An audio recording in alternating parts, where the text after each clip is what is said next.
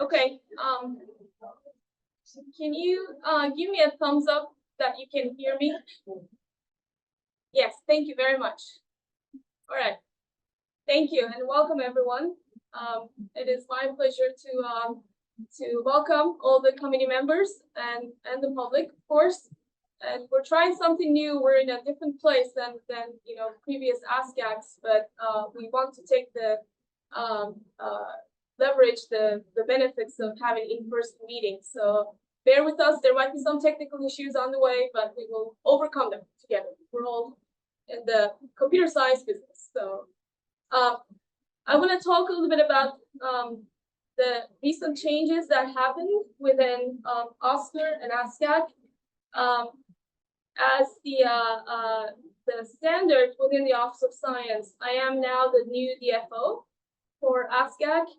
In other programs, usually the associate director is the designated federal officer. So so now I'm sitting here next to Roscoe, but I want to thank Christine very much for years of taking this on. And I still have a lot to learn, and she's still my backup, so thank you. There is more change that happened since we met last September. We have new members, and we have some departing members. I want to introduce them, certainly the new members. Well, first, let me introduce Martin Berzins, who is not a new member, but who is the new chair for ASCAC.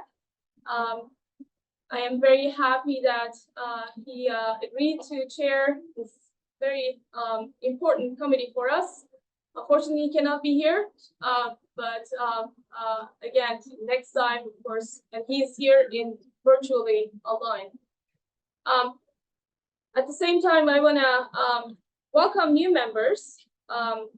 New members, let me go through the list, and you can raise your hand or say something. That would be great. Sunita Chandrasekaran from University of Delaware. Hello, welcome. Thank you for having me here. I'm from the Department of Computer Information Sciences, and lots of familiar faces. And I followed a person with an SC backpack. It all worked out. Thanks for having me here. Thank you. Alice Konigis. I believe Alice is online. Hi, this is Alice Konigis. Can you hear me okay? Hear us, Alice, maybe you can say something. Can you hear me okay? This is Alice. Okay. Can you? Yeah, they can hear us. Okay, Alice is from University of Hawaii at Maui Supercomputing Center. Irene Walters was here. Thank you. It's really a pleasure to ask. I'm recently retired from Los Alamos National. And David Torres. Hello, thank you for allowing me to join the committee. Yeah, we are not hearing people online. Yes.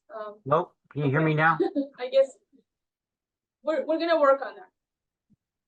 And David, and we want to welcome you. Thank you for joining.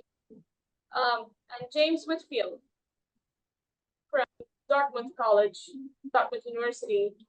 And again, we want to welcome James as well.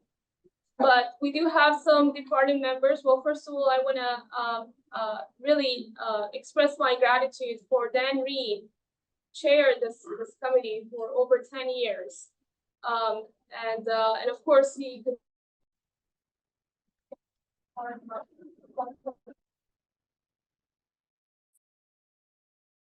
don't know, I cannot see him online, but he is online. I can hear him. Hopefully, he can show his face. If not, we'll work on it.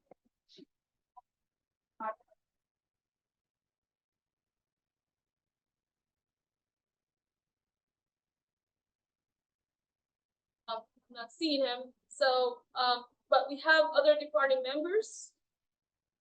Can't hear the room. Cannot hear the room. No, can you hear us? Yes. Okay, you came back. Yeah, we could not hear you for a big chunk of what you just said. Okay, I didn't say anything bad. That's all right. Dan, I was hoping that you would address this committee as the departing chair. Sure, I'd be happy to. And sorry, I can't be there in person either. I'm actually off on vacation. It really was a privilege and an honor to serve on ASCAC and also as chair. You're in good hands with Jaron and also with Martin. I thought I'd just very quickly share a couple thoughts, and I will be brief because there's a lot on the agenda. I testified to Congress a couple weeks ago about the future of our S&T enterprise. And you're going to hear from Ed and Amanda in just a couple minutes, well, a few minutes on the facilities report. And I thought maybe I'd offer a little context and perspective. You know, one of the things I think it's important for us to realize is we're in an intense global competition with China. Our ability to lead in science technology is not just cool science, as interesting as that is, but it's critical to our soft power, our ability to project influence around the world. And as we face increasingly critical competition in areas that are near and dear to our hearts, for sure, in semiconductors and AI and HPC and quantum and biotech, just to name a few, it's important to keep some perspective in place. China has passed us in STEM doctoral production, in research publications, in international patents, and it's closing the gap on us in R&D expenditures. And our leadership in global S&T, it's not an abstraction or an empty slogan. As I said, it's fundamental to our national power, to our prosperity and our happiness. Meanwhile, our federal funding is flat, and if you looked at any of the projections for FY25, it could be cut again, and we're losing ground on our STEM global workforce. It doesn't have to be this way. It doesn't have to be this way. And so my plea to Congress and my plea to all of us is that we put aside our internal competitions and work together on a vision and a strategy that leverages all of our national assets across government and across industry in a coherent way. The same is true for post-ECP. We need to think and act in some different ways. And I would put it this way, we need to dream better dreams. We need structures that can drive a national science technology strategy across agencies quickly and nimbly, and that can work with our industry and academic partners while being accountable for outcomes. And after all, that's exactly what ECP did. What I'm really saying is a plea for a coherent national strategy, and that includes the future of advanced computing. The world's really different than when ECP began, and we know this. Most of us were there when it started. So my plea and my hope is that we not coast on the glories of the past, but to quote former President Teddy Roosevelt, that we dare some mighty things and that we do what we dream. Because it's in the daring and it's in the doing that the U.S. asserts and secures its power and its place in the world. Computing is an incredible flux. We have incredible opportunities, but business as usual is not going to get us where I think we all want to be. And so how we work together to realize that future is the opportunity before us. And it's one that I know we're all committed to. And I assure you, I'm going to continue to help in any way that I can, even though I'm no longer part of ASCAC. And so I wish you the very best. And with that, Jared, I'll hand the floor back to you. But thank you. Thank you very much. We will always use your wisdom, and we know where to find you. So thank you very much for your years of service to this committee. I also want to say my thanks to other department members. John Dalbo from Duke University, and Jack Donguera from University of Tennessee, Bruce Hendrickson from Lawrence Livermore National Laboratory, and Sylvia Crivelli from Lawrence Berkeley Laboratory. Thank you very much if you're listening to us for all your thoughtful comments and contributions to this committee. With that, I'm going to turn it over quickly to Martin to see if he has a couple of words to say. Okay. Thanks, Jaren. Can everybody hear me okay? Yes. Excellent. Thank you. Well, first of all, I'd like to thank you for this great honor, and I will do my best to follow in my illustrious predecessors, Roscoe and Dan, who did a fantastic job in terms of leading this committee and moving us all forward. And thank you, Dan, in particular, for that great vision that you just put forward in terms of where we should go in the future. And I should explain that I, like Dan, am sort of traveling or about to travel, and this has been planned for a long time, so the timing was a little bit unfortunate, and it wasn't clear that it was even going to be sworn in on time. That only happened on Friday, so things are a little bit last minute, but anyway, we will get there. I guess the only thing I would like to say is that, you know, those of you who know me will have often heard me speak with great passion and perhaps sometimes with too much length on various topics, and now the roles have changed because it's my job to get my fellow committee members to push forward that same passion and to help move the Office of Science forward in a sort of respectful, but I hope deeply inquiring way to allow us to address the great challenges that we face and that were so very nicely articulated by Dan. So thank you again, Dan. And what we're going to do is try and do a mix of kind of chairing and co-chairing here as we go forward. We'll see how this works. Hopefully we won't have to do this again in the near future. But anyway, I'll hand it back to Jaren and we will move on to the first presentation, I think. Thank you. Thank you, Martin. And I also want to thank Roscoe, who's with me and who's now formally the vice chair of ASCAC. And he's, again, for his years of committed service to this committee. So thank you very much for being here. I'm going to learn from you. I'm not going to say. So I think next on the agenda is me. So do you want me to there? Okay. If you guys can hear me fine, I think I can just sit here and continue on. I'm gonna try to, we have a packed agenda, of course, and I'm gonna try to go through the slides fairly quickly, but go ahead.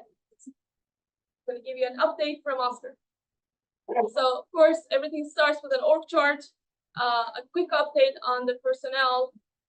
We are still trying to build a team. We did have a number of vacancies. Okay, you can hear everyone. Great, thank you for confirming that. So I am currently, as you know, we have 3 divisions, and Van Brown is the Facilities Division Director. Hal Finkel has been acting as Research Division Director, and I have been acting as the Advanced Computing Technology Division Director. And we are now advertising that position. I'm going to tell you a little bit more about that. The yellow highlighted ones are the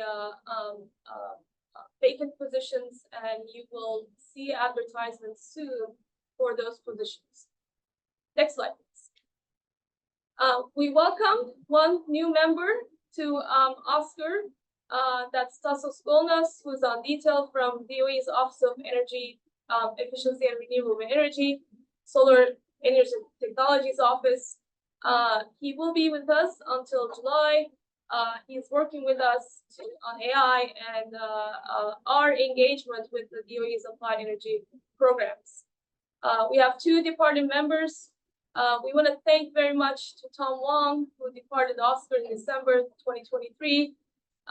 He went back to his very precious students, who are very lucky, in my opinion, to Creighton University. He was an IPA and detailed out to OSCP APCO, and he contributed a lot in our quantum topics, and of course in our broader engagement. We also want to thank Claire Kramer, who departed Oscar in March for another position within the U.S. government. As you know, Claire initiated Oscar's quantum computing testbeds program, and really played an instrumental role in Office of Science-wide QIS initiative. Next slide. As I mentioned, the 3rd division, Advanced Computing Technology Division Director position, is now open, and I really want to ask for your help in disseminating the information, but also giving me nominations. As you know, this is the, we've never had a permanent division director in that division. And this is our attempt to fill that position. I think there's a lot of growth opportunity in that division. Overall, the broad vision is for this division to oversee the evaluation of research and development needs and opportunities. That includes hardware research and testbeds development in critical and emerging computing technologies. And that's a broad definition that, of course, includes quantum, neuromorphic, and accelerators that promote advances in artificial intelligence. The position is open until June 17th. And if you have any questions, please let me know. And I would be happy to tell you a little bit more about how it is working in DOE. Next slide. This is hopefully, again, the slides are available online. I don't know how much you can see the numbers, but I'm going to go through this. Of course, we have a 2024 budget. We also have a 2025 budget request. So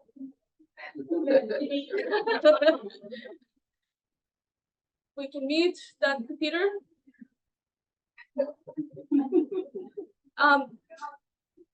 In any case, I'm going to go through the slide through the budget request in the following slides. So maybe let's just move on.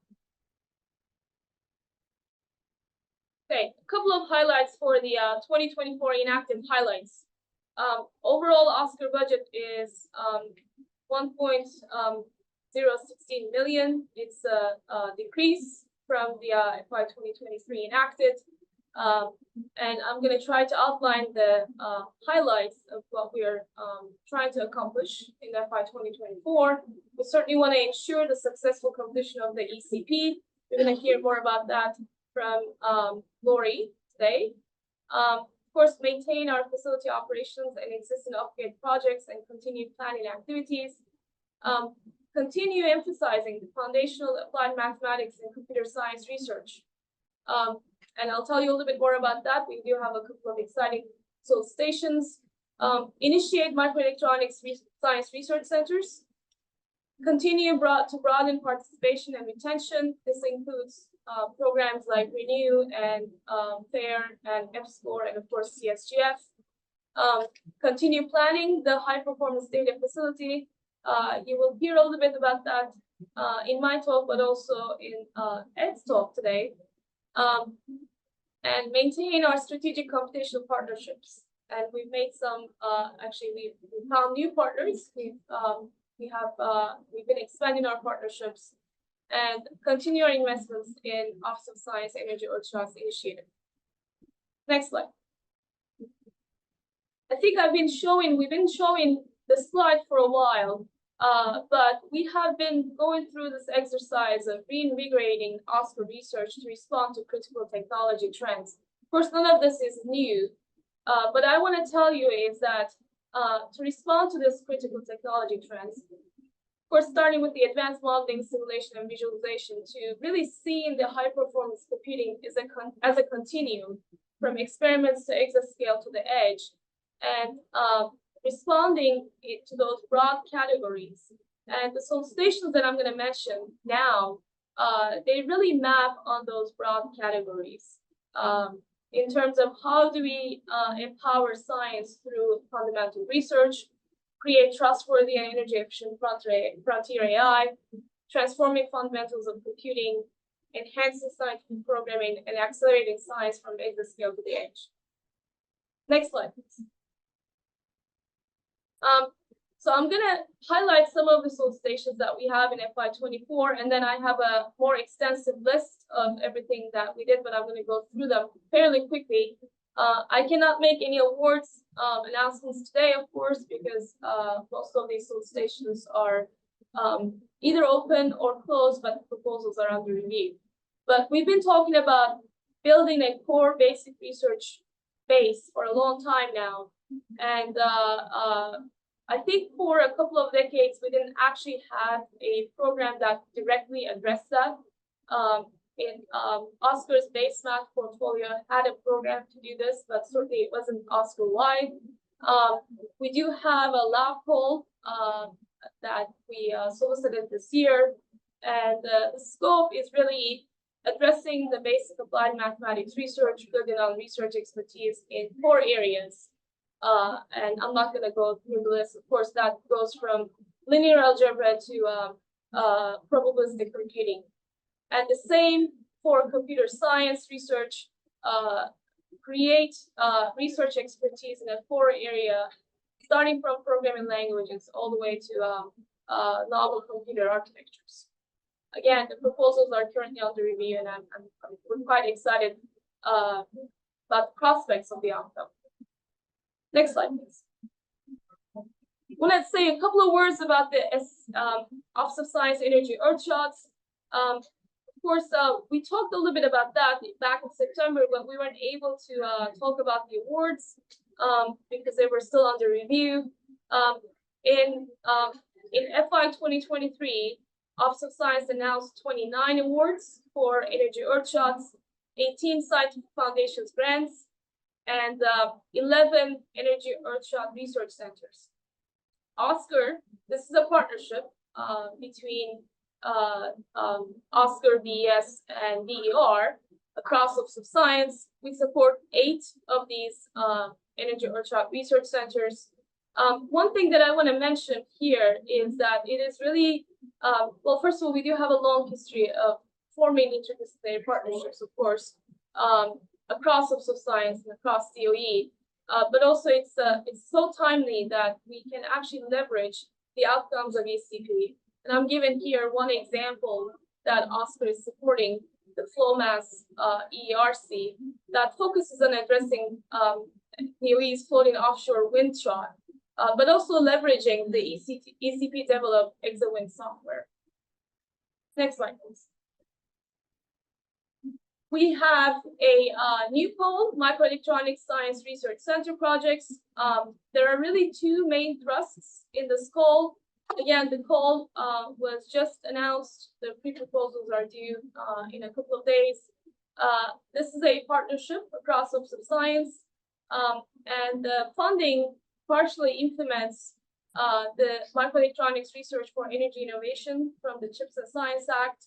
And it is meant to complement the work of the broader interagency, especially Commerce, Department of Defense, and NSF, to advance microelectronics innovation. The aim is to bring together teams led by our national labs to tackle fundamental science research in microelectronics with a focus on energy efficiency and extreme environments. The way that we envision this, they will be composed, centers will be composed of networks of smaller awards, and each awarded project will be assigned either to a microelectronics center focused on energy efficiency or a center focused on extreme environments. Next slide. Now, again, I have a list of other funded opportunities here.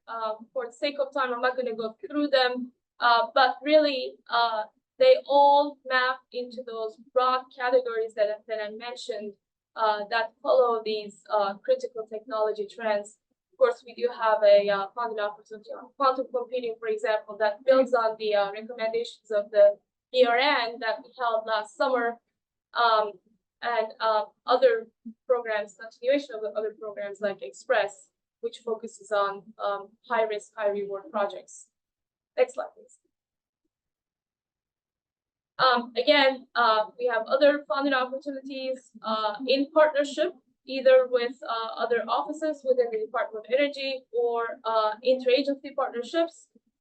For the first time in SIDAC, we have a partnership with the Office of Electricity. This call is out. We also participate in solicitations led by other agencies like NSF and NIH. Okay, next slide. Now, I want to shift gears a little bit.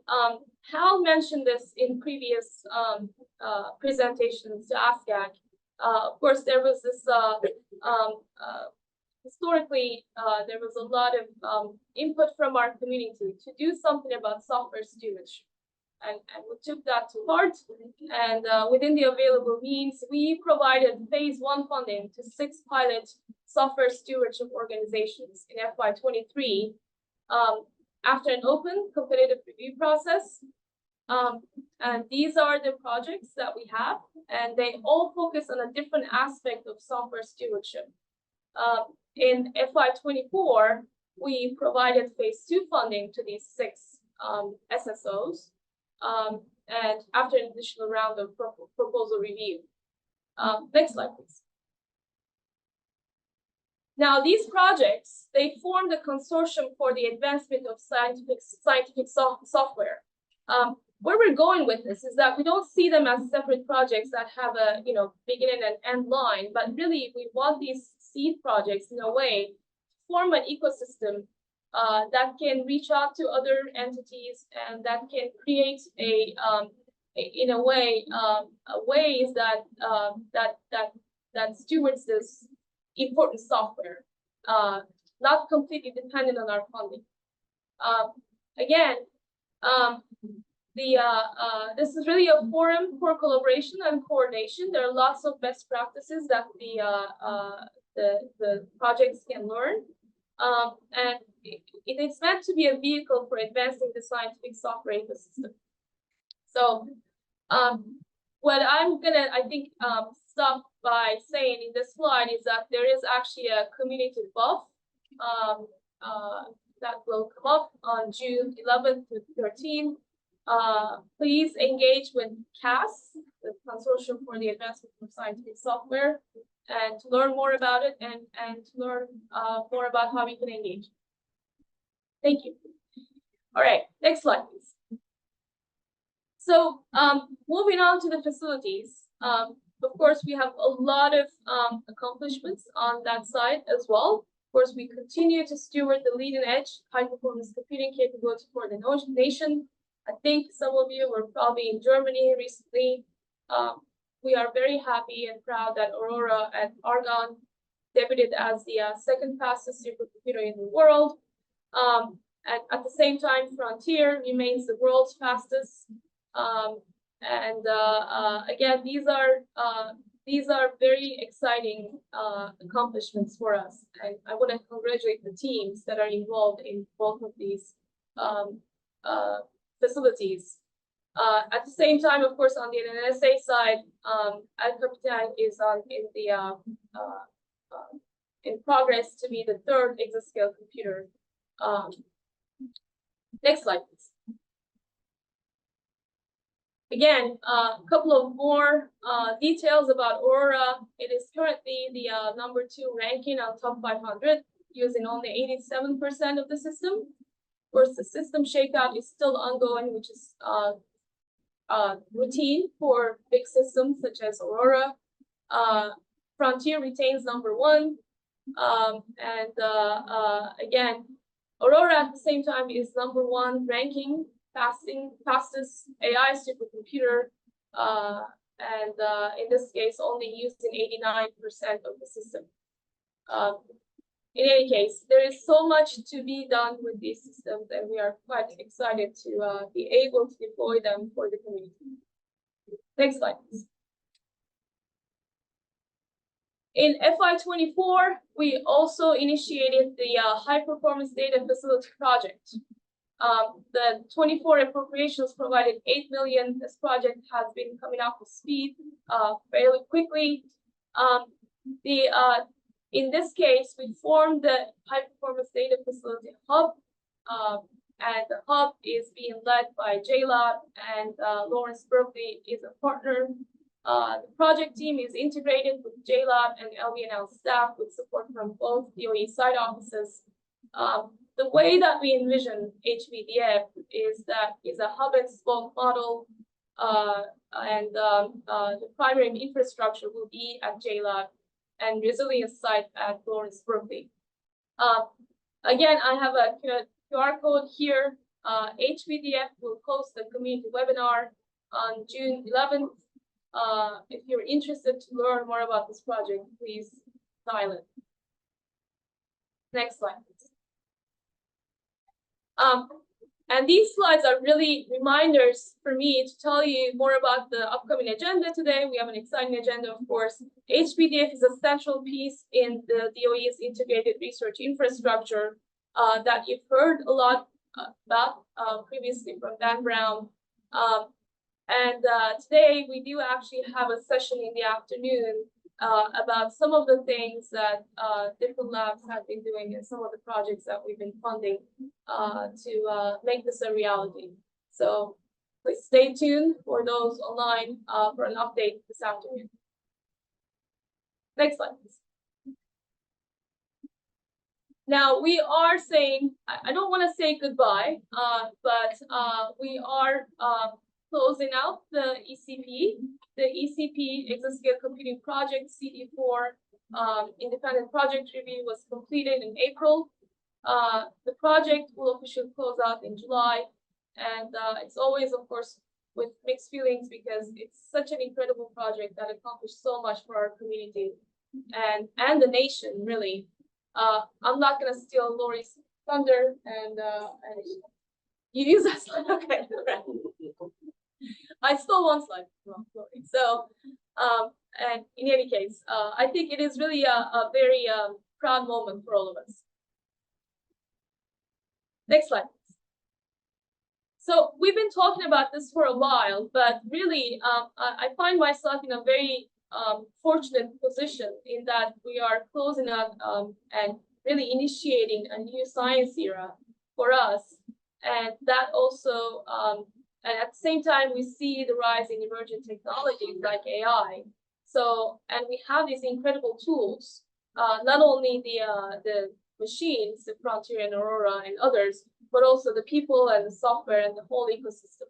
So we are certainly quite excited about what the exascale and the combination of exascale and AI will enable for science.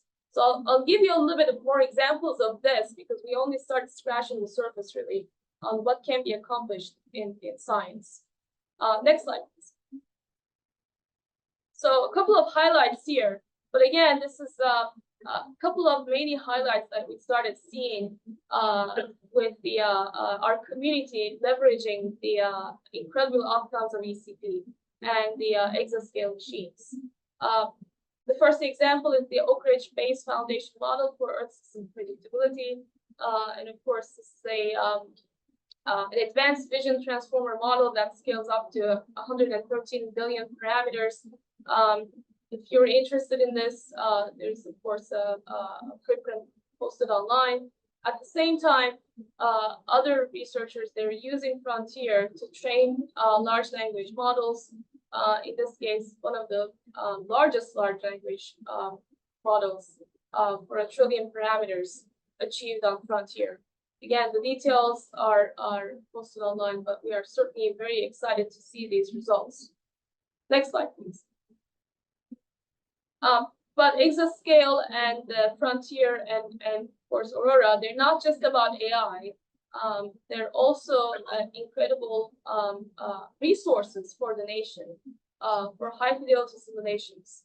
And I'm showing here one example, which is quite exciting for us. Of course, it's always Dan talked about, you know, dream big. And NASA, of course, is using Frontier to simulate Mars landing in a human mission. So, and that is certainly being able to contribute to science this way is a big accomplishment for us. Next slide, please. Now I'm shifting gears a little bit, and I know that I've run out of time. But we didn't have a chance to meet for a while, and a lot happened between September and now. First of all, the AI executive order happened. If you didn't hear about it, I'm sure that you did. The president issued an AI executive order on October 30th with directives to over 20 federal agencies. And each of these directives, they have 30 to 365-day deadlines.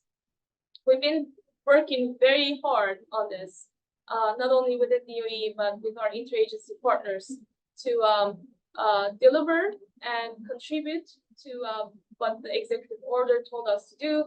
DOE has a critical role to play in the highlighted sections, including guidelines, standards, best practices for AI safety and security, promoting innovation and competition, protecting privacy, federal government use of AI, strengthening leadership abroad. There are different deliverables that have been coming out, and ASCAC has been leading the Office of Science's implementation of the executive order. These are certainly very exciting things for us to do, but it also kept us quite busy. Next slide, please. And since September, I think we talked a little bit about NAIR previously, but NAIR actually was formally announced. I believe in January, at least the NAIR pilot was announced. As you know, this is the National AI resource, and we are partnering closely with our interagency partners, NSF and NIH. The NAIR pilot was announced in January, and we, along with NIH, we are leading the NAIR Secure within the NAIR pilot. At the same time, we made the decision to certainly provide computational resources and dedicate a portion of the summit supercomputer in Oak Ridge National Laboratory for NAIR pilot. As you know, NAIR Summit is the pre-exascale machine in Oak Ridge National Laboratory, and we made the decision to extend Summit through October 2024 to support the NAIR pilot, but also other high priority DOE research projects. So currently the machine is open for allocations. At the same time, we are contributing to NAIR pilot through our AI testbeds in ALCF. The users, they are applying to access the testbeds. But overall, we have so much to bring to the table because, of course, our machines, they were always open to the community, and we've been providing allocations to and support to users for such a long time that we're really bringing the best practices and our experience to the overall community. So this is certainly very exciting for us.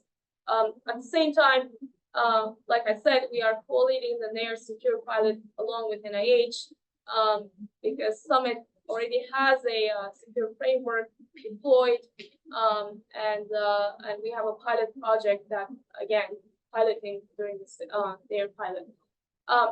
I would be happy to talk to you a little bit more about that offline, but we are happy to be part of the overall program. Next slide, please. Okay, a couple of words about the FY25 request. The FY25 request is above, of course, 13.5% above the FY24 enacted. Our priorities they're in line with what we started in FY24. We want to continue advancing the exascale and AI-enabled science era, and extend frontiers in AI for science, security, and technology. You're going to hear a little bit more about the FAST initiative this afternoon from Rick Stevens. We certainly want to maintain our facility operations and continue planning for next generation facilities. But overall, continue supporting core basic research in applied mathematics and computer science to leverage energy efficient heterogeneous architectures. That includes all the way from algorithms to hardware and to microelectronics research. IRI, you will hear a little bit more about this afternoon. We want to continue implementation efforts for IRI and maintain our strategic partnerships, and of course, continue broadening our community through programs like Renew and FAIR and CSGS and FSCORE. Next slide, please. Now, you will hear a little bit more about the AI this afternoon, but I want to give you a preview of what we think, how we can have a really end-to-end approach to advance the field. Overall, in FY25, we have a request above 51% above the FY24 enacted. But there are really so many things that we can do, not only from the research side, but from the facility side. Certainly, they fall into really 4 big thrusts. Hardware innovation. From the research side, co-design to improve energy efficiency, but at the same time, come up with test beds for computing and automated labs. Creating breakthrough tools for trustworthy AI. That includes creating digital twins, software, but also investing in highly curated data. I think we all know that we cannot do AI without good data, but at the same time, leverage and invest in facilities to create prototypes for ultra-efficient, energy-efficient data centers. Deep understanding of AI models. That's where really the core basic research comes in. R&D in applied mathematics and computer science with the highly curated data that we invest at the same time. And of course, we have the world's most capable LCFs to train models. So really, we see this as a consolidated effort between the research and facilities within Oxford. And then, of course, working with our partners within the Office of Science, how do we use AI for science R&D? That includes edge AI, robotics, knowledge extraction, and again, using and leveraging some of the initiatives that we already started, like IRI and other facilities like ESNet and AI-enabled real-time control. So you will hear a little bit more about this from Rick overall, the past initiative, but at least this is Oxford's end-to-end approach for trustworthy and energy-efficient frontier AI. Next slide, please. I think I'm coming to an end. I want to finish up with a couple of community news. We are very happy that we renewed our HPC project arrangement with Japan. This was signed between the Deputy Secretary Turk and Japan's Minister of Education, Culture, Sports, Science and Technology on April 9th. We continue our collaboration in HPC, AI, and related research areas. At the same time, we plan, I hope I was able, even though it was quite fast, I was able to give you a preview of the things that we're interested in. We are planning a series of workshops in the summer of 2024. Can't tell you a lot more about them because they're still in the approval process, but certainly things like energy efficiency and emerging technologies are important and are of interest to us. We've held a number of PI meetings this winter, applied mathematics PI meeting and computer science PI meeting. We've actually leveraged holding these PI meetings in different locations within the US to be able to outreach to communities that we don't necessarily talk to. So by holding them in different locations, we were able to enable participation from surrounding universities, including minority serving institutions, and both in New Mexico and Georgia. And we started seeing actually the outcomes of this. People reached out to us and asking more about our stations and learning more about Oscar. So this is something that we will continue in the future. Next slide, please. And lastly, if you didn't get enough of Oscar news, we are holding Oscar office hours. This is actually every office started this within the Office of Science. I'm not going to go through the details here, but we've already held 3 office hours, and the next ones coming up are on June 11th and July 9th. Please join us if you're interested in learning more about Oscar. I think that's all I have. Thank you very much, and I'm happy to answer questions. I think I am a little bit over time, but I hopefully there's a little bit of flexibility in the agenda. I think Jackie has a question.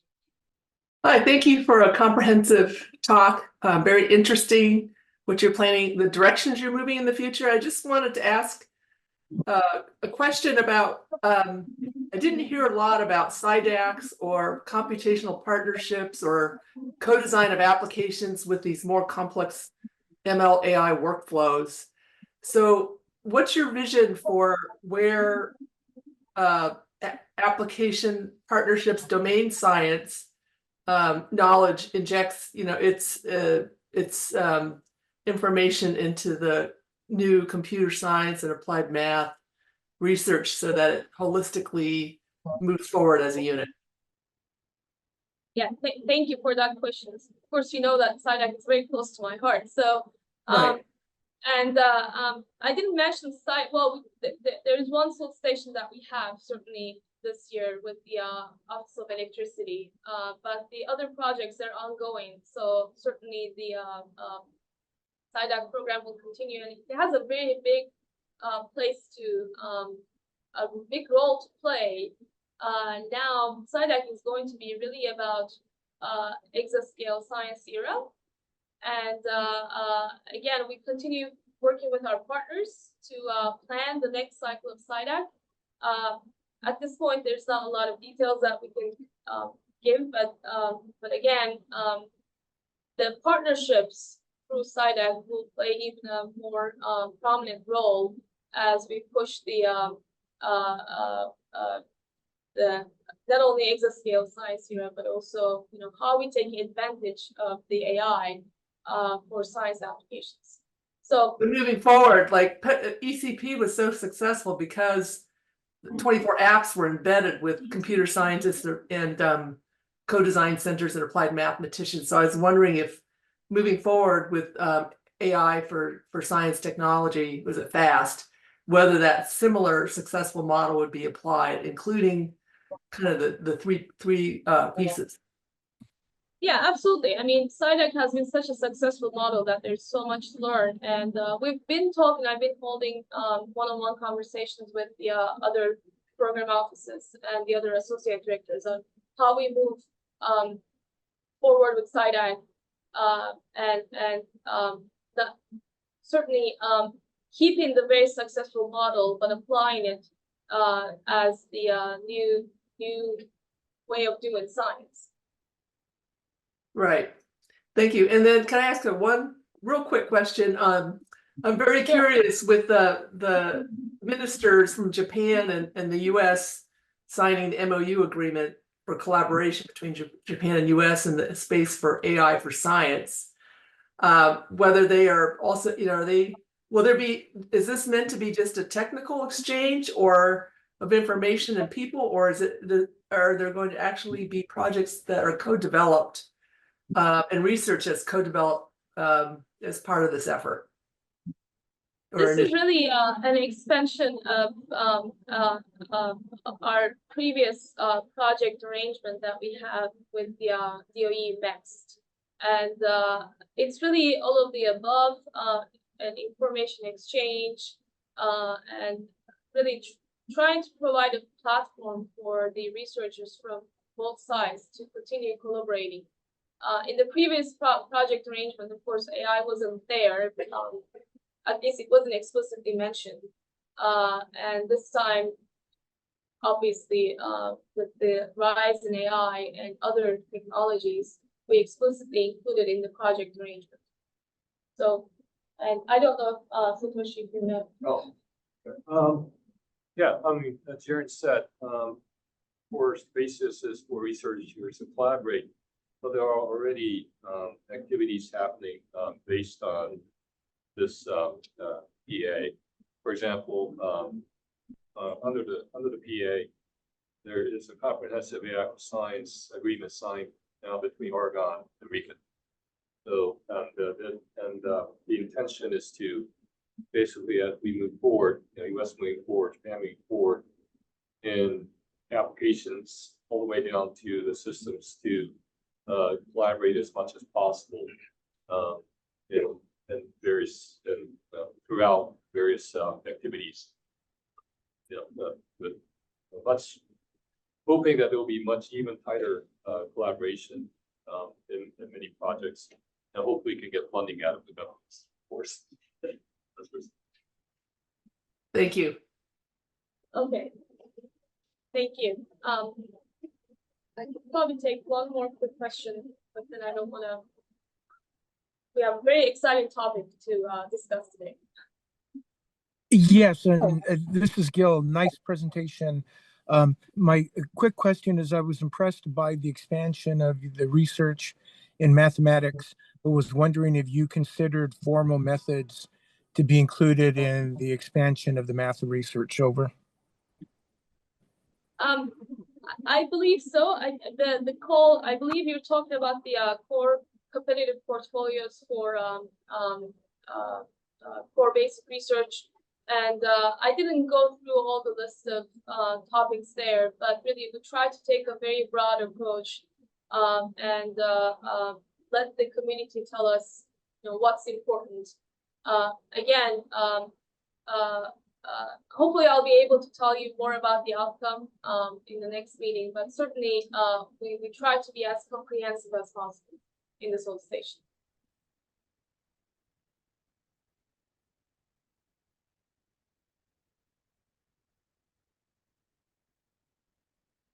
Okay, I think with that, I'm gonna turn it over and to the next item on the agenda. Thank you very much. And Ed. Thanks. So if it's all right, I think I'll just sit here as well. Want to get the slides up, but I'll start just warming up a bit before the slides. So we've been working since around the Christmas break, I guess, on this report that we pulled together. I'm really pleased. I have my co-chair, Amanda Randalls from Duke University. Amanda, are you? Oh, there you are. Hi, good to see you. And a number of others. I'll go to the next slide here.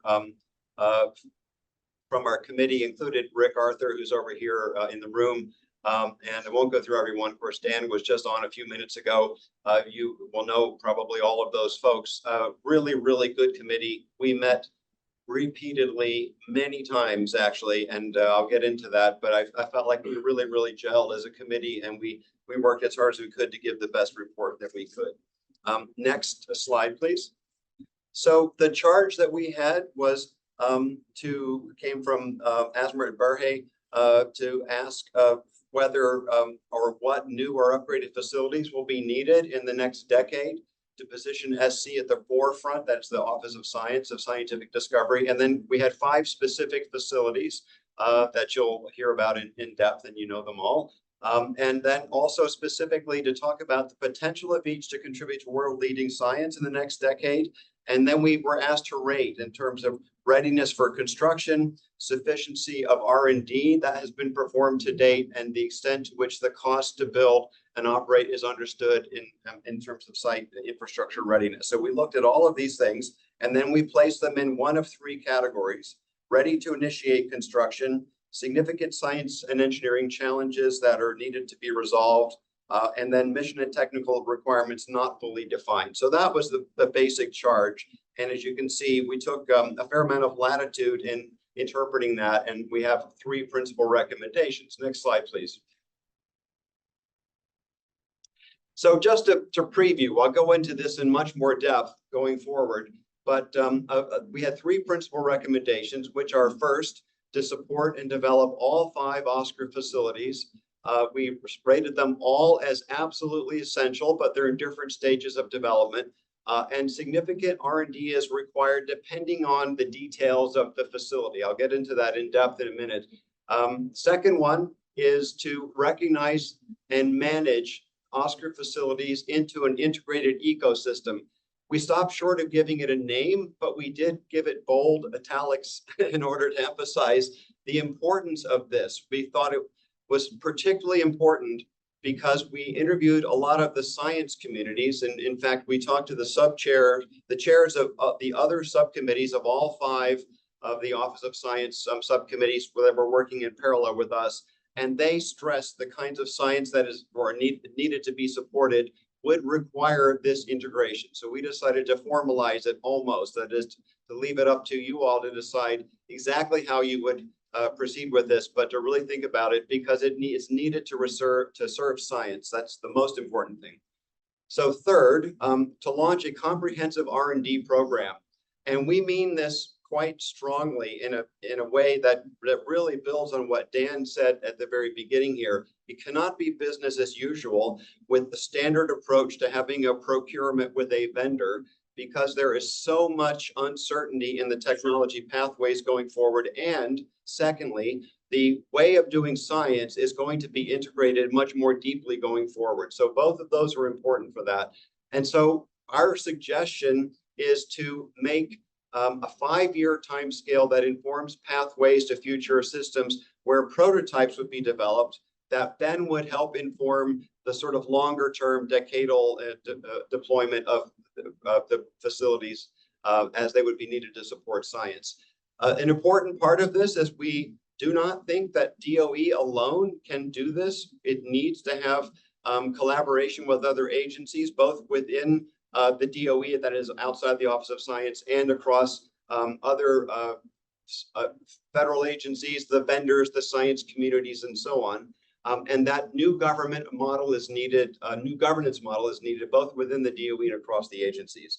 And we made a really strong point of this, that failure to follow these suggestions, we really fear would risk the loss of global leadership in these areas, including economic development capacity at a national level. So quite strong statement there. And by the way, just want to ask Amanda, if at any point you wanted to chime in, please interrupt me or correct me as needed.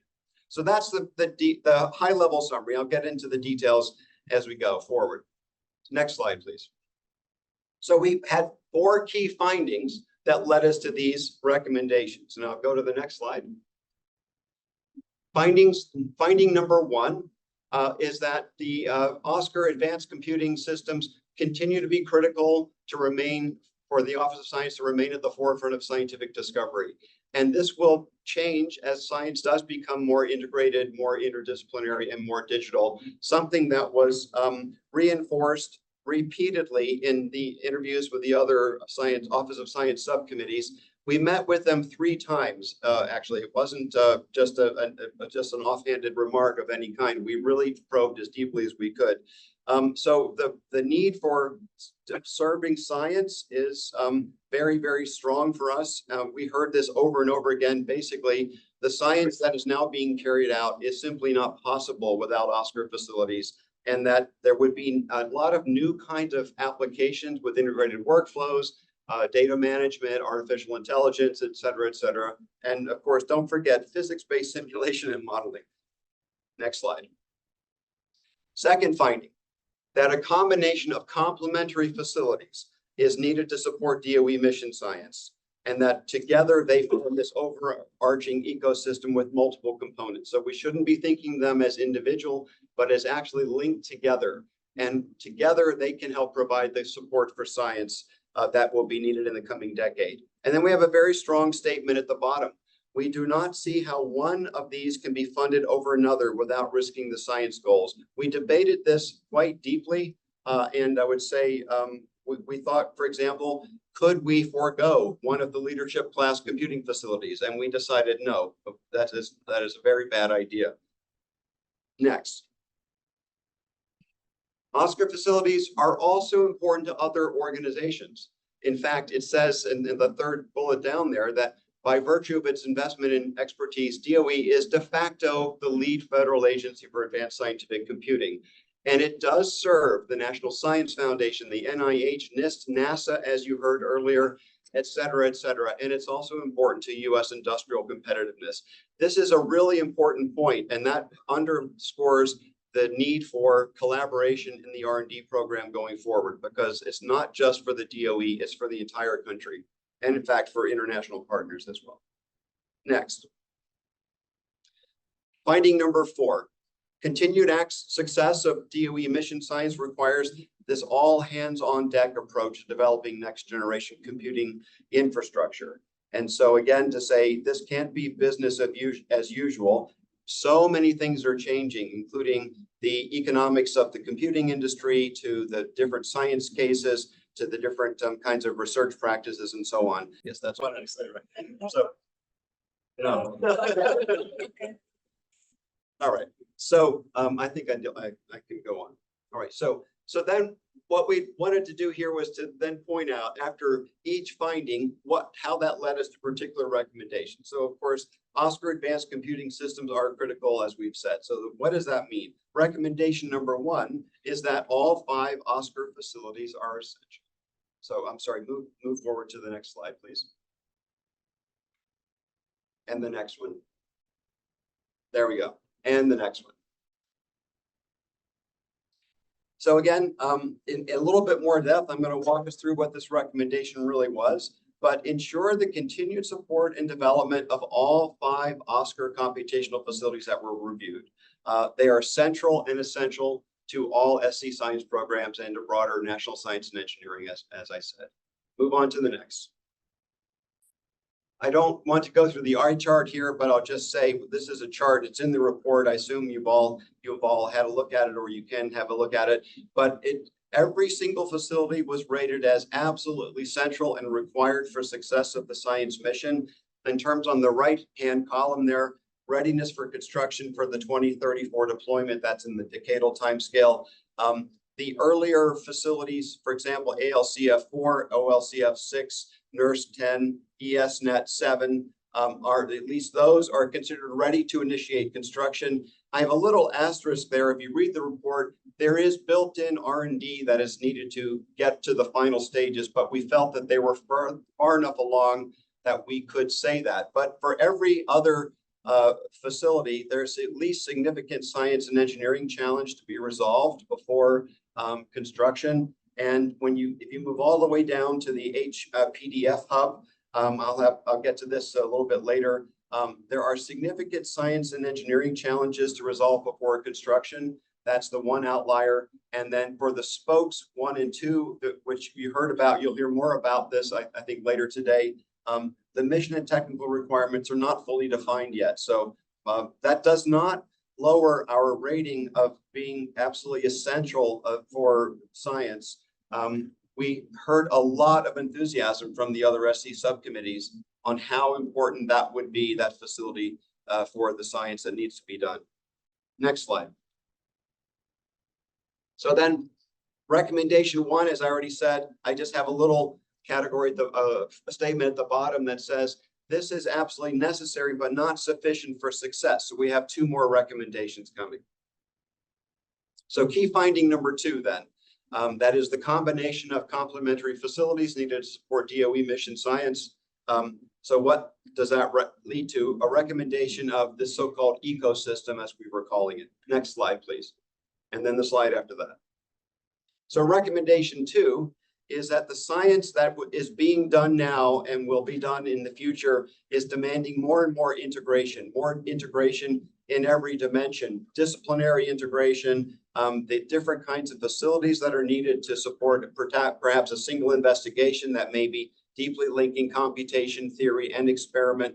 And so we need to be thinking about this, all these facilities within Oscar, that is, as a part of a larger integrated computational ecosystem. And here's an important point, with a single governance model. And so we're pretty strong on this point. That doesn't mean that the facilities at the different labs do not still have a lot of latitude, but they need to be coordinated. So we have some comments on what we call the single governance model, but we are allowing a lot of flexibility in the way we worded it. It's up to you all to work out how you would actually accomplish that. So I think I can just go on to the next slide. Well, actually, one point. The green point there in the middle, that is, our recommendation says that the individual components should not be developed by an individual, and by that we really mean isolated site procurements. That is, they need to be somehow linked together as you're developing them to make sure that the complementarity and the integration really works. Next slide, please. In a little more depth, we talked about what we defined as the ecosystem. We discussed this point quite a lot. It's needed by science. And I'll just say I spent most of my career trying to prove that the kind of work I did to simulations of colliding black holes was actually relevant. That I think a lot of us struggled with that through the 90s and early 2000s. Now it's absolutely essential. You simply cannot do the science without it. So that is very, very important, science-driven imperative, and that all of these facilities come together. Secondly, this ecosystem supports national priorities in ways that that other agencies or within the DOE, the kinds of facilities that are available simply aren't available anywhere else. There's just no other place to get them. So they're important for the entire national scientific enterprise. As Rick made sure we were paying attention to, this serves US industry, helping to sustain global competitiveness for the entire nation. That's very important. In terms of how it's managed, it is clearly under ASCAC, but we urge that SC leadership should work with ASCAC and other SC offices to manage and fund it, and to work with NNSA and other key agencies to collaborate on the use and R&D to develop it. And then the new governance model that we talk about is at least to think about having a higher level coordination body that would include lab directors and scientific communities in order to make sure that the future generations of these systems are what are really needed. It has to be dynamic. That's another thing. It's not just these 5 facilities. If a new facility were to be envisioned, it should be integrated into this to the extent that that makes sense. Next slide. Supporting exponential data growth. So you'll hear later today more about the IRI, the Integrated Research Infrastructure. We did debate a little bit about whether what we call the ecosystem actually is the IRI, but we decided that they are separate. That is, the ASCAC computational systems form the ecosystem. The IRI is the integration of those computational facilities with the experimental facilities. Again, this serves the science need. I'm sure you'll hear more about this today, but ASCAC is already collaborating with the 5 other office programs, basic energy sciences, et cetera, high energy physics, to develop this. And it will connect all 28 Office of Science user facilities very deeply. So in this way of looking at it, this computational ecosystem is vital yet distinct from IRI. It stands on its own under ASCAC, so that it serves many, many needs beyond the integration of the experimental facilities. So you need to do computation, you need to do AI, you need to do data analysis, and so on. That's what the ecosystem does, but it's essential to IRI, which cannot be realized without the ecosystem. Next slide, please. So key findings 3 and 4 are that the facilities also are important to other organizations, as I mentioned, and also that in order to serve DOE mission science, it will require this all hands on deck approach for developing next generation computing infrastructure. Next slide. So this leads to recommendation 3. And I have some depth here on how we viewed this comprehensive R&D program. So first, comprehensive coordinated R&D program delivering multiple prototype computing systems over, say, the next 5 years must be mounted to inform pathways for the integrated ecosystem operational by 2034. So roughly halfway through. As I'll get into in a few minutes, but you all know this, rapidly evolving economic and technical landscapes of semiconductor and computing industries, changing research practices are motivating this recommendation, with the end of Moore's law and vendors focusing on other markets. So I talked to people in some of the vendors. I won't mention which ones, but you will know the same people. They basically say, well, they have $20 billion a quarter, a DOE procurements of order $1 billion every once in a while. It's not enough to push the market alone in directions you want. So you need to have as much buying power, other agencies together, international partners, and work on problems that are important for the DOE science programs in order to make this sort of dent in the system so that you can have a hope at steering what's needed. So this approach then requires having cloud vendors and computing vendors, computer science communities, experimental facilities, et cetera, other agencies working together in order to achieve this. And obviously a governance model that goes beyond just the agency would be required, at least a coordination model of some kind to manage this. Next slide, please. I think I basically already made this first point that The computing landscape is undergoing profound change outside of the control of the DOE. The free lunch is over. There never was a free lunch, actually, but if there ever was a thought of it, it's over now.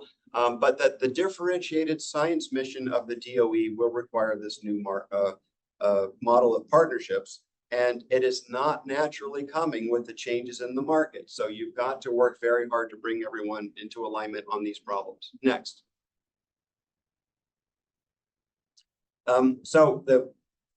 This means, therefore, that the current model of periodic vendor system procurements will not work, that there must be collaboration on R&D in order to help shape the future, and including international partners as needed. I think I can go on to the next slide. More in-depth and foundational R&D approaches are needed than previously.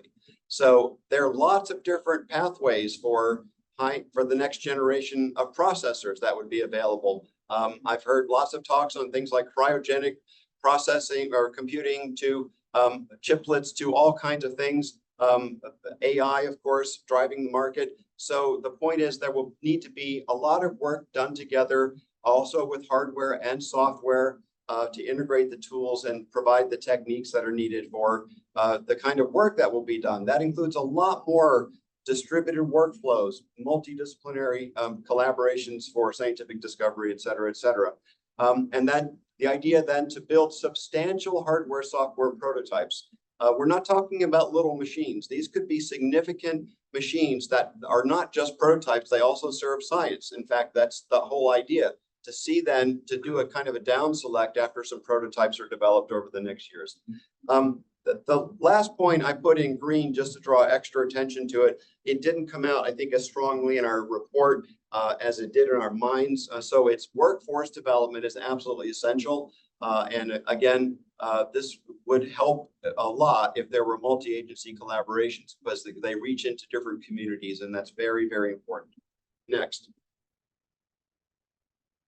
So again, very important point that we were making. Only once the feasibility and integration of these prototypes have been validated should the procurement process commence. And we're talking about for later generation systems. So the current ones that are in progress right now are underway. And we're talking about the systems that would be coming maybe in the 2029 timeframe. That is the down select could occur then towards deployment towards 2034. Next slide. Same points over and over again. DOE cannot simply go it alone. We talked about the failures to follow these recommendations. We think that they are really very, very strong. Potential loss of US global leadership in advanced computing. To Dan's point earlier, other countries, China in particular, are making enormous investments. Further destabilization of computing hardware vendor ecosystem if you choose the wrong technology. So there's a lot of choice these days.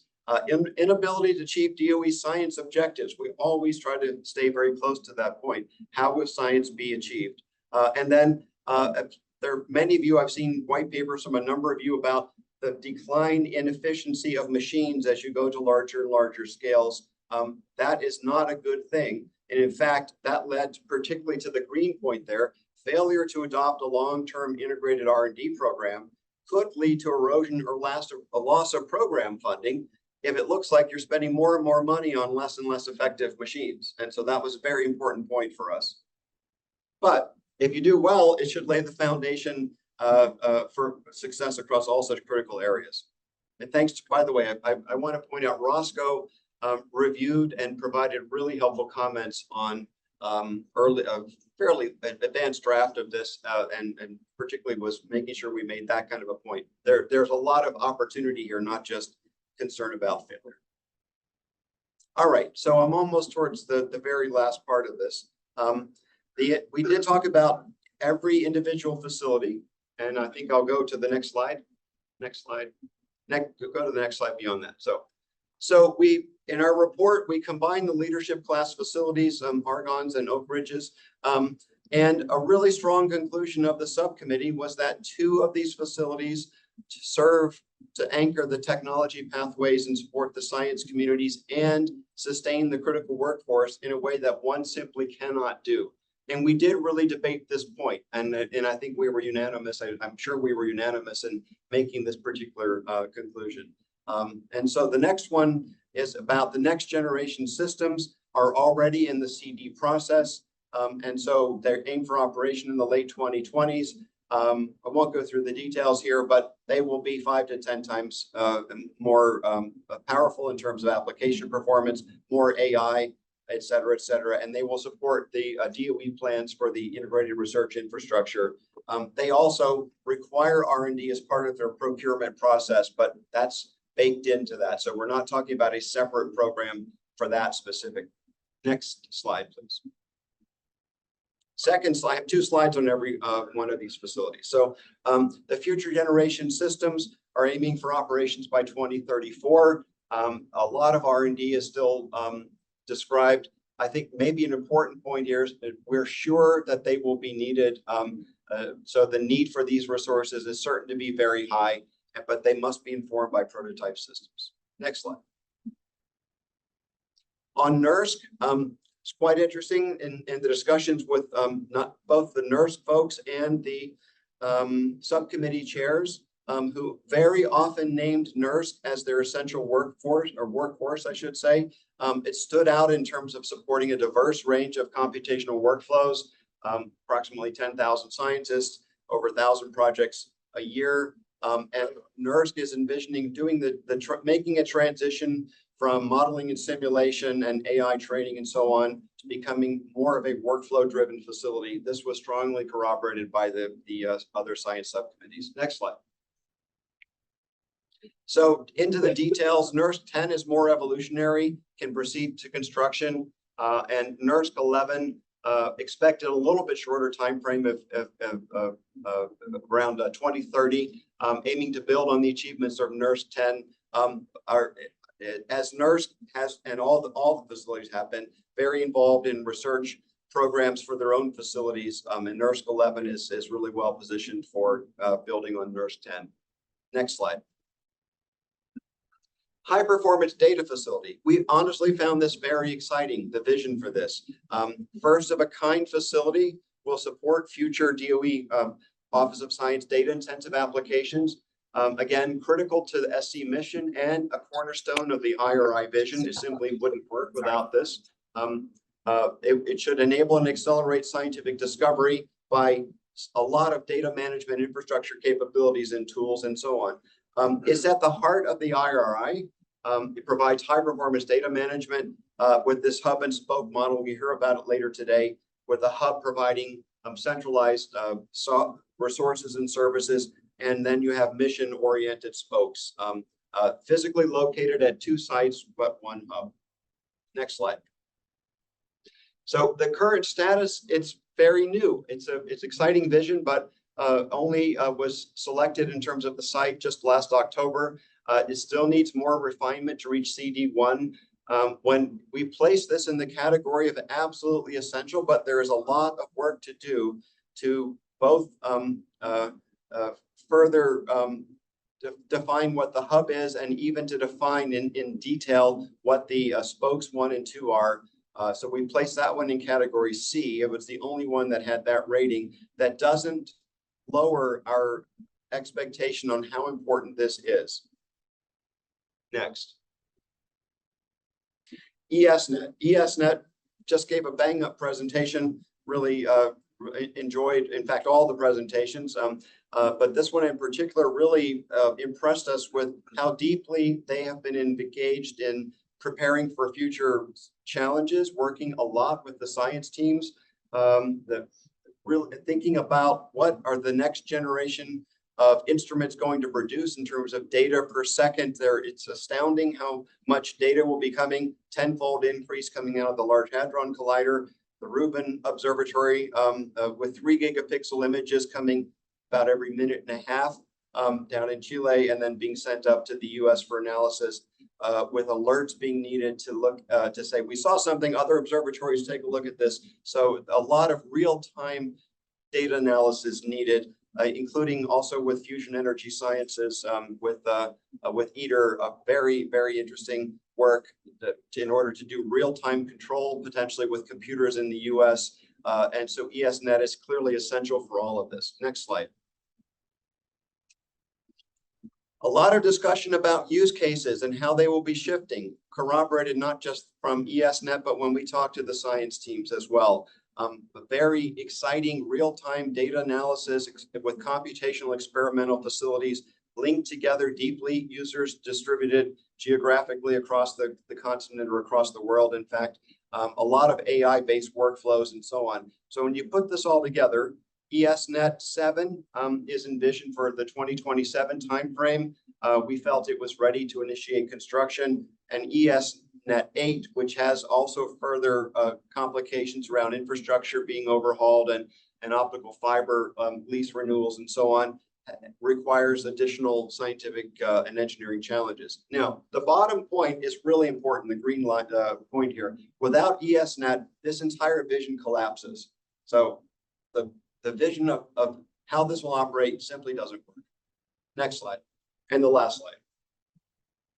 So just to conclude, and I think I've got time for questions. ASCAC and SC programs are internationally leading in our assessment, both in terms of capabilities and the breadth of the science programs. Very important to recall, not just for DOE, but for other agencies. There are going to be deep changes in research for all the science programs anticipated. All 5 of the ASCAC facilities are absolutely essential for this and for other agencies. And we wrote here, they cannot fail. Science depends way too much on them these days. That a new governance model would be needed in order to carry out this kind of coordinated R&D program that's been recommended with the all-of-government approach needed for success. So, last slide. There's one more.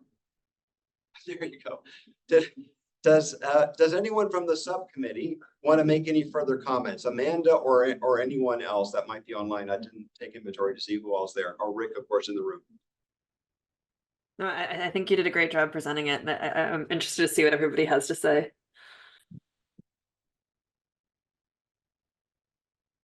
Yeah, the cross-agency aspect, particularly for things like HPDF, it's not just about the research, but also about the requirements to be successful. So, for example, data standardization schema strategies.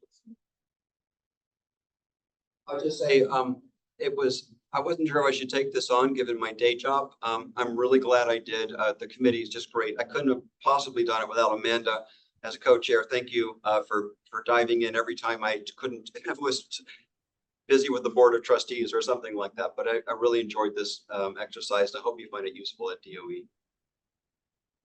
Absolutely. I just wanna, before I turn it over, and I don't know if Martin can hear us.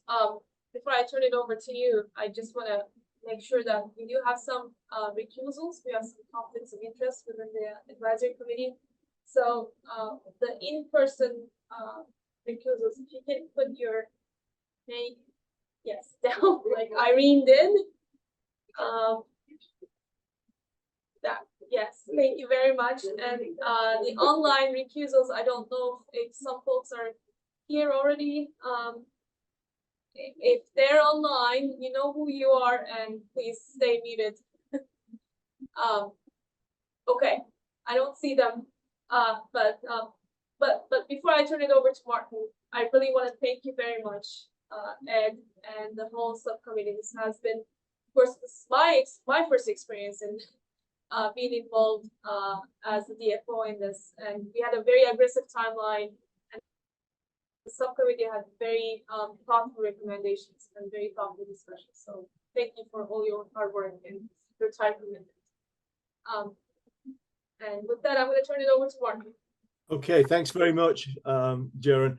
I think we have to try and somehow manage questions and conflicts. So I mean, I'm going to rely on Jaren and Roscoe to formally manage that. But I think we now move to a half an hour's question session on this report. So let's take those questions as they come in order. And that's a bit difficult for me because I can only just barely see the room. I can see the hands that are up. So I'm going to ask, yeah, I can see somebody waving. So I'm going to ask Jaron and Roscoe between them to somehow manage this, please, guys. Yeah. I think that, what's that? I wonder, since I guess there is a camera trained on the front, I guess. Yeah. I don't know. If it helps, I go up the front. Okay. Yeah, wait, why don't you do that? And I think Susan was first to put her name. Thanks.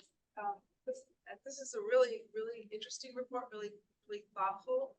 I like the fact that it looks like you have buy-in from all of the Office of Science offices, BER, BES. I think that's the case. It would be wonderful to hear a little bit more, if it's possible, about how you're connecting all of the 28 Office of Science facilities together, both computing and data generation from exactly light sources. But I just want to make a note about procurement. It's very challenging in the federal government to do a sort of a Uber procurement process due to the FAR. I think that will remain challenging.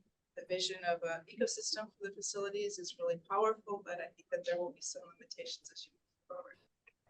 Sure, so I can respond to that, and the committee members, please jump in and rescue me if I get in trouble here. But I'll say, first of all, we didn't meet with all 28 facilities. That was something that I know Oscar is working on in terms of the IRI. And so just to make sure, we didn't do that level of detailed discussion, but we did meet with all of the other subcommittee chairs and co-chairs. There was one global meeting with all of them, including us. And then we asked separately to have separate meetings with the subcommittee chairs, and that occurred in 2 different meetings. So they were grouped in smaller groups. Based on our initial discussions with them, we sent them all a bunch of questions. They gave written answers. Generally, I think maybe not all of them, but most of them did. And then we interviewed them as well. We also shared early drafts of our own recommendations as they were being developed so that they could see. And I think generally speaking, they corroborate this. So we try to make sure they were as deeply as possible. On the procurement point, we recognize this. What we're saying is that there should be some coordination at least, and that the procurements in terms of next generation procurements beyond the current generation should be informed by prototype systems. But then when it gets down to the bottom line, I can imagine that having a coordinated global procurement probably is impossible, but just our advice is to manage as best you can that issue.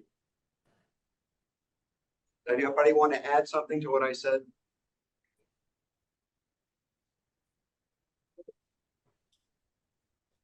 I don't see any other in-person questions, so I think Tony. Okay, I'm just a bit sorry. I had a question. I'm a little unclear as to the upgrade plans for the present Aurora and Frontier systems. Are they? Is there any detail on those, or is it just an aspiration? One of my co-chair, well, I know that there's work going on. I'm sure I see Rick here and others in terms of the work that's going on to build the next generation. We know that there's R&D required. I think that the development of these systems is on sort of the next 5-year timescale. That we didn't want to say that you need to throw everything out and start a massive R&D program, because we didn't want to interrupt the timing, because we knew that there would be need for these facilities on the time scale that had already been envisioned. So our recommendation there is that a larger R&D program be started that would get you sort of in the next generation beyond that would help, so that the prototypes we're talking about would be developed in parallel with the procurement of that system. Does anyone from our committee want to add something or correct anything I said?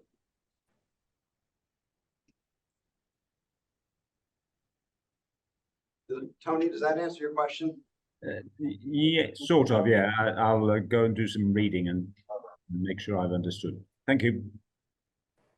So this is Bill Carlson. I just wanted to say that our committee was given a set of specific plans for future systems. These were not upgrades to current systems.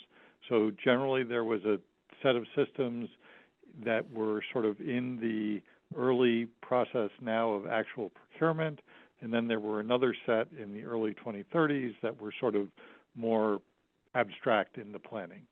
So we did not address anything that would be like an upgrade to an existing system.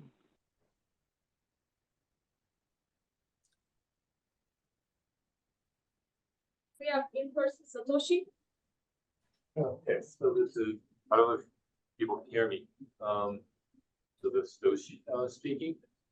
Okay, so a few questions, but I'd like to say I'll be extremely supportive of this document for the reason that it is extremely, of course, I would say consistent with the way that we are also progressing forward in Japan. And given this EU-MXD collaboration that is very favorable. In particular, this moving forward with the pre-procurement 2034 plans with 5-year cadence. That's exactly what we're trying to do on our end. So in fact, that even the timeline matches exactly. As small as this, if it's been coordinated, but actually it's not. Also, like the 2029 plans, also very consistent with what we're trying to do. So if this plan moves forward, I think it can be the DOE would push forward with this plan. It can serve as sort of like a central organization for global coordination, especially with us, but maybe with other countries too, in pushing the technology forward, such that this public sector infrastructure would have significance. And there's a lot of concern about this that we discussed at the G7 meeting, for example, that the private sector investment into HPC is overwhelming the public sector and may be compromising the scientific endeavor. So again, this is very consistent, very supportive. But having said that, I have a few questions because we're doing the same thing. So one question is, it's very difficult to build a prototype, the actual physical prototype. Let's say I have a 2034 machine. It's very difficult to build any sort of prototype beyond 5 years.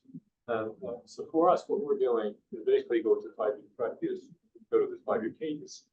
Of course, we'll have some preparatory research before development happens. So let's say there's a 2034 machine.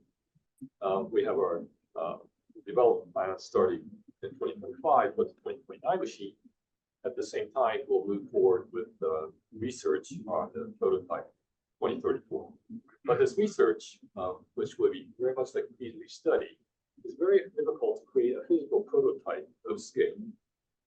So our experience has always been that we do this in more like a paper machine, like doing a paper design, running simulations, and this now in collaboration with various vendors, so that there'll be multiple prototype architectures that we conceive along with vendors, and then we have a set of benchmarks and so forth, and then we try to assess the pros and cons of each of the proposals.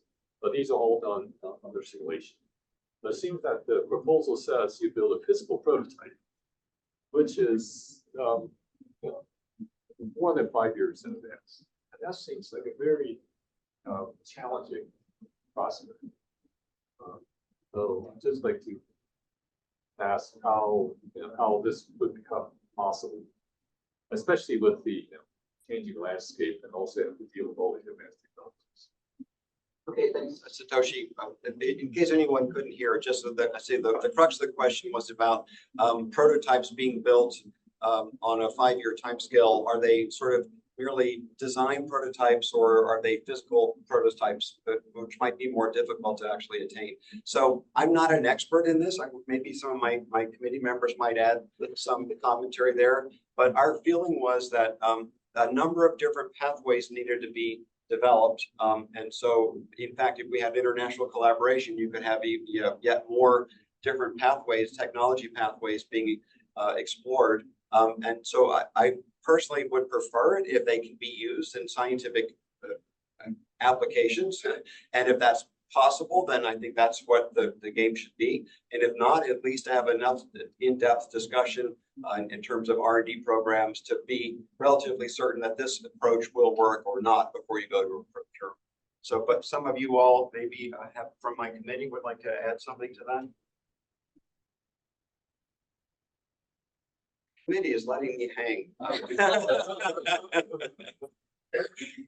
I'll jump in for a moment. I'm still working here. Yeah, no, I agree, Satoshi. There is way too far in the future, and you're just guessing. But I think the thing that we're really trying to get across is go fever is a really dangerous thing. This desire to just keep building machines is gonna lead us into a cul-de-sac, and arguably it already is. So the need to step back and ask some really basic questions and maybe even bend some metal to try some things. And so, at least in my mind, we really were talking about some real prototypes, not 10 years in the future, but 3 to 5 years in the future. Basically, do the R&D that a vendor would be doing themselves, working in partners with them to think about some of these issues and validate. Because let's be honest, you know, this story that we're getting single digits of peak performance on multidisciplinary apps is not a good one, folks. We know it's not a good one. We got to do something differently. And that would be true even if the computing industry were still going down the mainstream path that it's always followed. But when you convolve that with the fact that it's made a hard right turn, we got to really think hard about this. And that's where I think we have to marshal all the assets that we can. It's going to take probably some real computer architecture R&D and testing some ideas. And the last thing I would say is it has to be more than the academic scale prototypes, right? So the notion you can drop a few $100,000 on something and get the answer, I think is a fallacy. You're going to have to drop at least a few $1 million on a prototype to get an answer. That's sort of my take. Well, yeah. So at least, well, but still, there are vendors have surprisingly good simulation technologies nowadays. So, for example, for an NRP's study, which will be ending in about eight months, there's interim report. So this was a 29 machine. So this was published. So the report came in for so the vendors did all the work in 23. So about 6 years ahead of time.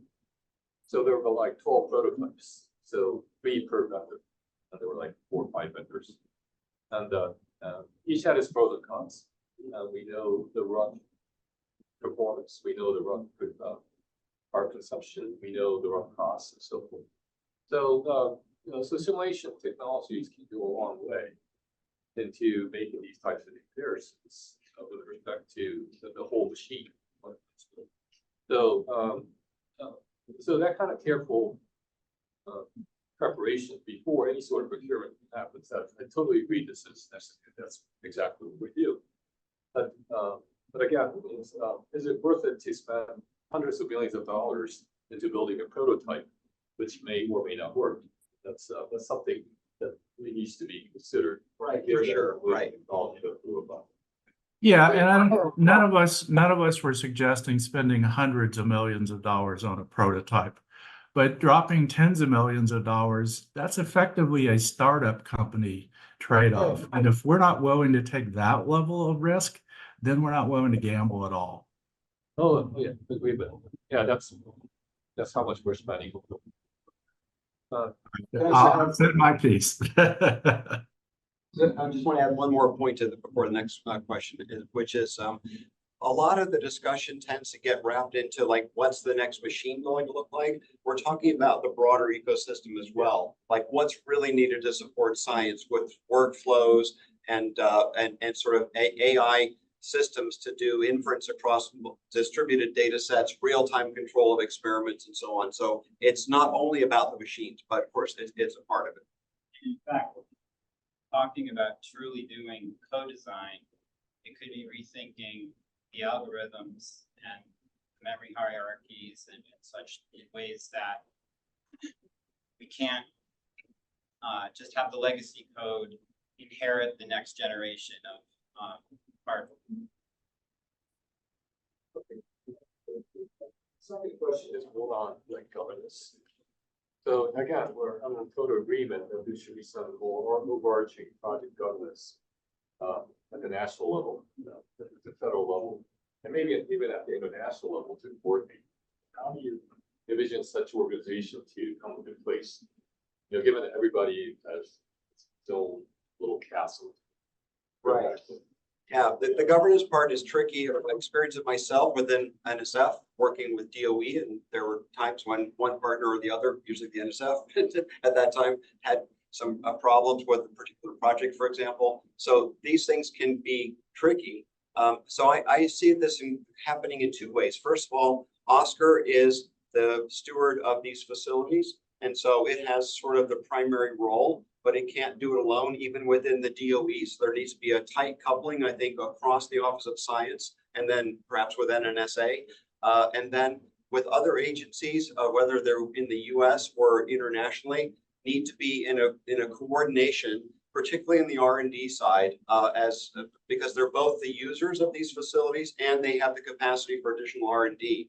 So that's kind of I would guess, a looser affiliation depending on how this goes. If there perhaps, as sometimes an instrument's being built, in my own experience, like between NSF and DOE, there needs to be quite tight coupling in some cases there. So that's something to be worked out. We didn't want to overly prescribe this, but we wanted people to get together and talk it through to see what's the most effective kind of governance that would be required.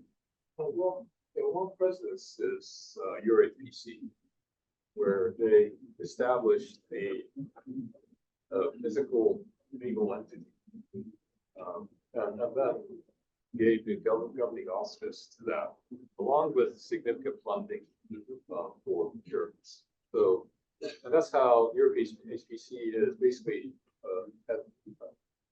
have enabled and will control the various procurement and the planning process of the entire European HPC infrastructure. And that's been very effective in having the Europe to kind of go significantly uprising their skill. Europe is all, as you know, it's all best, with all centers competing side by side, and they're procuring these very small systems. But now with your BC, there's a more centralized plan to go exascale.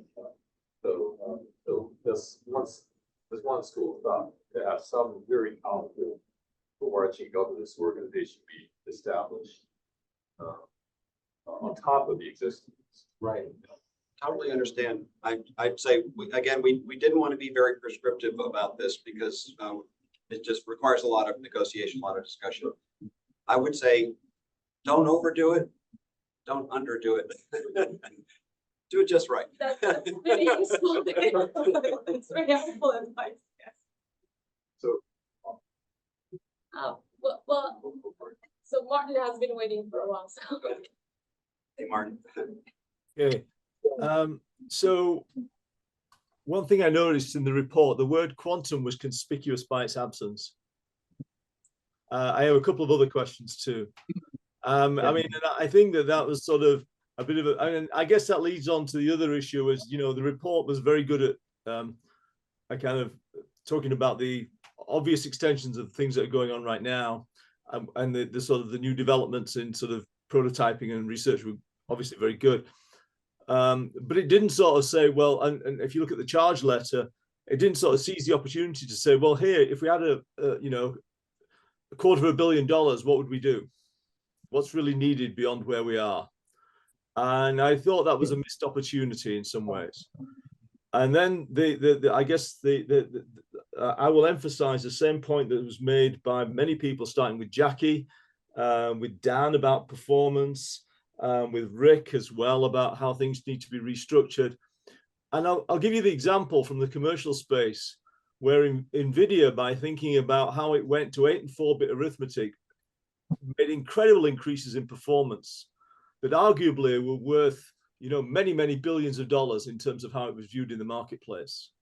And, you know, I mean, I'm not saying we should go to 4 and 8-bit arithmetic, but the point is that we can actually rethink the standard architectures. We're losing, you know, we're giving away 2 orders of magnitude almost in terms of the compute performance that we have. And things like, you know, high bandwidth memory, and, you know, Fugaku is a shining example of how you design a machine to fit an application space. And I look forward to hearing from Satoshi at some point about what they're doing in their next moves forward. But, you know, rethinking those architectures and rethinking those in the light of the applications is an important step. And the research activity that's indicated is key in doing this. But some of it is reasonably straightforward. And the other piece of it is the other federal agencies, and this goes back to what Dan was saying about sort of coordination, really do need to think much more about trying to come together. If you look at the applications in the DoD space, at least the ones I see, you look at what's going on in weather forecasting, and you look at a lot of stuff that's in our applications portfolio, it's all the same stuff, and it has all the same problems, and it needs all the same shifts in architecture. And they're not even, you know, that dramatic in many ways, because they're low flop counts. We have to move things through more quickly and so on, and rethink all of those things. And you know, it's possible to redesign those architectures in the way that, for example, the Fugaku project did. And there ought to be a way of sort of moving us forward, you know, through these almost 2 orders of magnitude, you know, despite the end of Moore's law and Dennard scaling and all those other things, because it doesn't need those further advances. It needs a more intelligent use of the silicon that we have and a rethinking of it. And I think the report is very good in that it highlights a program that might do that, but it doesn't actually articulate as strongly as it might what the application space actually looks like in terms of the mix of physics-driven simulation and AI, and what the different needs are. And, you know, and the things that John Shalf has talked about with chiplet architectures and so on are moving that direction. And those will probably come into these next machines. And in answer to Tony's question, the specs for those, the sort of requests for information are out there for those machines, and I guess the vendors are working on them.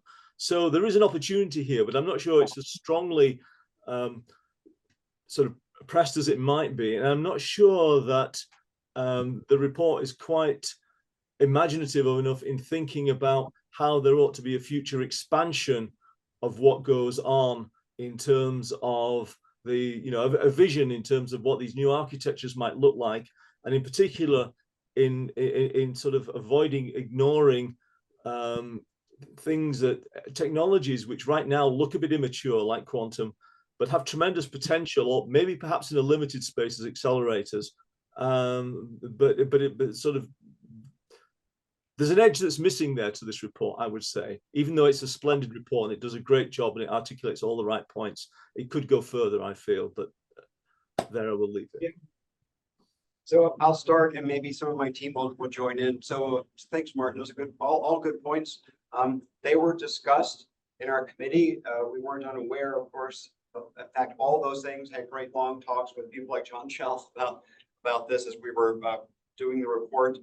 We talked a lot about quantum in the beginning. I really thought quantum might end up as more strongly. I think the word might be in there once, but I did note to Amanda recently that I'm not sure quantum really made it in there. It's meant to be wrapped into the R&D programs. So we don't mean to be giving, we're trying to say incrementalism is not the right approach. We didn't strongly say, well, quantum is the way. We did talk about lower precision arithmetic at some length also, and decided it was a little bit beyond the scope of our ability to say, okay, well, you know, for example, 4-bit arithmetic probably doesn't work in my field, but maybe it works in another one. We didn't go into that, but we meant the R&D program to be comprehensive about what it could take a look at and see as a promising technology to go forward. Does anyone else want to add something? Martin, does that answer kind of the rationale for that? We did discuss it, but we didn't make them important points in the Yeah, I'm report. not suggesting 4-bit arithmetic, but I was suggesting was a rethink of the architectures in the way that Rick talked about them, because he sees that same application space as folks in the weather, the CFD generally, Department of Defense especially, and Irene's here. It's the same argument that's been going on inside Los Alamos forever about the fact that the architectures are not necessarily tuned to some of the applications in a way that as well as they might be. And what's important is the speed of getting data across for these applications. The GPUs do win out, but that's not really. They're about much more than that, and we need to think much more carefully about different different components for different pieces of the puzzle. The GPUs are fantastic for the AI side, and they offer huge advantages for conventional physics-based computation, but we could arguably get those sort of less expensively by thinking about pushing high bandwidth memory and higher access rates into more conventional CPU architectures. In fact, somebody in the weather community commented on this to me just this last week. So that's what they were hoping for. So there's clearly a synergy there. And it would be a huge challenge to explore all of this. It's almost impossible to get two agencies to coordinate on paying my travel expenses to 2 trips to Washington. Never mind thinking about, multi-billion-dollar programs in sort of development. Yeah, I was just gonna add, like that goes in line. We spent a lot of time on the committee talking when we met with all the different committees from all the different labs, going over, what are the different workloads that they are where do their users come from, and what are the representative workloads, and how do they kind of match in. And that was definitely a lot of the discussion that we had. But I agree with your point that we could have probably made it slightly stronger, like a stronger, more provocative statement with it. We were trying to wrap that into the R&D push of in our view, in your sentence of if you had $500 million, what would we go and do and move, how would we move the needle? We wanted to make it very clear that if you had that much money, it can't just be thrown to the next generation of the same hardware, right? Like we were trying to get, like what Ed was saying, we don't want it to be incremental. We want the R&D program where it's both. We need to have these prototypes to try out these different types of hardware, but then we also need, the system software and everything else that goes along with it. And I think we focused a lot on trying to make sure it's very clear it's not just the hardware, it's everything else to make those applications, and we need to make sure we're funding everything with it. But we could probably throw a little bit more of a stronger statement and adding in some of those other options. We were really surprised when we came back to it that quantum only showed up once, and kind of commented on that the other day as well. But it didn't come up as much as you would have expected in the discussions with the facilities as well. There's another point I would say, Martin, and all, we didn't want to give a sort of an unfunded mandate to the Office of Science or to ASCAC, and so it has to be a little bit defined by what's possible. But we tried to say there's a big enough world out there that there could be motivation for increased funding. It also points out really strongly that no matter the funding level, these problems are big enough that they can't really be done without cooperation with other agencies and hopefully internationally as well. Jackie is the next person. Hi, Jackie. Hi, great talk, and I'm glad to see that it's going to be integrated. One question which I thought really interesting was this distributed data focus facility, the HPDF, with the hub and spoke system. I wonder if you mentioned also in the table that there needs to be further development on its mission uses or use-inspired uses from across the different Office of Science and applied offices and other agencies.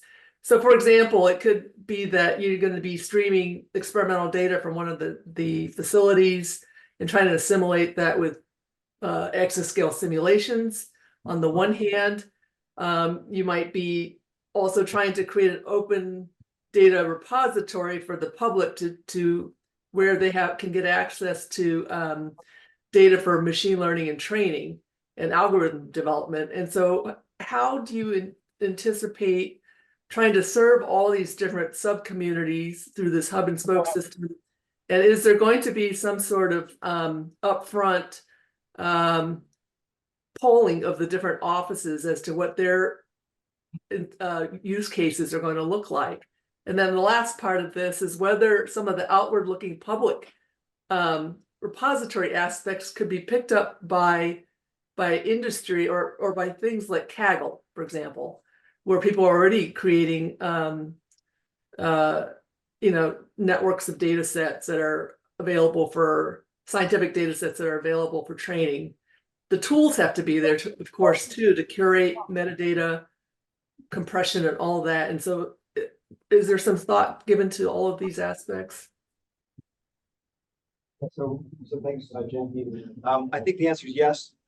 There's thought going into all of these aspects. As we said, it was just only the site selection was only just done in October. So there's still a lot of work to be done to define this. And in fact, one of the observations in our report was that there's even the mission it still needs to be defined, particularly for the spokes. There's a sense of like what the hub will do, but how that will be integrated is still to be defined. Others may have more in-depth answer. Is Dan, are you still there? I wonder if you might possibly have a more detailed understanding, because I know you've been more involved in it.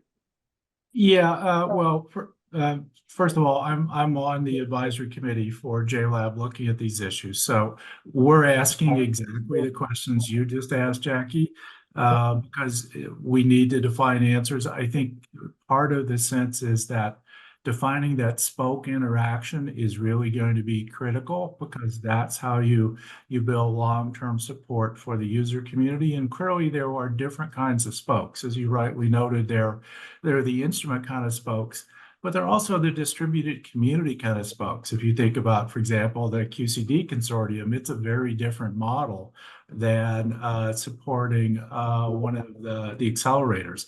So that's a real question, both technically, politically, and I would say, frankly, economically, because how those are funded and sustained is a really important question beyond just operating the repository. And there are related questions, I think, about what the model of data support is, whether it is what we might describe a more traditional model or what mix of new AI technologies for search and query might be engaged. Those are all open questions, and the NERSC and JLab folks are working frantically trying to answer those. And we didn't really think it was our job to try to answer them, but just surface the questions because they are important ones.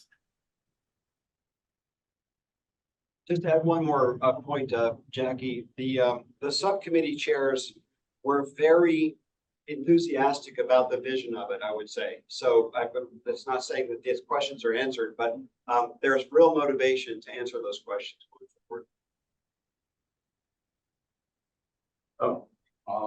Yeah, well, I wanted to thank you for the report. It was great. Glad to get a preview of it and to talk about it. I guess my question had to do, or thought had to do, with the timescale for development of the ecosystem.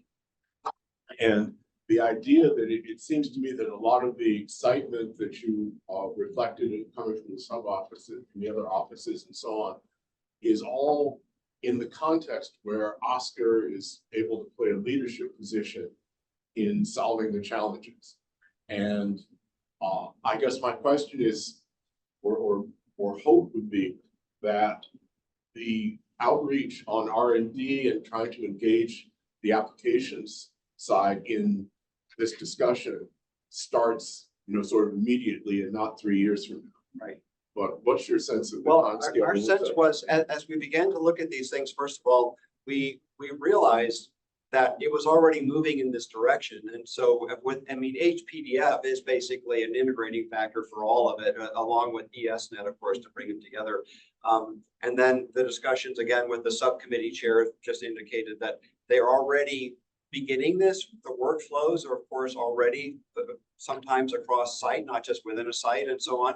So it's not starting from scratch. But in order to actually think about developing it more formally as an ecosystem, and then with procurements that recognize that there's supposed to be some particular procurement needs to be linked to something else that's needed, that needs to start like immediately in terms of the planning for that. But the integration is, the vision and the integration are already moving in this direction.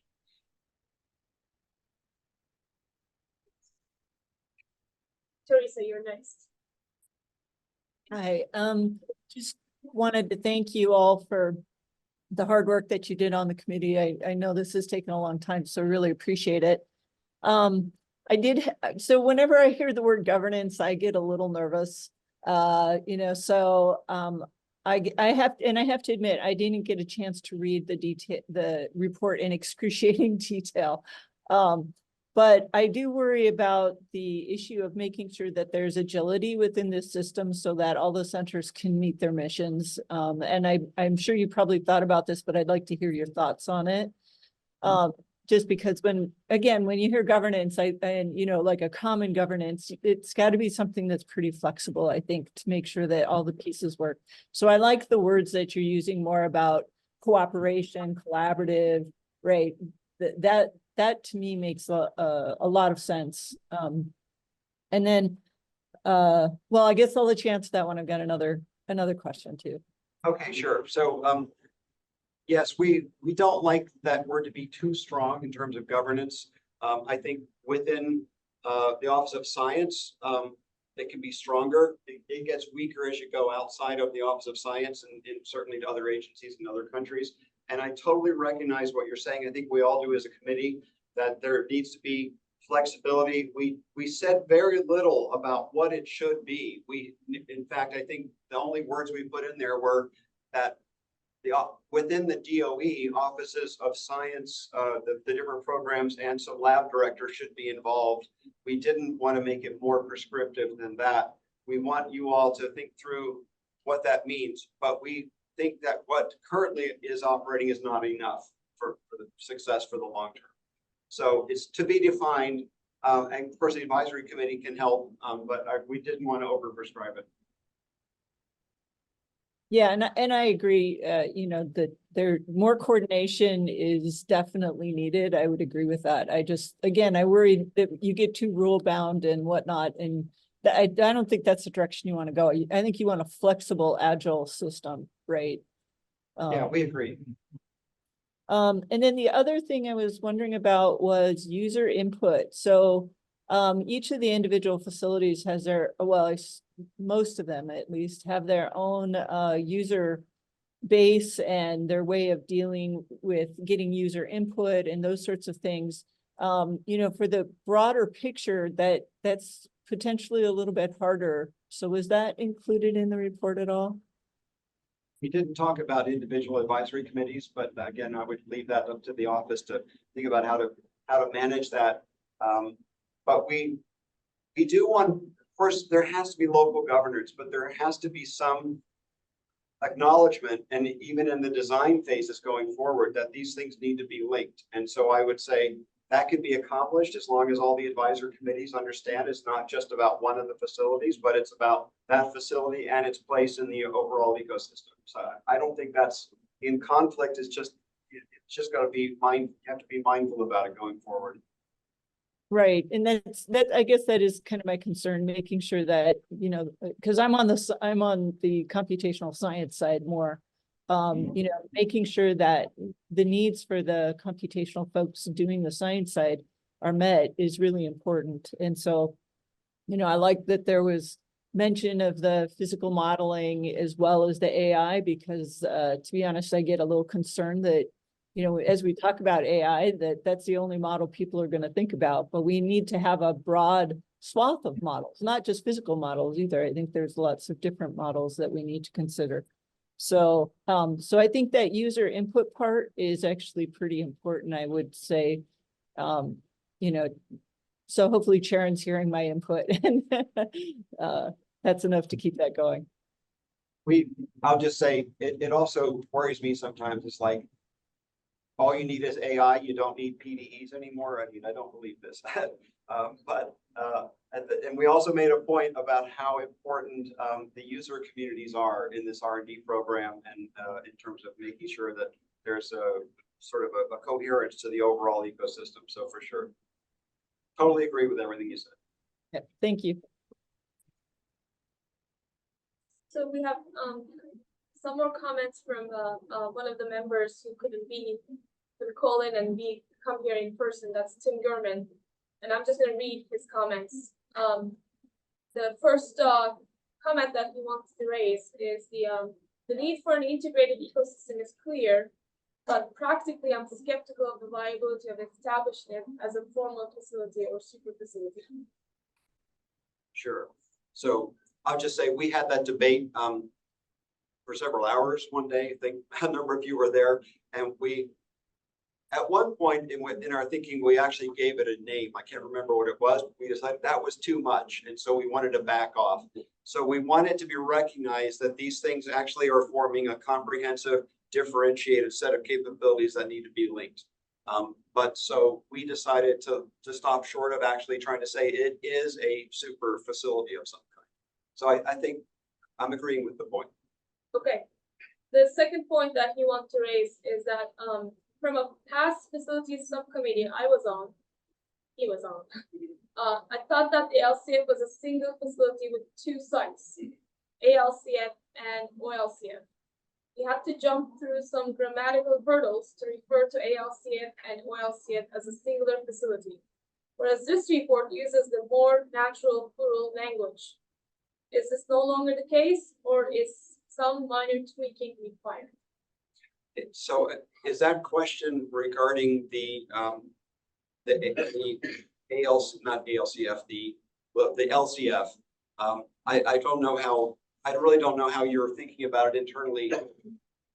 Maybe you can answer that Right, question. yes, so I want to raise it for the public hearing to make sure that I am staying true what he was saying. So yes, we do consider actually one LCF with two sides. Okay. So we may have to, right. You might want to consider that in your report.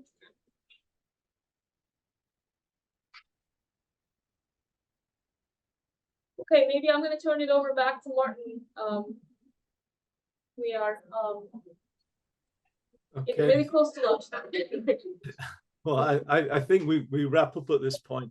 I think we all want to thank Ed and his committee for a fantastic job on this report, with many very good points and sort of an outstanding path forward. And I think that all that remains is for us to break for lunch. Thank you. Well, we need to vote. Oh, sorry, we need to vote. I beg your pardon. Yes, indeed. We need to vote. Now, the vote is tricky because some people have to recuse themselves, I understand. And so I don't know how we are going to, presumably those people know, and presumably Jaron knows too. So maybe since Roscoe is right next to me and he's done this before. Yeah, well, I would, the easy way is to do it by a show of hands with only the people who are not recused showing their hands. We have to get the actual count, if I remember right legally. Do. And in the room, we can verify that only people who are not recused are voting. And so online, I would just ask that people do the same. Okay. So, yeah. Well, let's then move to a show of hands, all in favor of the report, please. Either show hands physically in the meeting or virtually online with raised hands or a hand raised.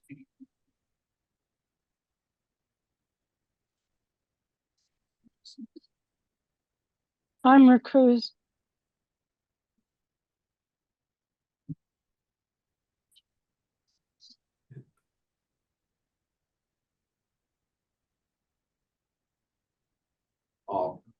All those opposed? Abstentions?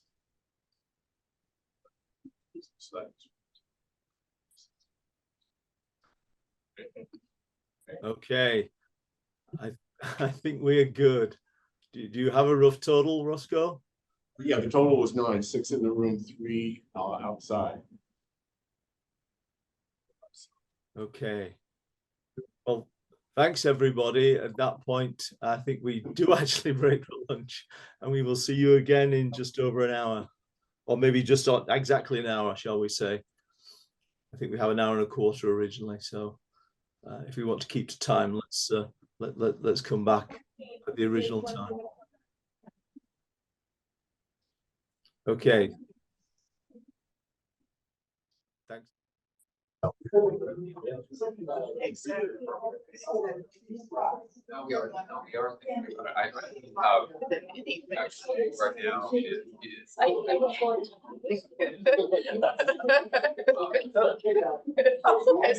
This isn't esoteric enough.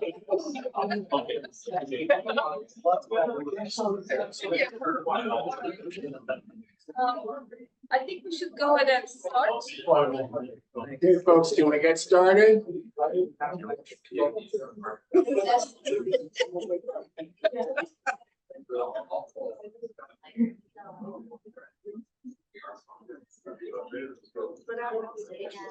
Okay, if we can take our seats and get started, please.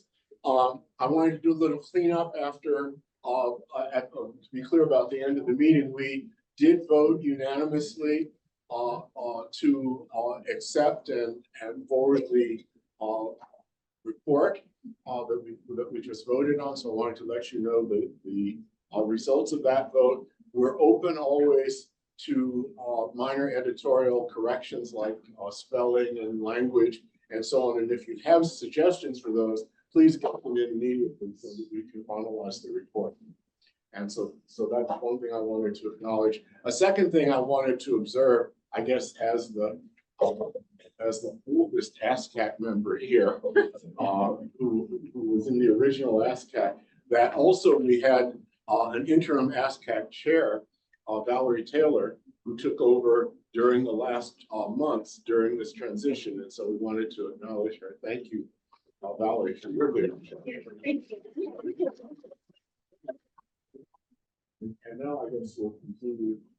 Yes, we will continue with the program, and we have some recorded remarks from the Undersecretary for Science and Innovation, Dr. Richard.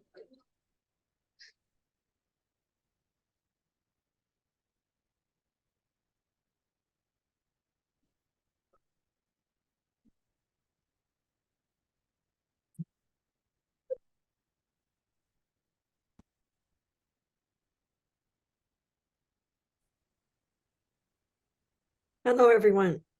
Thank you all for giving me some time to address ASCAC and talk about exciting developments in the world of advanced computing. I'm sorry I couldn't be there today to join you in person, but I'm sure that this meeting will be very packed with exciting presentations and discussions. You know, these last few years have been a turning point in the realm of advanced computing, with DOE and ASCAC at the forefront of the action. This leadership was reaffirmed just a few weeks ago when the 63rd edition of the top 500 list showed that DOE holds top 2 positions for the most powerful supercomputers in the world, both in fidelity, simulations, and artificial intelligence. And it was also incredibly exciting to see Oak Ridge's Frontier supercomputer hold on to the top spot and see Argonne's Aurora supercomputer officially break through the exascale barrier. These achievements show that the Office of Science can continue to deliver on its big science mission and provides excellent tools to move forward AI research, training, and models to take them forward.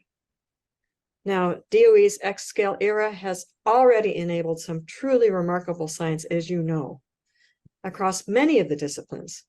Since Frontier opened to the community a little over a year ago, as an example, in the world of climate science, researchers were able to simulate an entire Earth year of a cloud resolving model in less than 1 compute day. And last year, the team was awarded the first ever Gordon Bell Special Prize for Climate for this work. That is an incredible honor. And Frontier has also enabled advances in technology development across a broad array of applications. And this includes an effort by General Electric that used Frontier to improve their open fan aircraft engine to improve energy efficiency by 20%. And efforts by NASA to simulate improvements to their planned retro propulsion lander, which may be used in the future manned missions of Mars. Now, these are the kind of science breakthroughs that can only be achieved on systems as capable as Frontier, and is a reflection of the incredibly hard work of the more than 1,000 people that were part of the exascale computing project. With the completion of ECP, I get to brag about the fact that the project delivered on all of the promises made in 2016, improving energy efficiency, making the software stack available across the country, and providing a flexible platform that can be leveraged for applications that span the department's mission challenges, all delivered on time and within budget. And I know you will receive the last update from the project today, so I want to take the opportunity to thank everybody involved in delivering this remarkable capability for the department and the nation. So thank you so much. On the research side, ASCAC is advancing AI for science in ways that are important to meeting DOE's and the nation's future needs. As an example, the Advanced Privacy Preserving Federating Learning Framework program allows the distributed training of AI models while protecting the privacy of the underlying data. And I am looking forward to seeing the advance made in this effort to see what it produces. So, I also want to take some time to thank you all for being here and for your service to ASCAC. This committee is doing critical work to ensure that ASCAC remains on the leading edge of research and technology in the future. Specifically, I want to thank ASCAC for taking on a substantial charge from the Director of the Office of Science, which will have a significant role in the future of ASCAC. This report from the Facilities Subcommittee provides some excellent suggestions for continuing the remarkable progress that we have already seen, while also addressing future problems, such as the rate of growth of energy demands. And as I wrap up, I really want to give a huge and sincere thanks to Dr. Berhe for her leadership during her time at DOE. She has positioned the Office of Science to meet the challenges of the present and the future. And the Secretary and I thank her for her service. And I have full faith that Dr. Harriet Kang will continue to provide strong leadership to the Office of Science as acting director. I also want to take a moment to recognize the recent passing of two great luminaries in computing, Robert Denard and Gordon Bell. They both loomed large over the field, delivering remarkable advances in the broader field and specific contributions to the Department of Energy. And again, I want to thank all of you for all your hard work. You provide invaluable advice to the Office of Science, to Oscar, and to me. Your efforts have never been more important as they are right now. So thank you so much.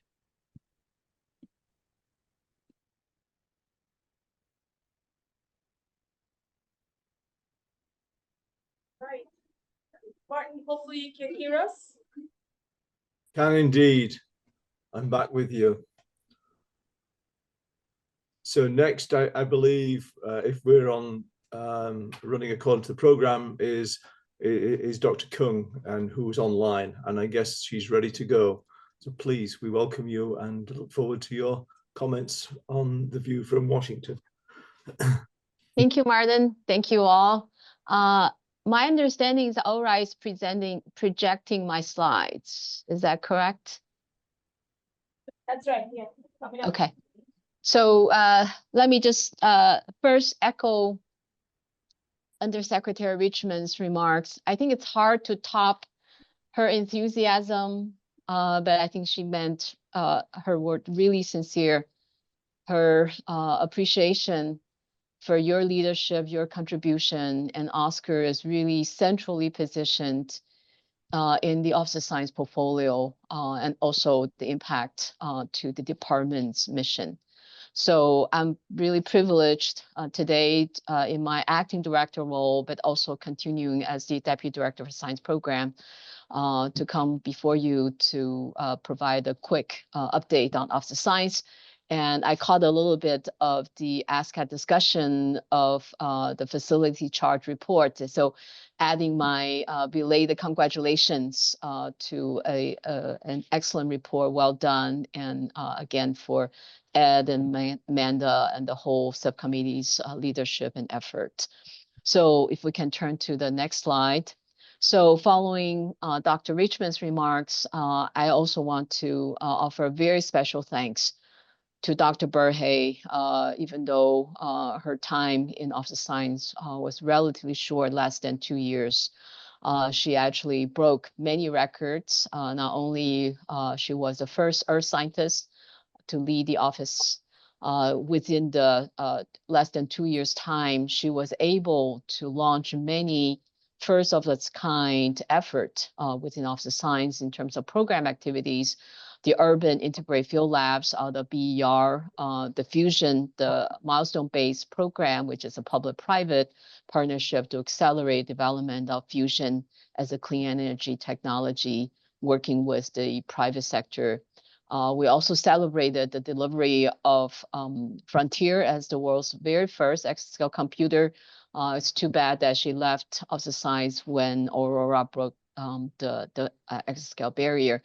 In addition to kind of internal domestic efforts, she was also quite skillful and tactful in navigating the international collaboration. She served as the either head of delegation for the United States, negotiating many challenging and delicate issues and decisions.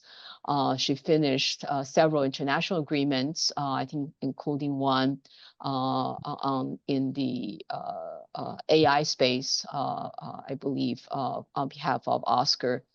What's probably also very well known is her leadership in broadening participation. She was a firm believer that taxpayers' resources should benefit all walks of life. Under her leadership, we have launched the Renew, which is a traineeship for both undergrad and graduate fellowships.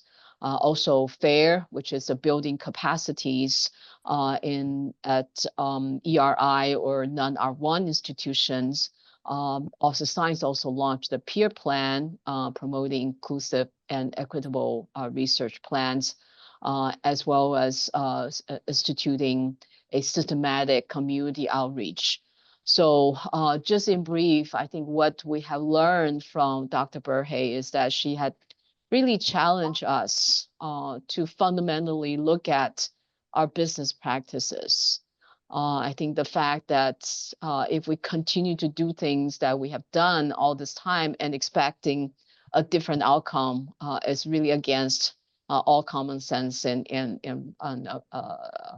approaches. So through her challenging us by really looking at our business practices and approaches, we can really look at a way to really engage the community more broadly and really achieve our broadening participation goal.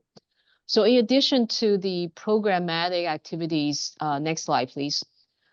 Dr. Berhe was also instrumental in helping improving the efficiency by streamlining the organizational structures. We reduced the number of deputy directorship from 3 to 2, and in a way expanding the deputy director of science programs purview. And as a result of that, we have created a deputy position to me, and Dr. Linda Horton, who was the associate director for BES, has now been elevated to be the associate director, to be the deputy, associate deputy director for science programs, which is my deputy role. And Dr. Andy Schwartz, who was the division director and will continue to serve as the division director for material science engineering, is also now serving as the acting director for BES. Dr. Berhe's departure left a big hole in Office of Science equity, inclusion, accessibility portfolio. And Dr. Tim Hallman, who was the associate director for science for nuclear physics, has graciously agreed to take a detailed position to DDSP front office. He now has the role of special advisor for equity, inclusion, accessibility. And Linda Horton, also because of Tim's detailed assignment, is temporarily appointed as the acting director for nuclear physics. And the next slide, in addition to these two aspects of organizational changes, we have also expanded the organization structure in fusion energy sciences by adding a third division, taking full advantage of the thriving public, private, especially the private funding in fusion energy space. This new division will expand FES mission, which was established in the Energy Act of 2020 to develop competitive fusion power industry in the US. And this new ESP, which is the Enabling Science and Partnerships Division, will also serve as the center of focus to enabling growing partnerships with the private sector and the international fusion ecosystem. For high energy physics, we also are adding a third division, accelerator and technology division, which we are now combining the RDAP, which was created about 3-4 years ago, back into HEP to further bolster the stewardship role of accelerator R&D for the Office of Science, and have high energy physics be the steward, continue to be the steward, but then expanding the RDAP portfolio to add other critical emerging technologies such as artificial intelligence and quantum information science to the third division. So these are the organizational changes in Office of Science following Dr. Berhe's leadership. So next, let's take a look at what other aspects that Dr. Berhe has also helped us launch is an improvement in our communication campaign. Given the size and stature of the Office of Science program, for certain parts of our community, Office of Science was actually not as visible as sister agencies such as NSF in certain community. What she has helped us do is really recast the mission statement for Office of Science in this 3-panel chart, where we have the discovery, driving discovery science for the nation, fostering great minds and great ideas, and providing unique world-class facilities. So the bottom line is that we're really all about driving discovery, and in order to do that, we need to foster great minds and great ideas through our support, directly engagement with universities, but also national laboratories and other research institutions. And we really need to provide community with unique world-class facilities. It's really about discovery, about people, and about tools. And she has also helped us summarize our portfolio in this next chart, which is the Office of Science in the numbers. Next slide, please. Thank you. This is the Office of Science by the numbers, and I think this is kind of a fun chart. It shows the core science programs in the Office of Science, our stewardship of 10 out of the 17 DOE laboratories, but also the 3 world-leading supercomputers that Oscar continues to steward for us. But it also shows the footprint of the Office of Science portfolio in terms of the numbers of PhD, postdocs, and students that we directly support, but also the large footprint of Office of Science user facilities. The 28 user facilities actually support over close to 40,000 users. But something that I also want to call your attention to is across the 10 national laboratory Office of Science also maintain a large physical assets, which is over 24 million square feet of physical space, 1,600 buildings, and 38,000 acres of land owned by and stewarded by Office of Science. And these are huge responsibilities and also require resources for us to steward these physical infrastructure, as well as the our science programs and the people that we directly provide support for. So, and that is kind of the backdrop when we talk about the 2025 request. Next slide, please. So this is the 2025 request, shows that this Office of Science has indeed received very strong support from the community and from the administration. going from 2023 to 2024, Office of Science is one of the few federal programs actually has seen an increase given the deficit bill that has been negotiated. Most of the agency have remained flat in their funding, or some actually seeing a slight decrease. The $140 million in Office of Science budget in 2024 compared to 2023, a large portion of it is to support user facilities operations, including the facilities that OSCAR support. Going from 2024 to 2025, Office of Science has also been given a very substantial increase, over $340 million.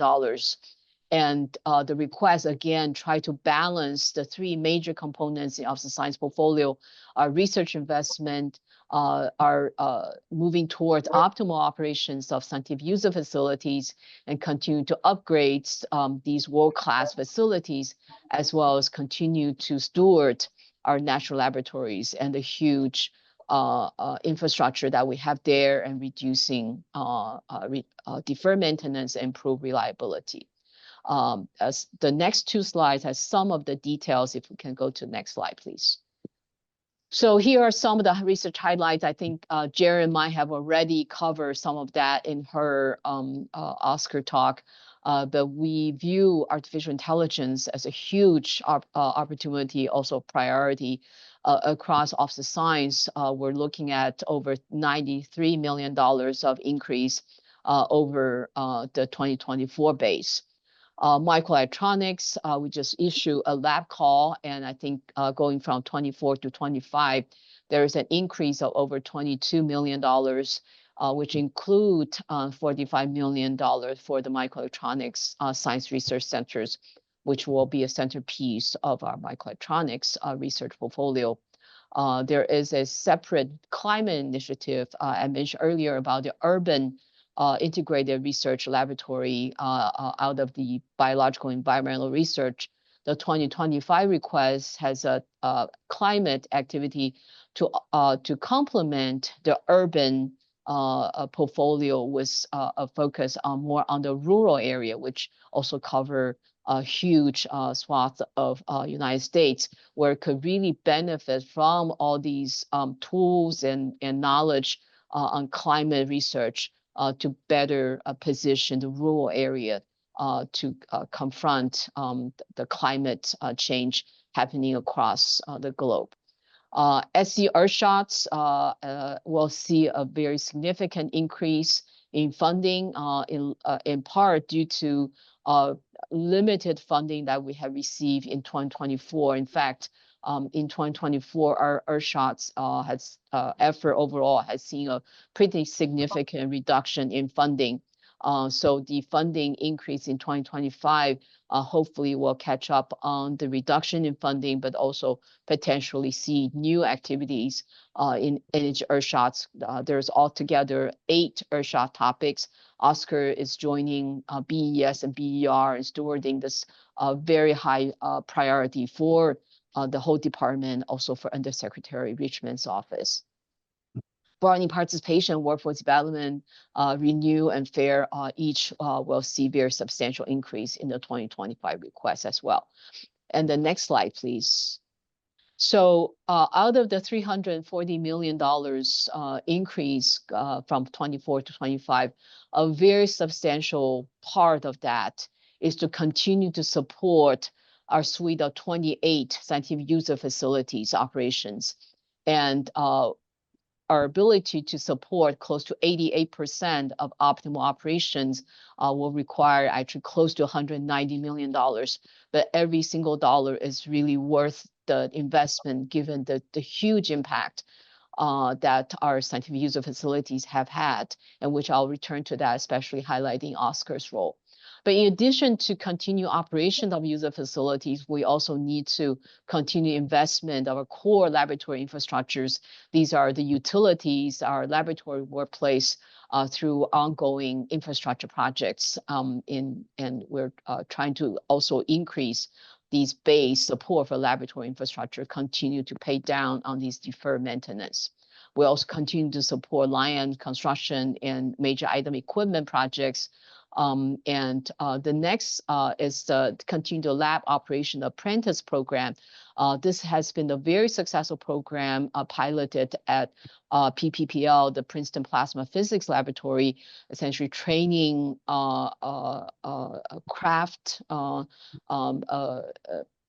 technician type of training opportunities that are not usually available through traditional university colleges education. And we have received very positive feedback of the PPPL apprenticeship program operations apprentice program. And so this increase in funding is with the goal of hopefully promulgating that to other national laboratories. And we're also fully funding the Oak Ridge nuclear operations in the 2025 request, which support critical mission, especially in the isotope program area. So the next slide.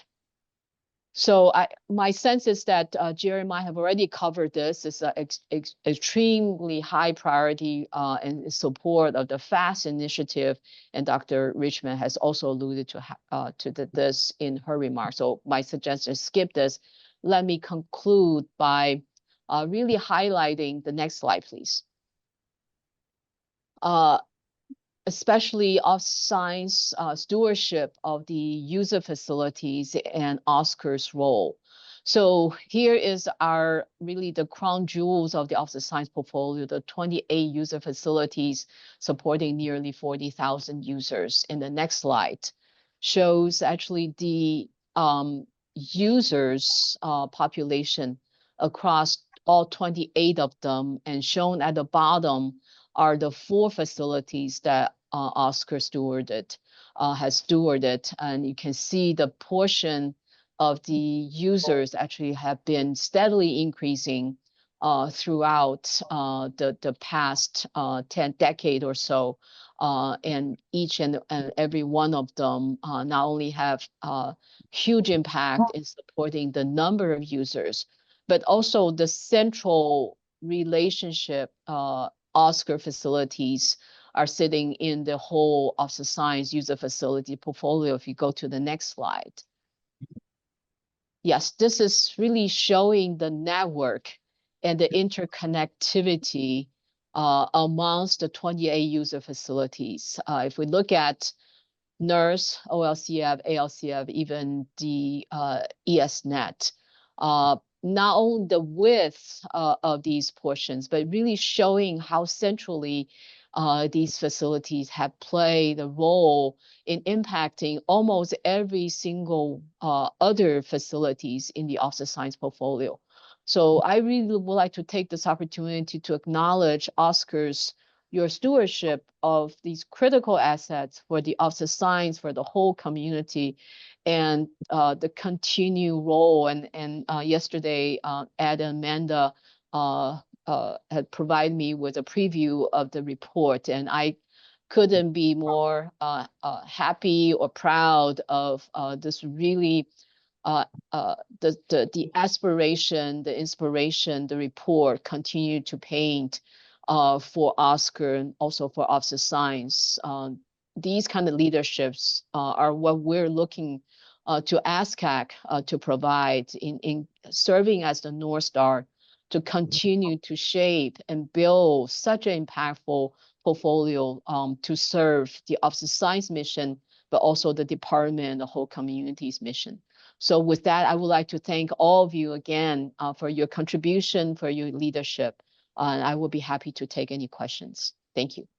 Thank you, Dr. Kung, for a great summary of Dr. Berhe's the accomplishments under Dr. Berhe, and also of the situation going forward and where we are with everything. Thank you.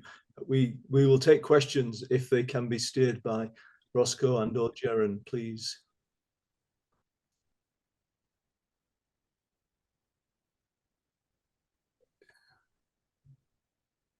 I was very pleased to hear your reflection on the report, which we just adopted for lunch, and you'll be getting the final copy of that in short order. We're very excited, I think, about the possibilities and the idea of Oscar and DOE leadership in the area of advanced computing.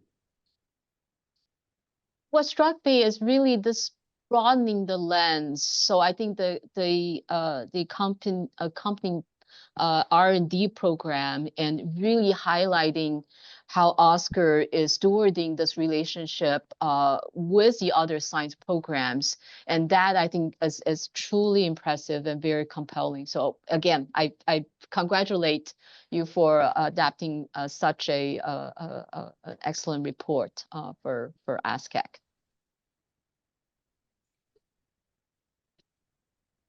Okay. Okay, has a question. Hi, Harriet. I wanted to say one thing that came up a bit in our discussions yesterday. I maybe didn't emphasize enough here. I think our committee felt very strongly that the role of Oscar is fully elevated now to not just a first-class citizen, but it's completely essential for all of DOE's science goals. And I just want to make that statement as strongly as possible. And I also just want to take this chance to thank again all the committee members who put so much effort into this. I really appreciated it. It was fun. It was hard work. You know, kind of just what you want. We were really engaged. So thank you. And the fact that Ed and Amanda reach out to the other 5 FACA committees and source their input, I think that itself is kind of setting a new course for this cross of the science programs coordination integration, and really applaud ASCAC's leadership in that regard. So thank you.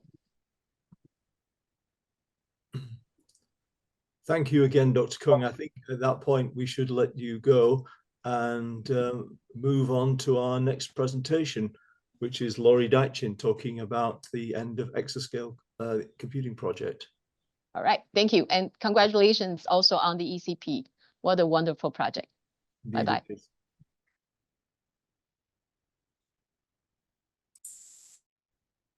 So my version is you'll be displaying the slides. Does this give me control or do you have control? Yeah. So this will be my final update to the ASCAC. I put on there, you know, the exascale computing project, the final update, but I kept thinking the final countdown. You remember that song from the 80s? We'll sing. All right. Now the slides are up, I will stop singing. So I just want to take the next half hour, 35 minutes or so to kind of show you where we landed with the ECP. It was an incredibly successful project, and I hope you'll see that throughout the course of these slides. So one of the things that I wanted to remind everybody of was when ECP started in 2016, it actually had 4 fairly broad mission needs statements that were around leadership in high performance computing here in the US, the health of the HPC industry and ensuring that, you know, there were multiple vendors that were able to provide and deliver on exascale computers. And then, of course, the things that we focused on the most within ECP in terms of the mission critical applications in the software ecosystem.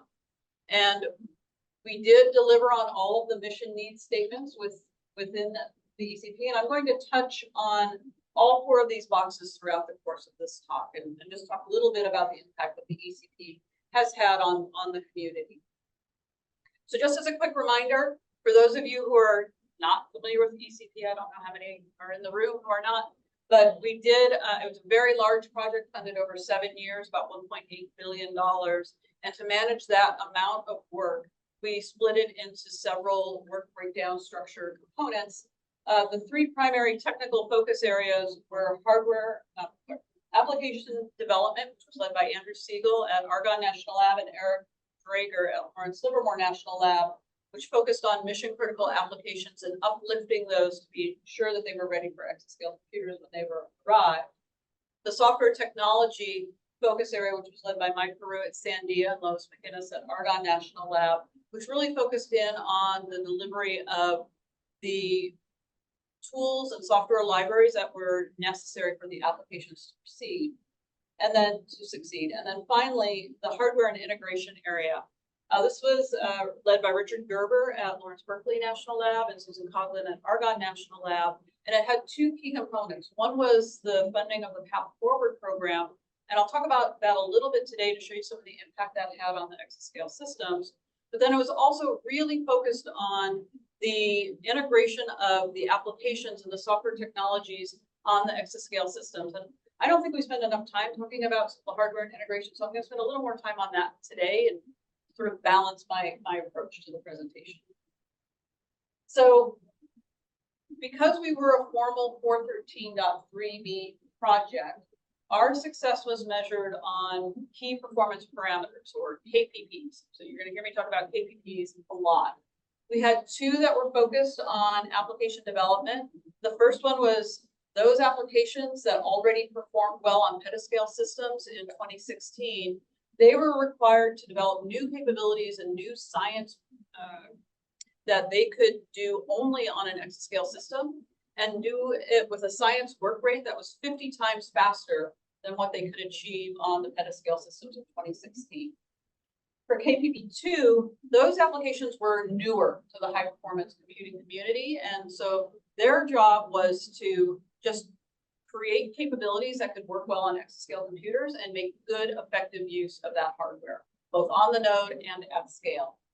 Then we had KPP3, which was largely for our software technologies and co-design projects, which was focused in on their integration and use with client environments. That could be application codes, other software tools, the facilities, the vendor software. So it was really about creating that sustainable software ecosystem for exascale computing.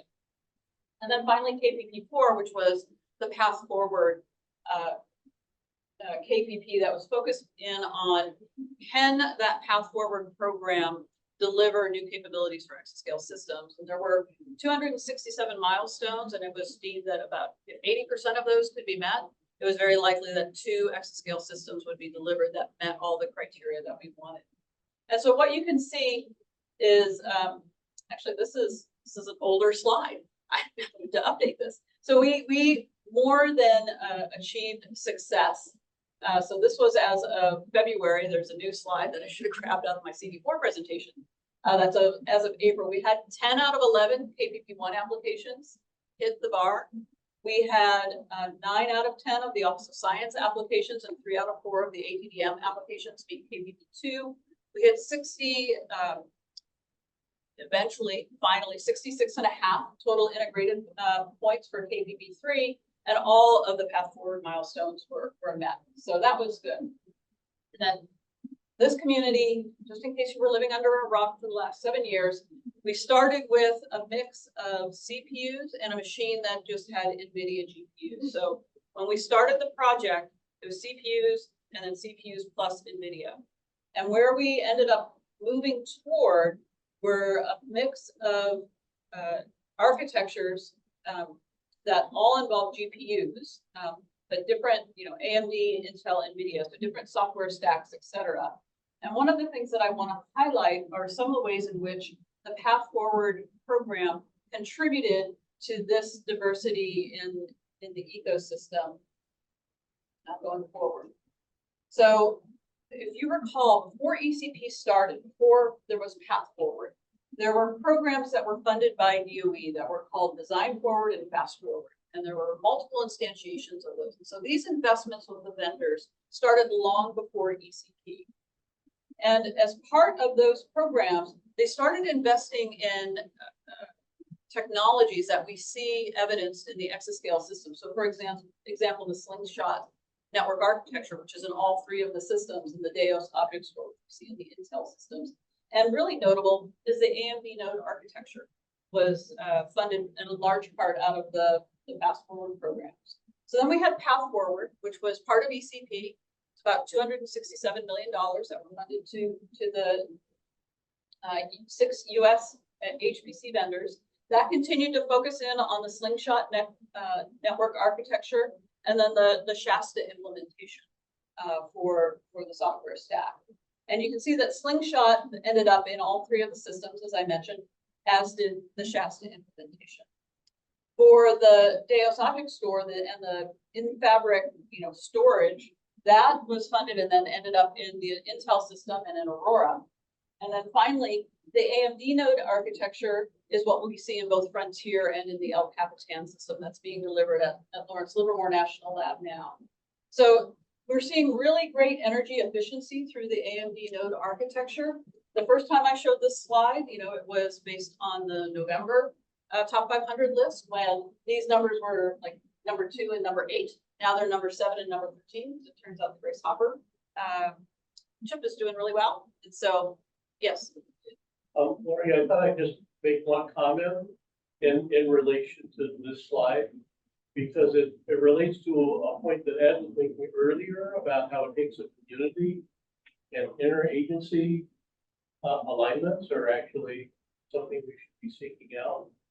And it's worth noting the Rosetta switch and its path forward activity was actually supported by DOD.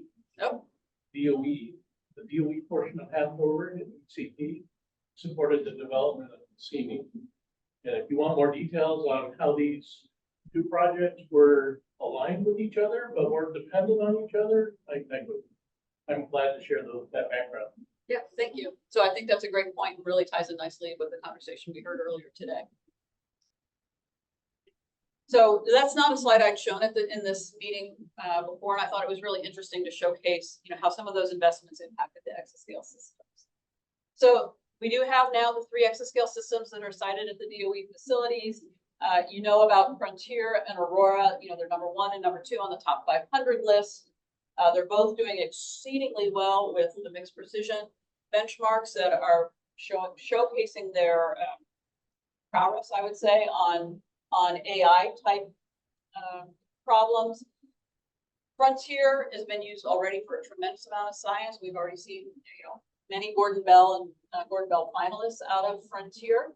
And then for El Capitan, that hardware has all been delivered at Lawrence Livermore National Lab. The cabinets are in, the network is in, the blades have finally been delivered. They're plugging it all together, and we expect to start taking it for a test run here in the next couple of months. So this is a fun animation that Andrew put together, and I wanted to highlight for you the degree of rigor that we went through in verifying these key performance parameters that I talked about. So this was a typical process and workflow for verifying a key performance parameter. This example is for KPP 1 and 2, but KPP 3 was very similar, where KPP runs were performed by the team, and then they would spend several weeks once they believed that they were finished preparing the document for external subject matter review. And so we involved tens of external subject matter experts in a rigorous review of the challenge problems. Did they deliver something that's new? Did they make good use of the machine? And there'd be a bit of a feedback process between the SMEs and the reviewers, which could take several weeks. The SME would then finalize the review, and we would pass that along to our federal project director for approval. And so you can see, if you start adding this up, this whole process can take months. And so one of the animations we showed at our CD4 review was just taking a look at KPP1 applications. What you'll see here at the bottom is the month. So we started, say in June of 2022, and then you can watch the month change at the bottom as these things are going through the various different boxes. And so we have Warbex out of the gate, starting along. They submitted their KPP, it got signed off, and everything looked really good until the federal project director reviewed it. And he said, what you promised. So Warbex is our accelerator simulation code. And the team had run a single cavity of that incredibly high fidelity. And the subject matter expert said, yes, you demonstrated the capability, you got great performance on the machine. There's no reason you couldn't scale that up to multiple cavities. But what we had, put in our final project design review back in 2020 was that team would run 5 cavities. And the federal project director said, wait, they haven't completed their job. And so he kicked it back, and the team had to resubmit and run the full 5 cavity run. So these are the kinds of conversations that we've had in this process. So now this will just run to completion. So we see ExaSky made it through first. Then we have several teams that are, making their way through the process. And then we get Warbex completing its run. You see, now we're in August of 2022, August of 2020. You know, I'm starting to feel a little bit, you know, like a kid in the back of the car saying, are we there yet? Are we there yet? Are we there yet? Because we would go for weeks where we'd be hanging out with, you know, almost done, almost done, almost done. And so in the end, you can see this is our 10 out of 11. Once we got to our threshold, John did not, our federal project director did not need to sign off, and it was sufficient to have the SME review. So just thought it'd be fun to show you a little bit about the review process that we went through for our KPPs. So the applications really exceeded all of our expectations. So these again are our KPP1 applications. Recall I said they had a benchmark, they had to hit a 50x their science work rate. And this is a logarithmic scale. And so you can see that in general, they were exceeding that 50x by hundreds, you know, getting multiple hundreds of times performance, not just because of the machine, which of course does deliver 50x on the performance, but also because of the algorithmic achievements that were made possible by close collaborations with the software technology teams. So it was just really gratifying. And as we started to present these kinds of numbers to the external community and to our industry and agency council, all of a sudden it became very crystal clear to the rest of the world that, you know, they have to get on board with things like accelerator-based computing because of the performance gains that you can get. When we started ECP, there was a lot of skepticism about, is it really worth it? Because you're investing tens of millions of dollars to make these changes. Is it really worth it? And the answer is yes, it can be game changing. So I wanted again to highlight some of the work that we had done as part of our hardware and integration in terms of integrating the applications and getting them going on the facilities. So we partnered all of our application teams with at least one and sometimes more than one performance engineers that were embedded at the facilities. So at Argonne, at Oak Ridge, at Nurse. And sometimes these were lab employees, sometimes they were vendor employees as part of the centers of excellence. And they worked incredibly closely with the application teams in a variety of different ways to get these codes across the finish line. So it ranged from debugging the codes and helping with debugging to you know, helping to implement portable, you know, programming models such as, you know, Cocos and Raja and OpenMP. Just doing hackathons and the dungeon sessions to improve code performance. So a lot of work really went into these close collaborations between the facilities and these performance engineers with our application teams. And it, again, is one of our lessons learned was this cross-disciplinary collaboration was really critical to the success of the project. So one example, I want to talk a little bit about workbacks. So this was the code that got all the way to the end and then got kicked back by the federal project director. It is designed to look at plasma-based particle accelerators. And when ECP started, they were able to do one cavity of sort of moderate scale in terms of the resolution that they were able to achieve. This code was largely based on Fortran at the time of the ECP's beginning, and did not have things like adaptive mesh refinement incorporated. So they took advantage of the 7-year timelines associated with ECP to build in adaptive mesh refinement using the AMRX framework at Lawrence Berkeley National Lab. They swapped their code from Fortran and Python to be C++, so they could take advantage of performance portability layers. And they worked a lot with the AMRX team to get their code running on all of the fastest supercomputers in the world at the time, including Fugaku. And we're a Gordon Bell Prize winner in 2022 for that work, sort of talking about their performance and their experience on these different, you know, high performance computing systems. So they enabled first of a kind ground truth simulations on not just 5 cavities, but tens of cavities on these accelerators. And so it's just been a tremendous game changer for this community. And in fact, I'll highlight later that this code was adopted by one of our industrial partners, TAE Technologies, to take a look at closely related physics problems that are of interest to them in the industrial setting. So one thing that we did at the very end of the project, at the request of our sponsors here at ASCAC, was to take a look at how can we utilize exascale systems, which we know are going to be tremendously powerful for AI, and combine that with the power of the simulation codes that we've developed in ECP. And so from the beginning of January 1st, 2024 through the end of March, we basically funded 4 teams to engage in a sprint. So we gave them funding and we said, you've got 3 months. What can you get done for 3 months? And we tried to choose applications that were basically ready to go, that would be of a lot of interest to the community here in Washington. So we looked at ExoWind, which was looking at surrogate models. They have extremely high resolution simulations of turbines in 3-dimensional top-lot realistic topography, and taking those surrogate models and creating them and then embedding them in engineering codes for design of wind farms out there. Fusion, a couple of different examples of that. I'm going to dive a little bit into the EXALT example in a moment. And then climate, in terms of automatically tuning those climate models for the parameters that are used in large-scale simulations. So I just want to take a minute and talk a little bit about the EXALT application.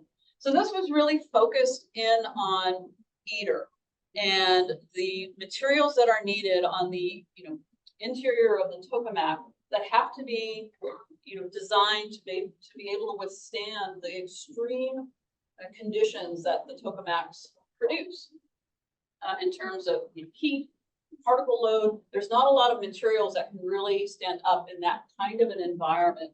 And so they use modeling and simulation to understand those materials, but the approaches that they started with were too slow.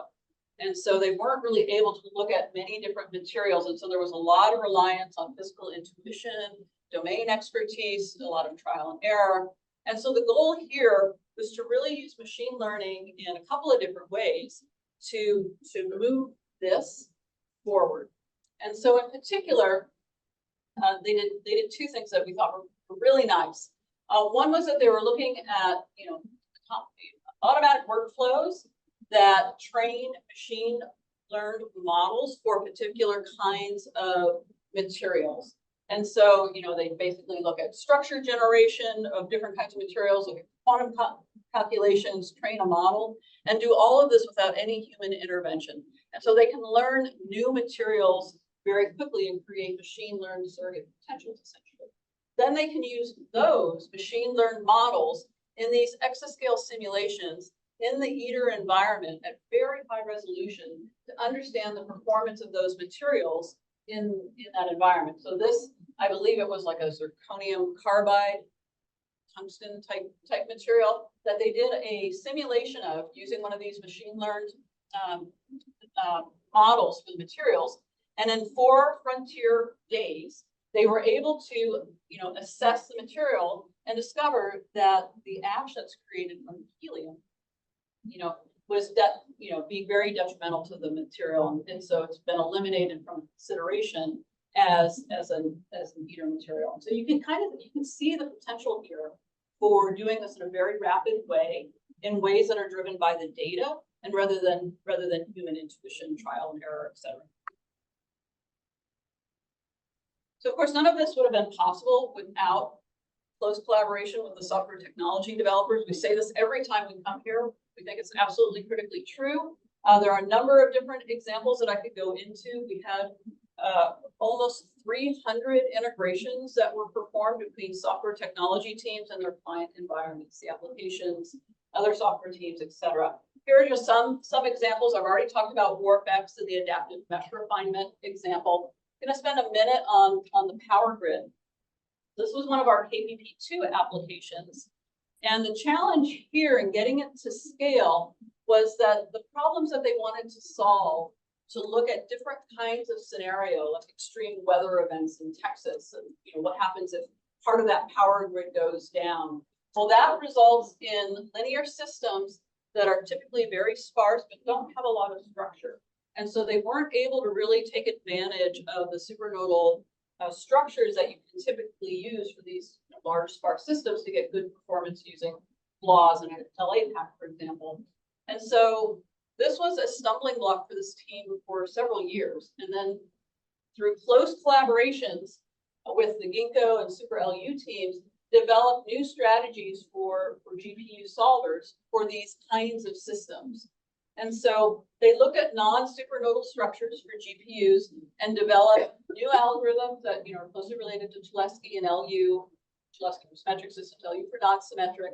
And then we're able to perform this at scale on a number of different architectures. And what I want to point out here are the different kinds of GPUs that they're able to take advantage of here. So here's some NVIDIA GPUs, and then this is the Ginkgo solver on NVIDIA, and then the AMD solvers. As GPUs are getting better, these solvers are getting better as well. And so these solvers are now out, and they're available for broader use for any engineering type codes that encounter these sort of non-supernodal structures in their codes. And that's one of the impacts that ECP is having on the broader community. And this team in particular, when we were asked to bet back in 2020 or 2021, this was a team that we thought maybe they'll get there, maybe they won't. They have some big challenges ahead of them, including the solvers, but they got across the finish line, and it was great. So we've talked a lot about E4S. Mike has talked about E4S in this forum. We do believe it's going to be one of the lasting legacies for the ECP. It's part of what's funded through the consortium that Jaren mentioned earlier. Where we ended with this was, a lot of functionality here. There's well over 120 packages that are released as part of E4S on a quarterly basis, all built using SPAC with a lot of community input in terms of the policies and documentation, et cetera, that we will continue to maintain. But what I really wanted to highlight today was the work that was done again in our hardware and integration teams and what was known as our software deployment activities in hardware and integration. So these folks again worked at the facilities and worked really closely with the E4S team to really make sure that E4S, the vision that we had for it, became a reality. And so you can see that they spent an enormous amount of time, working on continuous integration strategies with the facilities and getting that to work. They ran more than 10,000 tests of E4S installations at the facilities. Ideally it's a turnkey, just press a button and it all just builds. The truth is, with the complexity of the system, complexity of the software, it was not always just press a button and it went. So this team really helped configure, install, debug E4S at all of the facilities and make the vision that Mike really had a reality. So these are some of our final stats in terms of how we were utilizing the systems for our KPPs. So we took a lot of advantage of Perlmutter, Frontier, and Aurora.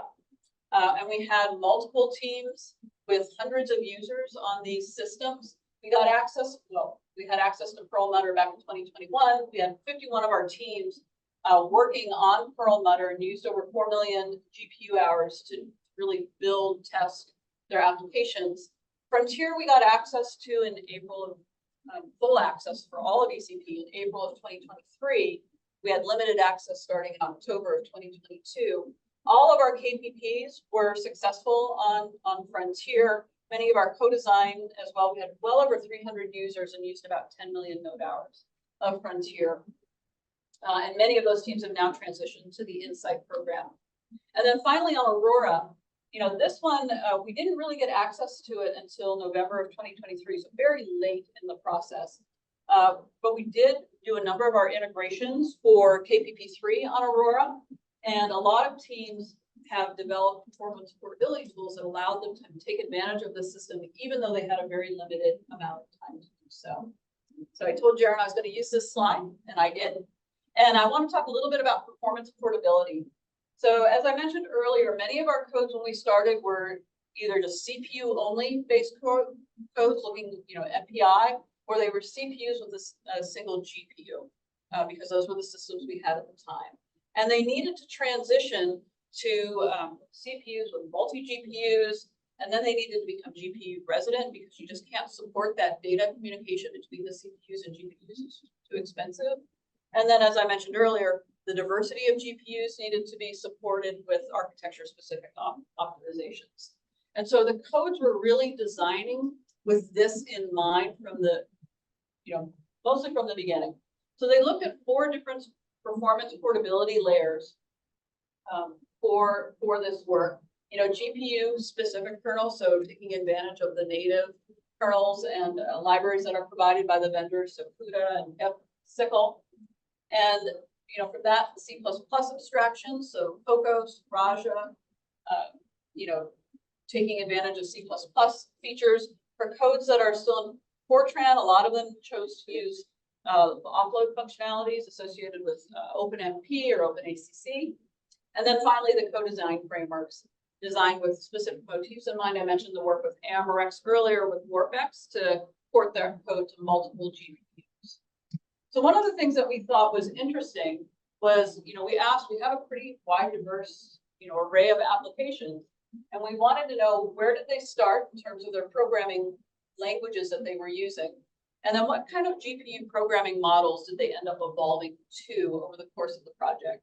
So you can see one of the clear transitions that happened is that the number of folks who were using Fortran went down and traded that out for C or C++ so that they could take advantage of the Raja and the Cocos abstractions. And I mentioned WarpX was one of the codes that did that. One of the things that we thought was also interesting was that there was no real clear winner in terms of those programming models that I mentioned in the last slide. So you can see it's a fairly even distribution between taking advantage of NATA, GPU kernels, the Loop Pragma type models, the Cocos and Raja, and then the co-design libraries. So lots of different applications trying lots of different things, all with very good success. And we see that because, as I mentioned, we didn't have a lot of time on the Aurora system itself. We did have a fair amount of time on Sunspot to test out, a very small system of the Intel architecture. But because they were using performance portable abstractions, we had a large number of our teams that were able to port over their science and their codes to the full system and get it running relatively quickly. And we had several applications use more than 1,000 Aurora nodes. During our time on Aurora, we only had access to about 2,500. And we had several applications that were able to recreate and rerun their challenge problems on Aurora, even just using the limited scale of the system that they had. So, for example, Exalt and ASCAC were both able to rerun those challenge problems on Aurora. And one of the things that's been nice is that, again, many of the teams have been able to look at the pros and cons of different GPU architectures using these models. So, for example, if you want to look at how does the Ponte Vecchio compare to the AMD GPU, so the Intel versus the AMD GPU, you've got parity at 1, and you can see a large number of codes. These are a mix of early science codes and ECP codes. We're able to do that performance comparison. Some of them did a little bit better on the AMD. Some of them did much better on the Ponte Vecchio. So again, it was a bit of a comparison. And you can do the same kinds of things, for example, with Ponte Vecchio and the NVIDIA GPUs. So we have been engaging in a lot of outreach over the last, actually throughout the lifetime of the project. Over the last couple of years, we worked with the application offices to really help them understand what we had done with ECP, what the codes were, what kinds of capabilities that were now available to them, working on a lot of different communication mechanisms. So a series of articles on shared fate milestones, so the collaboration between applications and software technologies, how we've impacted the industry, how we've impacted the agencies.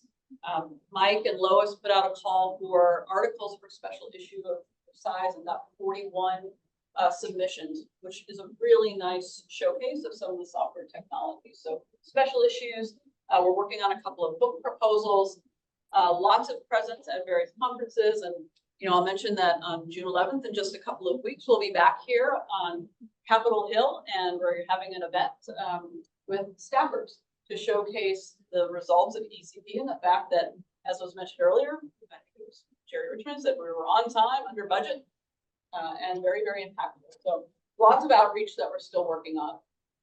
And then our industry and agency council, we did have our final in-person meeting with the tech reps in January, the very end of January, with the industry and agency council. It was a great meeting. We learned several very interesting things about, you know, some of the collaborations that we had. We were very familiar with NOAA and their use of E4S on the cloud. I think one of the most interesting things that I came away from that meeting was the Department of Defense had taken E4S, and we knew that they had taken E4S, and they wanted to try it out on their own. They did not want our help. They wanted to see how it worked, and they wanted to give us feedback. And so we got that feedback at this meeting. So they deployed it on 5 different systems. At the beginning, they all said SPAC, I don't like SPAC, I don't want to use it. And by the end, they were like, we love SPAC. It just really helped them with the deployment of their software. They were diving deep into 16 of the E4S packages that were of particular interest to them. And I think one of the more interesting things that we learned was LAMPS, a code that they use a lot in the Department of Defense. When they compiled it using the SPAC-based recipe, not making any changes, it went twice as fast on their systems compared to their compiled version of it. And then I already mentioned TAE Technologies and their adoption of WarpX for their fusion codes. So now we're done. We're engaged in our project closeout activities. We had our final CD4 review. We have our Capitol Hill Exascale celebration event coming up. As mentioned earlier, we have ESAB at the beginning of July. Right now it's scheduled for July 2nd. So as of April of this year, we had 599 total funding elements that were out there in the world. Officially closed 220. One of them, 362 are basically pending closure, and 16 remain open for the leadership team for these outreach activities. We had our final CD4 review in April of this past year, so about 6 weeks ago. There were 4 charge questions that were asked. Did we meet our KPPs? Are our project costs within the baseline? Have we drafted our final documentation for the project, and are we ready for closeout? The answer was sort of a resounding yes to all of these questions. But some of the themes that really resonated with the review team that we've talked a little bit about in this setting, there were lots of kudos for the technical accomplishments and the successful tailoring of 413, which was a learning process and somewhat painful at times, but in the end, I think we got to a really good spot. The idea of software as a facility really resonated a lot with the review team, both for the software technologies, but also for the applications. They commented a lot on the Star Forward programs and how those impacted the exascale systems. You know, sort of had an expanded version of the story I gave you earlier today. And then talking about lessons learned and the culture change that ECP really created through the long-term collaborations between NNSA and Office of Science, between applications and software technologies, etc. In the interest of time, I'll just say, you know, here was our budget in the end. You know, we spent almost $1.8 billion. We had about $29.1 million remaining in contingency at the end of the project, and an underrun of nearly $30 million of the funding that had been allocated out to the projects. One of our lessons learned was aggressive change control. I just wanted to highlight, since our baseline in 2020, we executed 366 change requests to the project. Some of them were small, milestone changes, change in PI, etc. But we did implement 2 one-quarter extensions at about $30 million a piece. We had another $35 million in risk contingency that we addressed. So most of our contingency was used to address risk, with some scope adjustments and changes in management and COVID-19. So I just thought you might find it interesting, some of the formal 413.3b items there. So sharing a lot of our lessons learned, our successes. So we had to write a lessons learned document that really highlighted our top 3 successes and our top 3 areas for improvement. So in terms of our successes, we chose to focus on the successes we had in integration across multiple disciplines, the fact that you can build that into the project structure and in how we measure success, for example, through KPP3, and then how we explicitly manage the external dependencies that we had on, for example, the facilities absolutely critical to our success, and we did not have, any authoritative control over them. Talking about agility, I just talked about the change controls that we did. We had to set a baseline in 2020 before we even really knew what the architectures were going to be, what the software stack was going to be. And so being able to have agility in the planning process for this kind of a project, even though it was a formal 413 project, was really critical to the success. And then project management. Just a lot of work in tailoring what's nominally for a construction project to be for software. How the use of these centralized tools, we made tremendous use of Jira and Confluence to manage the project and the communication among the team members. And those things are just critical to our success. And then in terms of areas for improvement, we talked a little bit about the impact of differences in funding and staffing and sponsors. So, we had construction funds coming from the Office of Science funds, but operating funds coming from NNSA, and those two things, when they were funding, say, a common element like Path Forward, led to some challenges and confusions. We had a lot of technical staff who were not familiar with 413.3b and what that meant for them in terms of budget. They were more used to, oh, I got money from Oscar, I'll just carry that over for a year or two. And that doesn't really happen here. And so there was a lot of continuous education that we did with our staff. I mentioned that we had almost 600 MPOs that all went through Oak Ridge. That was 75% of the subcontracts that Oak Ridge issued. That's a lot of work. We could have benefited from having an embedded procurement specialist on our team. That caused us some trouble. And then using 413.3b, those constructs, while we tailored them, there were still lessons that we learned. The burden was pretty heavy on project teams at the beginning while we were trying to figure out what should the reporting be for milestones and how often should that happen and what should that look like. How we measured our KPPs, we think we did the right thing in terms of what we measured, but the processes we used, I showed you the fact that it was pretty heavyweight weeks of time. We might have streamlined that a little bit, looking back. In particular for KPP3, that was just a tremendous burden on PIs and on our subject matter experts. So we would have streamlined that quite a bit.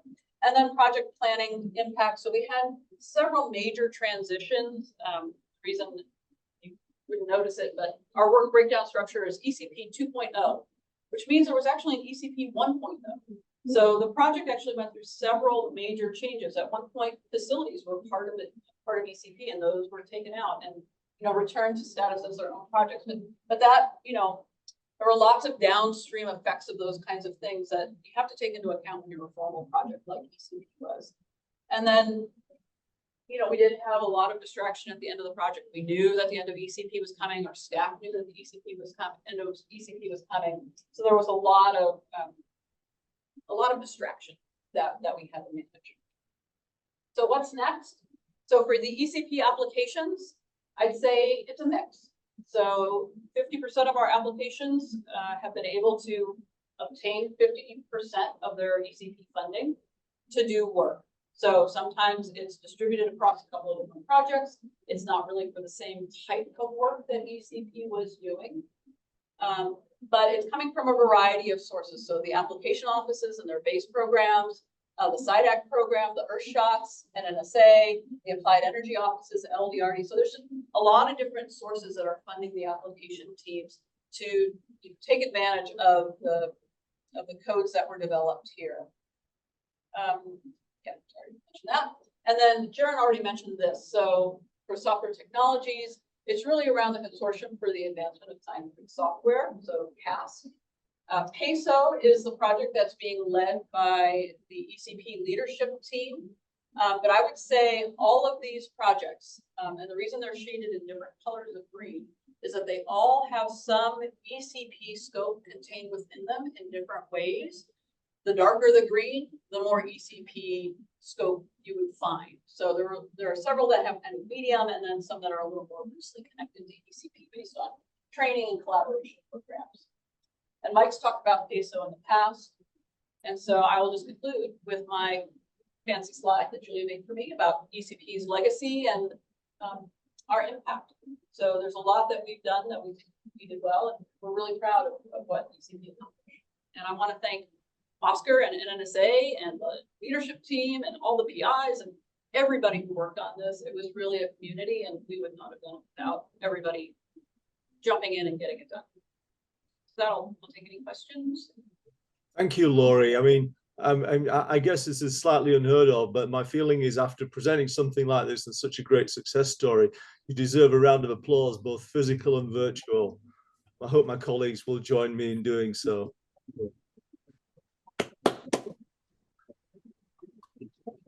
Thank you, Martin. I hope we have some ACP folks on the team who heard that, because that's really for them. So we have time for some questions, and please, I hope that Roscoe and Jaren will manage those. Virtual applause. Congrats. It's fabulous to see all the outcomes of this. A couple comments and then a question. One, now that the facility is really almost completely up, let's just say Argo's got whatever 13% to go or something. But anyway, it's coming up. I just really want to encourage you to promote the heck out of the science that comes out of it. That's just ultimately the most important thing. Finally, and so and that will of course go a long way towards helping to bring the next generation in. Also, the lessons learned, we had a brief reference to that in our report, just about there were a lot of successes coming out of ECP. So, you know, to the extent that you have discussions about adopting some of the recommendations, those lessons should be really plugged in directly into whatever governance and ways of approaching things with R&D. Of course, we want to see that increase beyond where you had to go with that, but anyway, the point is good to plug that in. I just wanted to ask about the personnel after the end of the project. Now, over the last few years, there were just various concerns about whether that the incredible talent base that you'd built up would be able to continue to find their roles going forward. So can you comment on that? Yeah, I'd say we've had a lot of success with that on both the application side and the software technology side. We did see that some folks decided to leave. You know, they were not forced out, right? They chose to leave and they went to industry. I would say we had less than a handful really of folks who could not find funding in FY24. I think there is concern about FY25. There are a lot of folks who are living on carryover right now. We've got a lot of hope for, you know, an AI initiative and what's going to come next. So there's still a little bit of a transition that's happening to the what's next. But for 24, the teams were generally very successful in finding work to do that they find. Again, it's not exactly the same as what ECP was funding them to do, but yeah, I have one more sort of vague question. I was going to ask about personnel, but Ed asked about it, and it might be interesting. It was impressive to see the degree to which ECP developed software and technologies made it into so many applications, and you were able to track that. It would be interesting if it were possible over time to track the impact of ECP veterans. You mean our staff? Personnel, yeah, over time. So that 10 years from now, you can say, what happened? So what are ECP? What are they doing now, kind of thing? That'd be a very fun project. We've seen that with the computational science graduate fellows over 30 years. Yeah, I will say, I mean, that's a smaller population, right? Right. So we funded about 1,000 people a year, and over the course of ECP, I think about 3,000 people got a paycheck from ECP. So it was a big community across almost all the DOE labs, nearly 60 universities, and some large number of industrial partners. So I think we'd have to maybe pick and choose a smaller population and just kind of see what happens.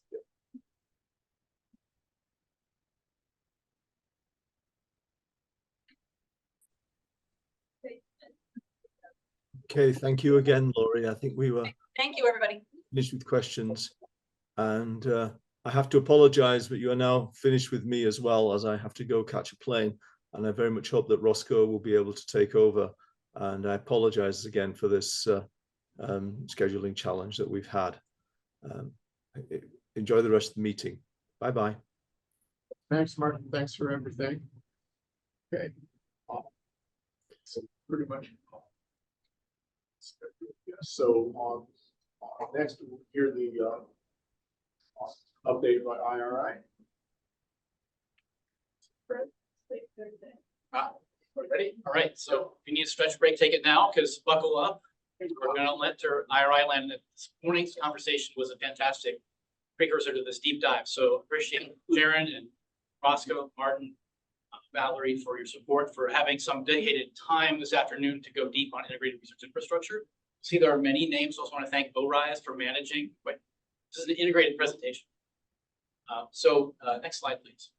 I had the privilege about 1 year ago at the June ASCAC meeting of providing the story of how we built from the ground up the vision and strategy for the IRI. But I want to preface this by saying, of course, the timeline extends way to the left by investments in OSCAR research over decades in middleware, networking, computational science, algorithms at the facilities themselves and the broader R&D community. So the moment we were at a year ago, June of 2023, was we were in the middle of the site competition for the high-performance data facility, and we were delivering this final report on the architecture blueprint activity, the major community convening that set the stage for developing the IRI program. And so it was around the turn of the calendar year that within the Office of Science federal side, leadership decided to push go. And as the title of this slide indicates, this is actually quite a significant thing, that the stand-up of the IRI program, it's not a 413 project, it'll be a durable, long-living program, is an agency priority goal, which is Gov speak for.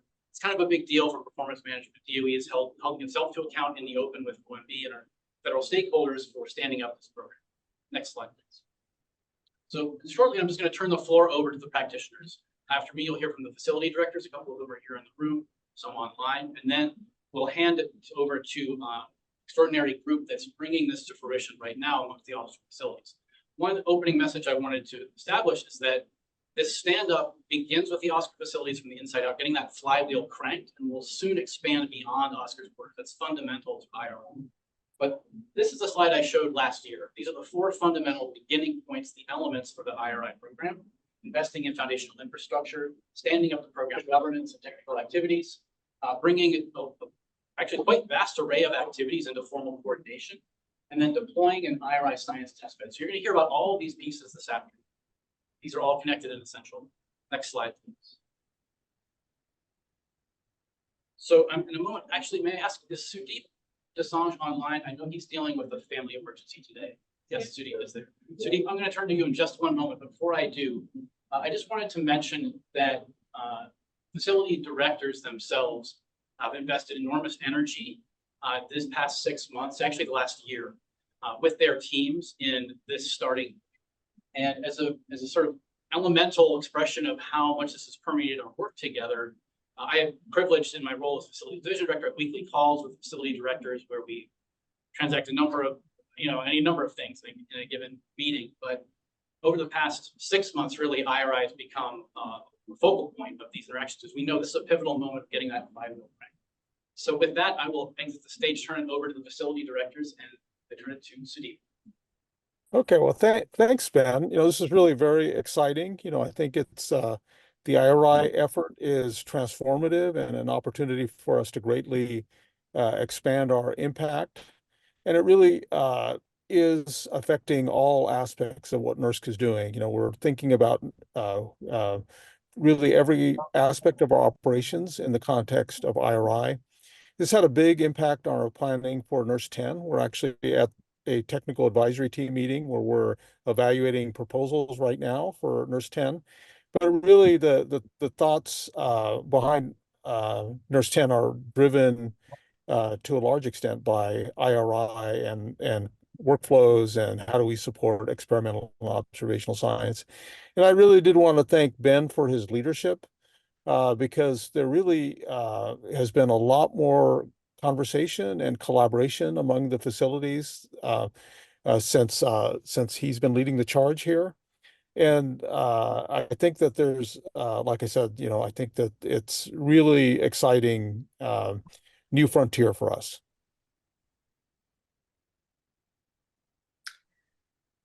Let me just pipe up here. This is Arjun Shankar, As the director of OLCF, I also want to affirm that I'm truly excited about what IRI can do to accelerate scientific discovery and really through that give our nation a competitive advantage. We heard that from the subcommittee this morning that a collective ASCAC and IRI ecosystem can truly accelerate science. And certainly from the OLCF, we are committed to this effort. From our experience supporting end-to-end workflows, we see how important this is. And I'll just give you a couple of specific examples of efforts ongoing at the OLCF to enable this vision. As you heard this morning from Jaran, we've extended Summit through this calendar year, for most of this calendar year. And already the teams are working on building end-to-end workflows with the various other SC office observational facilities all the way into Summit. And for our next, looking forward for our next system for OLCF6 discovery, we have specifically introduced an end-to-end benchmark that takes neutron science data flowing in and trains a large AI computational model. And we really are pushing our vendors to build and design the next supercomputers to enable this system, this kind of an integrated research infrastructure. So again, kudos to the ASCAC leadership and also the team, and you'll hear in a minute from them, for all the effort that's going on to realize this collective ecosystem. Thank you, Arjun. This is Inder Monga. I'm the ESNet director, and I'm going to pipe in next. I think as you heard this morning from the ASCAC subcommittee that ESNet is core to the connection between the researchers, whether they be DOE, National Lab researchers, or funded by DOE, but in the academic ecosystem, user facilities, instruments, whether they be within the US or abroad, like the Large Hadron Collider and Vera Rubin, and national labs. So all of them, are connected by ESNet, and that is key to the integratedness of the research infrastructure. So the ecosystem concept truly resonated with this morning.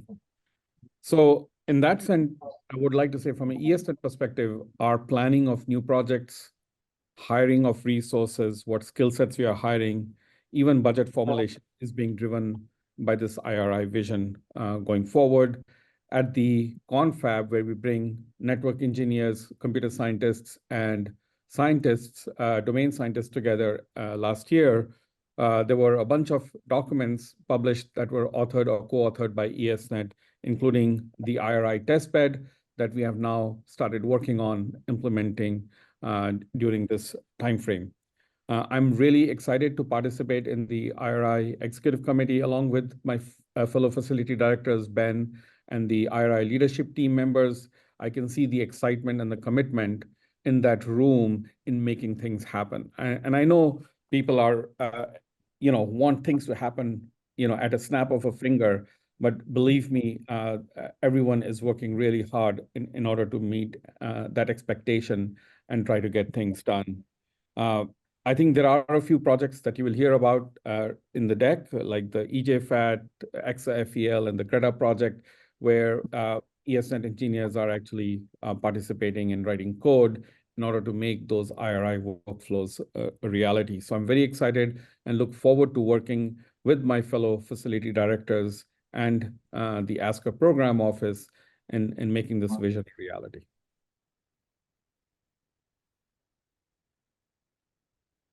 Now we turn into the president speaker. So I'm Mike Papka, I'm the director of ALCF. IRI is a very exciting new opportunity for the facilities and really for across the Office of Science.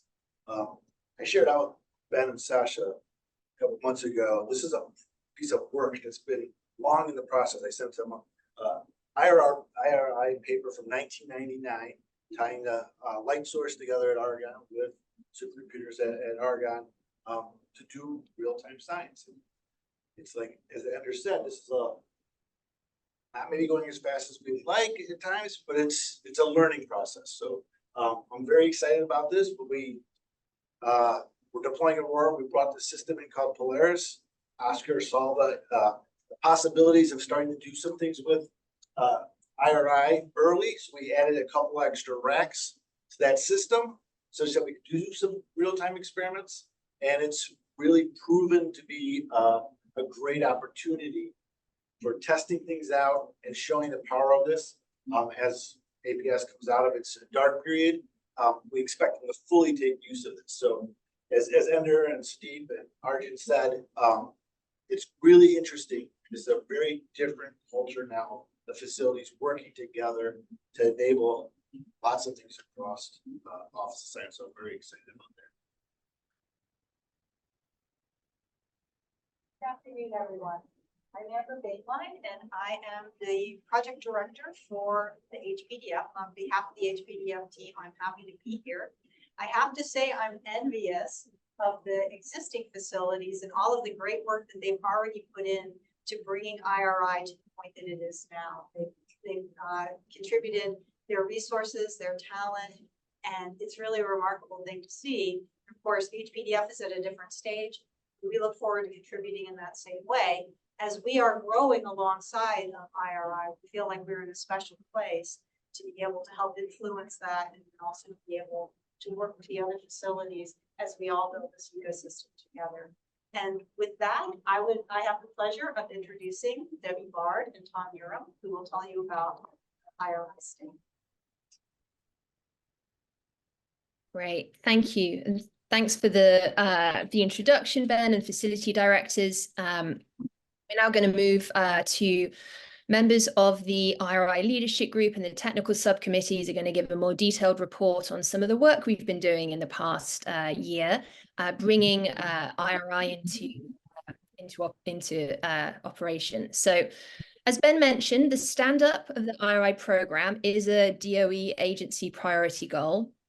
And we want to sort of tell you a little bit about how we've been working, how we've been setting up to launch the IRI program, really building on this work and experience that we have, not just within OSCA, but across the Office of Science. I'm showing here a diagram of the Management Council and the IRI program structure. We'll be going through this in some more detail later on, kind of talking about what the roles and responsibilities are and how we're managing the work.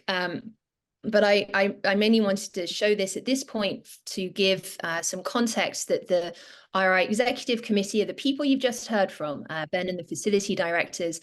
And from now on, you'll be hearing from members of the IRI Leadership Group. I'm chair of that group, and Tom, who you'll be hearing from shortly, is the vice chair. And then the IRI technical subcommittees, you'll also be hearing from some members of those committees. And honestly, we're really excited to share this with you. We've been working very hard on this, and we've made, I think, a lot of progress in a relatively short amount of time.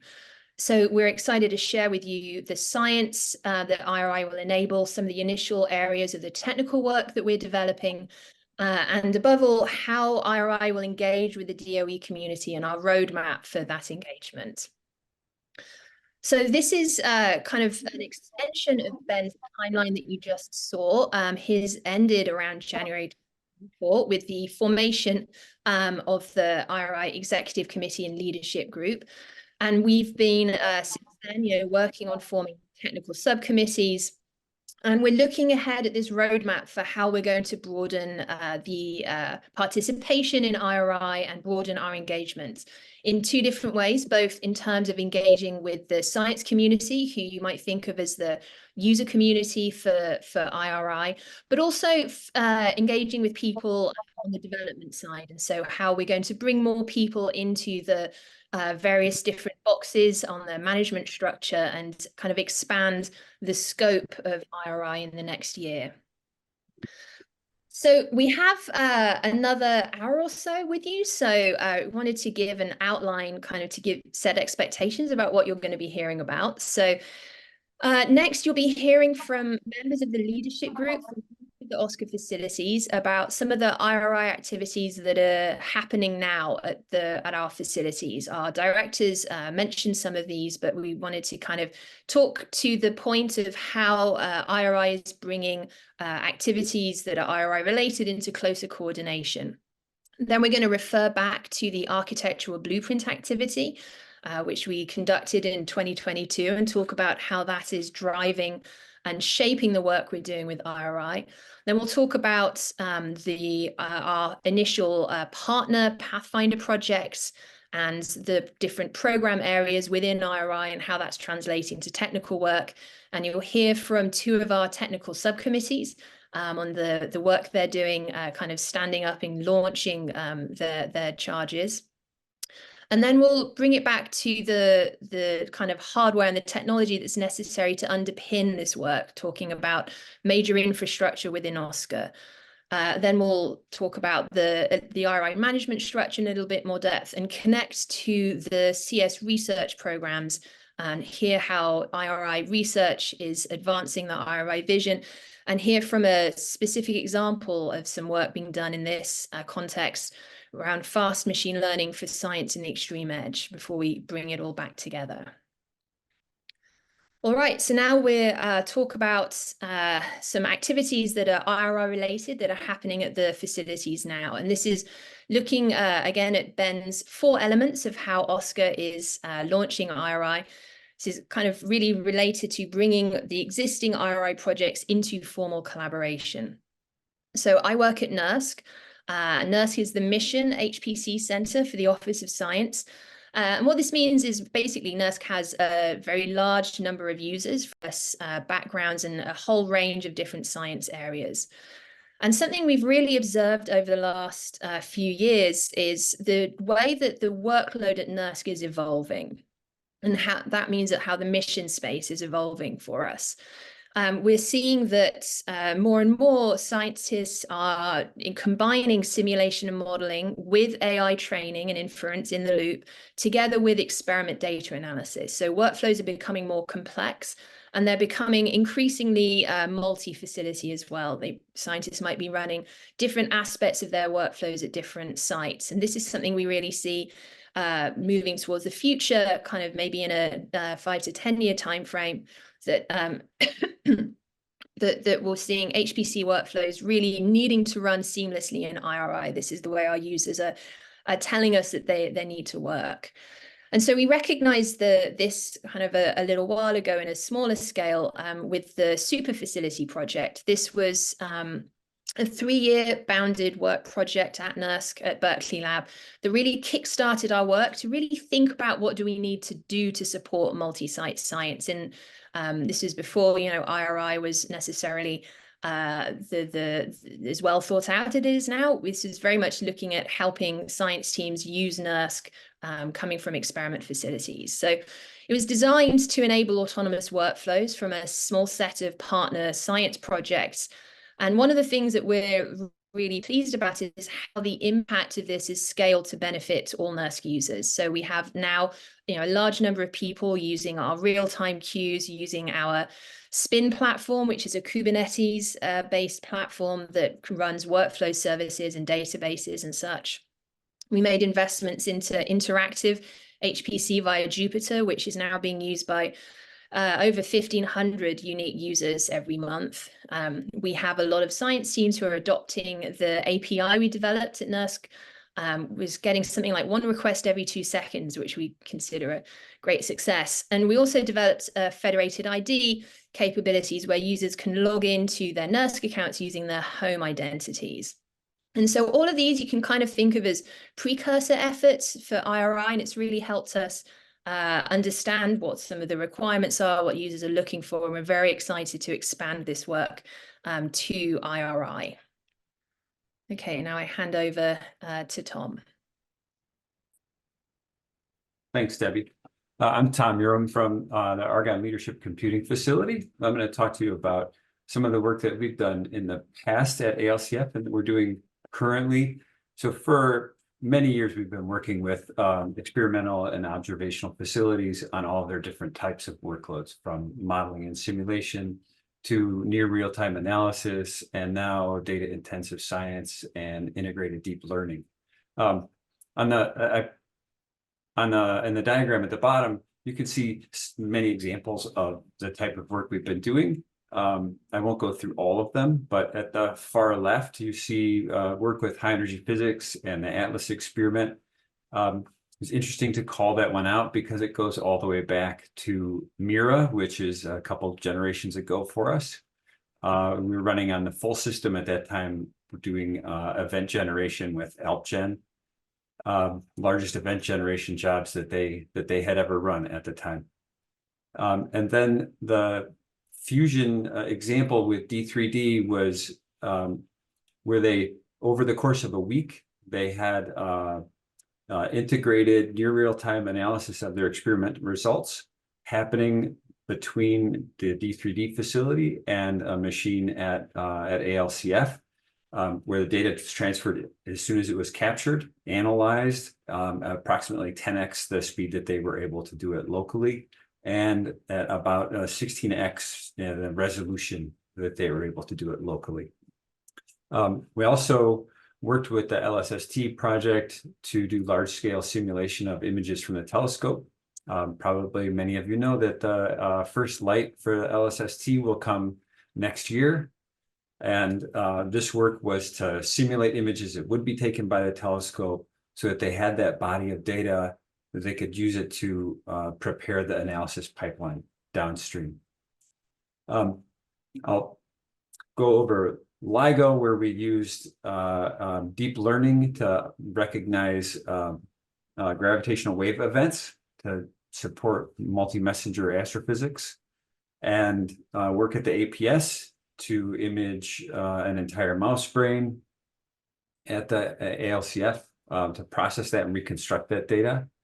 More work with Fusion in terms of hyperparameter optimization for disruption events that would happen in the future. This work is ongoing. And then we've been working with the light sources for several years now to have real-time, experiment time analysis of the data that they're taking and have it be responsive for them. And then also with the short baseline neutrino detector in terms of deep learning. All of this work enabled us to understand what these projects needed and what we needed to do as a facility to enable them to do that in a better way, in a more automated way, in a way that we could extend across multiple facilities, not just between experimental facilities and ALCF, but also out to other computing facilities, which is really becoming important now as we think about these experiments being online, multiple of them being online, them having all similar needs that they have to be able to analyze their data while their experiments are going. And we're trying to embed that now in the Argonne Nexus project with a combination of services we've deployed for automated services and more on-demand access to the machine using the Globus tools. So we'll talk more about some other successes there later. I'll hand over to Chin. All right, so I'm Chin. I'm gonna highlight three things that are essentially on the right side of this slide that I wanted to be takeaways. The first is that ESNet is the data circulatory system for the Office of Science. We are fortunate to interact directly and serve with all the labs and facilities in DOE. What it also means is that inter-facility interaction and collaboration is very much a part of how we actually work and plan. The second thing I'd like to highlight is that we also have the opportunity to engage with other SE programs through the ESNet Requirements Review Program. This allows us to engage directly with scientists to understand their science workflows and requirements. In 2023, we did a meta-analysis using the requirements review reports to identify IRI workflow patterns across the SC programs. What this provided was ability for us to understand what are the priorities as well as what areas we need to focus on in terms of the network services that we need to develop and also to encourage and socialize. And finally, a network by itself has little value. However, when it is integrated with a rich ecosystem, it can be a force multiplier. That being the case, within the IRI framework, all of our external engagements involve close collaborations, specifically co-designing, co-developing, and co-deploying network-centric solutions. In the case of Greta, we developed a solution that allowed them to scale their workflow across multiple sites in a distributed manner. With EJ-FET, we actually co-developed a time-sensitive real-time streaming load balancer with JLab to support real-time computation and fast feedback.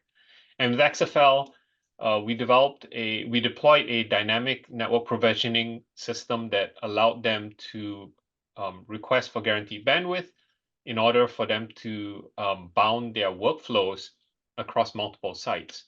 And so these are the kind of things that ESNet is doing in terms of looking towards IRI. And again, just by the fact that we are the network, there is a strong sense of this higher level of integration between compute, storage, and networking. With that, I'm going to hand it off to Rafael. Thank you, Chin. I'm Rafael Ferreira da Silva. I'm from the Oak Ridge Leadership Computing Facility. And here I would like to highlight a little bit of some other resources, that we have at OLCF, in addition to Frontier, that we heard so many things already about Frontier. So, but I want to talk about other resources that it's also enabled, us to get to IRI. So here we have, for example, Arjun mentioned the Summit Plus. So Summit was extended one additional year, and then with this new allocation, we put a request for projects. We get over 106 applications. To get allocation on that, over 100 got allocated, and some of them are, related to IRI, and there's enabled new IRI science. So I point, if you have, detailed questions about Summit Plus, Bronson is in the room, so he knows all the details of that, and he can answer questions to you about this. Also, we are, here also we start developing this advanced computing ecosystem, ACE testbed. That the idea is how we can leverage, different resources to enable IRI science. So we are, working right now with some applications like Greater Del Area in partnership with ESNet, as Chin just mentioned, working with Slack, SGF, JGI, and also we are looking into how we can, bring other experimental facilities together to make this all an autonomous lab. And this is happening through the partnership with the INTERSEC initiative, that is a lab-wide integration of research infrastructure. That the idea of INTERSEC really is how you create, these labs to make them automated through a common message layer that it's going to enable different microservices. So through combining all of these different resources from ACE, Summit Plus, INTERSEC, our idea is really to look forward and say how we can build IRI and our next machines like OLCF 6 and OLCF 7. We're already thinking about it, that it can be, really supporting new science that IRI is enabling. And on that, we, for example, up to today, we have been working on several different workflow project examples that ranges from BAS, BER, NP, HAP, and FES too. And the idea is really to continue work, with the other facilities, and not only the computational ones, but the experimental ones, towards this connected world. So with that, I pass to Debbie. All right, thank you. So as you've heard, there's a lot of IRI related work that's already happening at the facilities, and the experience we have with our users at the various different facilities has really informed our thinking about IRI, the kind of science patterns that they're describing, the kind of needs of their workflows. This is all part of what's gone into how we're planning and supporting IRI. And so I want to talk next about kind of the really a formalized version of this requirements gathering, and a fantastic exercise that we went through in late 2021 to 2022, which is the architecture blueprint activity. It's convened by OSCAR, but it involved scientists, something like 160-ish scientists from all across the Office of Science. We involved something like 24 science teams in a requirements gathering stage of in the activities. which allowed scientists to really express what they're looking for, where they see their science heading, what some of their computational challenges are, and what are some of the things that they'd like to see happen in the future in an IRI framework that would make their lives easier and make their science more productive. And if you're interested, you can look up this report and kind of read all the details of it. But one of the key aims of this activity was to collate and categorize these different challenges. You know, a lot of science teams are doing, from a sort of computing infrastructure perspective, doing fairly similar things and meeting fairly similar challenges.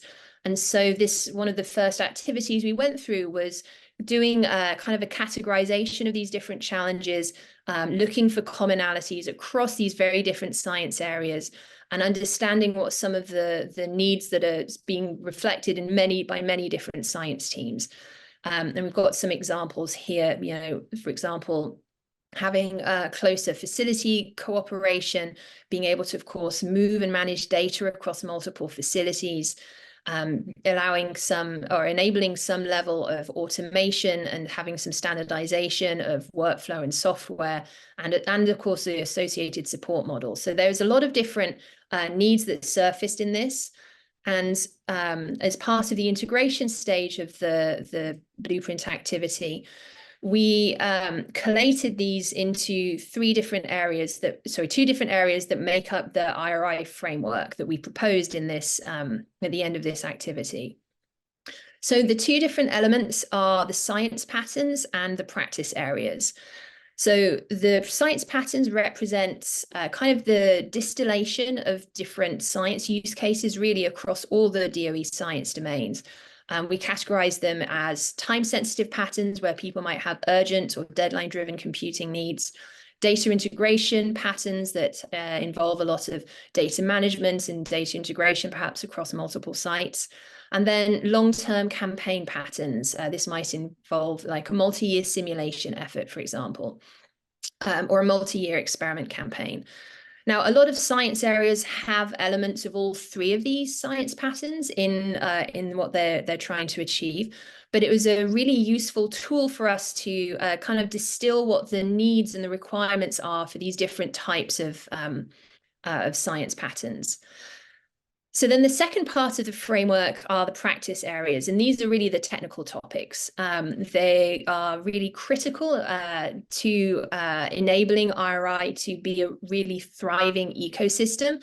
And we recognize that these are the areas where we need to have very close coordination across work that's happening at multiple DOE institutions. And you'll see these reflected later on in our discussion. But the 6 areas include workflows, interfaces, and automation, portable and scalable solutions, so being able to scale a workflow from a very small scale up to supercomputer size and be able to run it on many sites. The scientific data lifecycle is obviously vital. Again, data management, metadata management, all the way through the workflow. Cybersecurity and federated access, of course, you'll hear something about that shortly from one of our technical subcommittees. Resource cooperations, coordinating resources across multiple sites. And the user experience. And I want to just rest on this for a moment. One of the principles that we adopted in the architectural blueprint activity was that we needed to take a user-centered approach to designing an IRI framework. And we recognize this very, very deeply. If the work is, and the kind of the thinking and the requirements are all driven by the practitioners in the sort of on the provider side, then we're not necessarily going to come up with solutions, come up with an IRI ecosystem that's really going to be benefiting the scientific community in the way that it needs to. We have to be very much focused on the user experience. And I think that's something that we also recognize in all the ASCAC facilities in the work that we've done with our user community. So centering the user experience is really at the forefront of what we're doing. And you'll hear a little bit more about our sort of roadmap for doing that engagement with another one of our technical subcommittees shortly. All right, so we're now going to move on a little bit to talk about how we're implementing these frameworks that were proposed in the ABA. That's what something the leadership group, the IRI leadership group, has been talking about the last 6 months, is how do we translate these frameworks into something really tangible and practical that allows us to get work kicked off. So you're going to hear about how we're engaging with initial Pathfinder projects for engagement with IRI.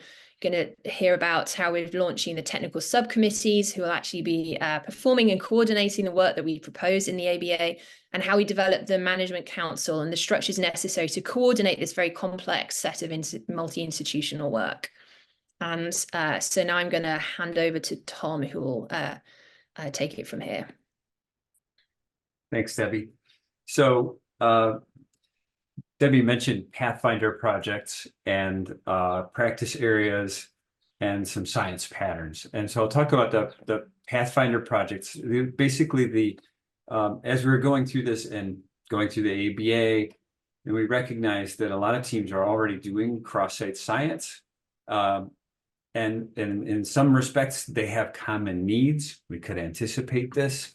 And as we talked to them, we found out that this was, in fact, the case. Some of them were more ready than others in terms of being prepared to move ahead in an IRI-like way. And so in discussion with program managers, they nominated certain projects to participate in the IRI as pathfinders to help us understand what those patterns were that we would need to support. And those initial Pathfinder projects were at the light sources, so the 4 light sources in BES, D3D coming from the FES office, and the ESGF project from BER. All of these have dedicated resources to working with us to understand their needs and more deeply, and understand how we can help move them forward and what that means for the facilities in terms of what they need to deploy and support. Of course, we immediately recognize that this set of Pathfinder projects is important and helps us understand the needs and move ahead, but there are others that are also ready to move ahead. And so while we'll focus on these initially, we also recognize that we will very soon engage with other science teams. And then beyond those, have a rollout into broader space of more teams. Next slide. So I'll talk about a few of these Pathfinder projects. As Debbie mentioned, these projects typically all express the same practice areas. So the time-sensitive, data-intensive, and long-term campaign. This is true to some degree in all of these respects. With the Fusion team, we've been working with them based on some initial cross-site analysis runs that we were able to run, but now extending that into multiple applications and running at multiple facilities. So there's one application that is analyzing experiment data after, as soon as it's taken. You see this in the diagram at the bottom right, that they take the shot, they have some data, there's an analysis of that data, there's proposed configurations that come from it, and then we can narrow those proposed configurations with some simulation of what those results would look like. And so based on past work between NERSC and D3D and ALCF and D3D, now we're looking at how we can expand that across the compute facilities and these multiple applications, with the goal of having for them infrastructure that provides them automated, resilient, fast turnaround for these analyses, and involving the simulation sort of work that I mentioned. On the next slide, there's discussion of the ESGF Pathfinder project. And in this case, there's less of a real-time component, but we have, ESGF has 7.5 petabytes of data that was replicated from Livermore to OLCF and to ALCF. And this represents a really great resource for the climate community to analyze this data their number one priority has been that they can find the data that they want, and then they have to download it and analyze it locally. So if they can have server-side analysis that makes that broader data available for more analysis faster, that's the goal there, and corresponds more with the data-intensive aspect of the practice areas.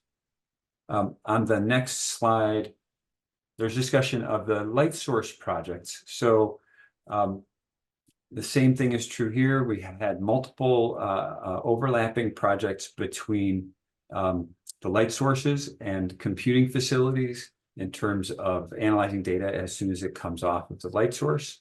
And the light sources are, the data rates at the light sources are growing very significantly with upgrades at the light sources. And so while they had this need before, they will have just a much more pressing need for large scale computing at experiment time. And so building on past efforts, we're now carrying that forward so that they have the access to the computing resources that they need and the data storage that they need and resilience for their workloads. So those Pathfinder projects all bring together those practice areas. The other aspect of that, I bring together the science patterns. That also brings together the practice areas that we'll talk about on the next slides.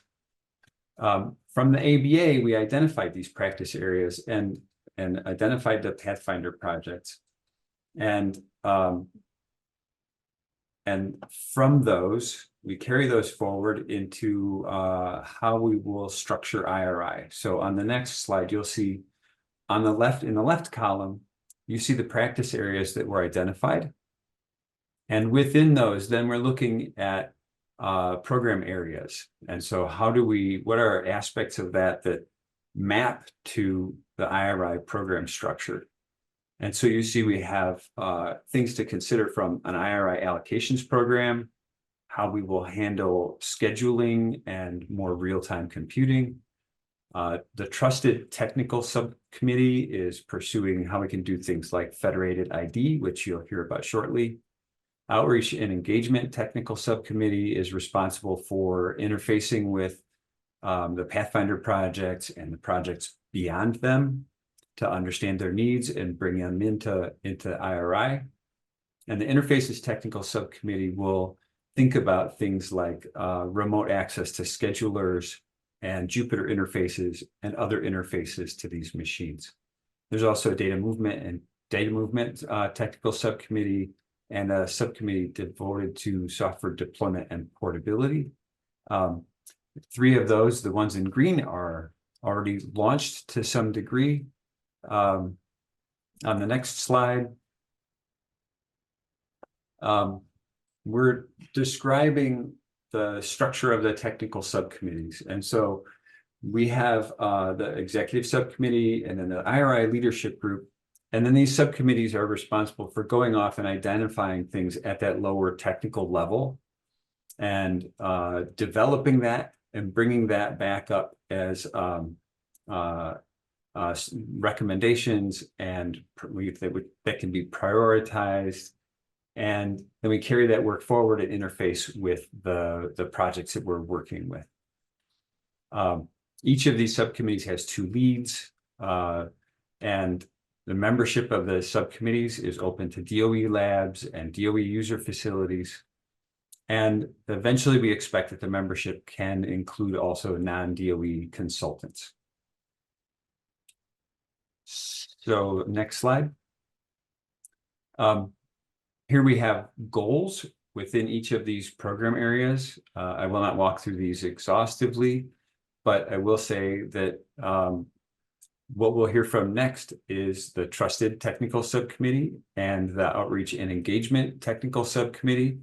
This is really, I think, we'll leave this slide. Of course, you can look at it afterward and see how each of these areas is planned to move forward over the next 2 years. But now I'll hand over to the Trusted Technical Subcommittee to describe their work. Thank you, Tom.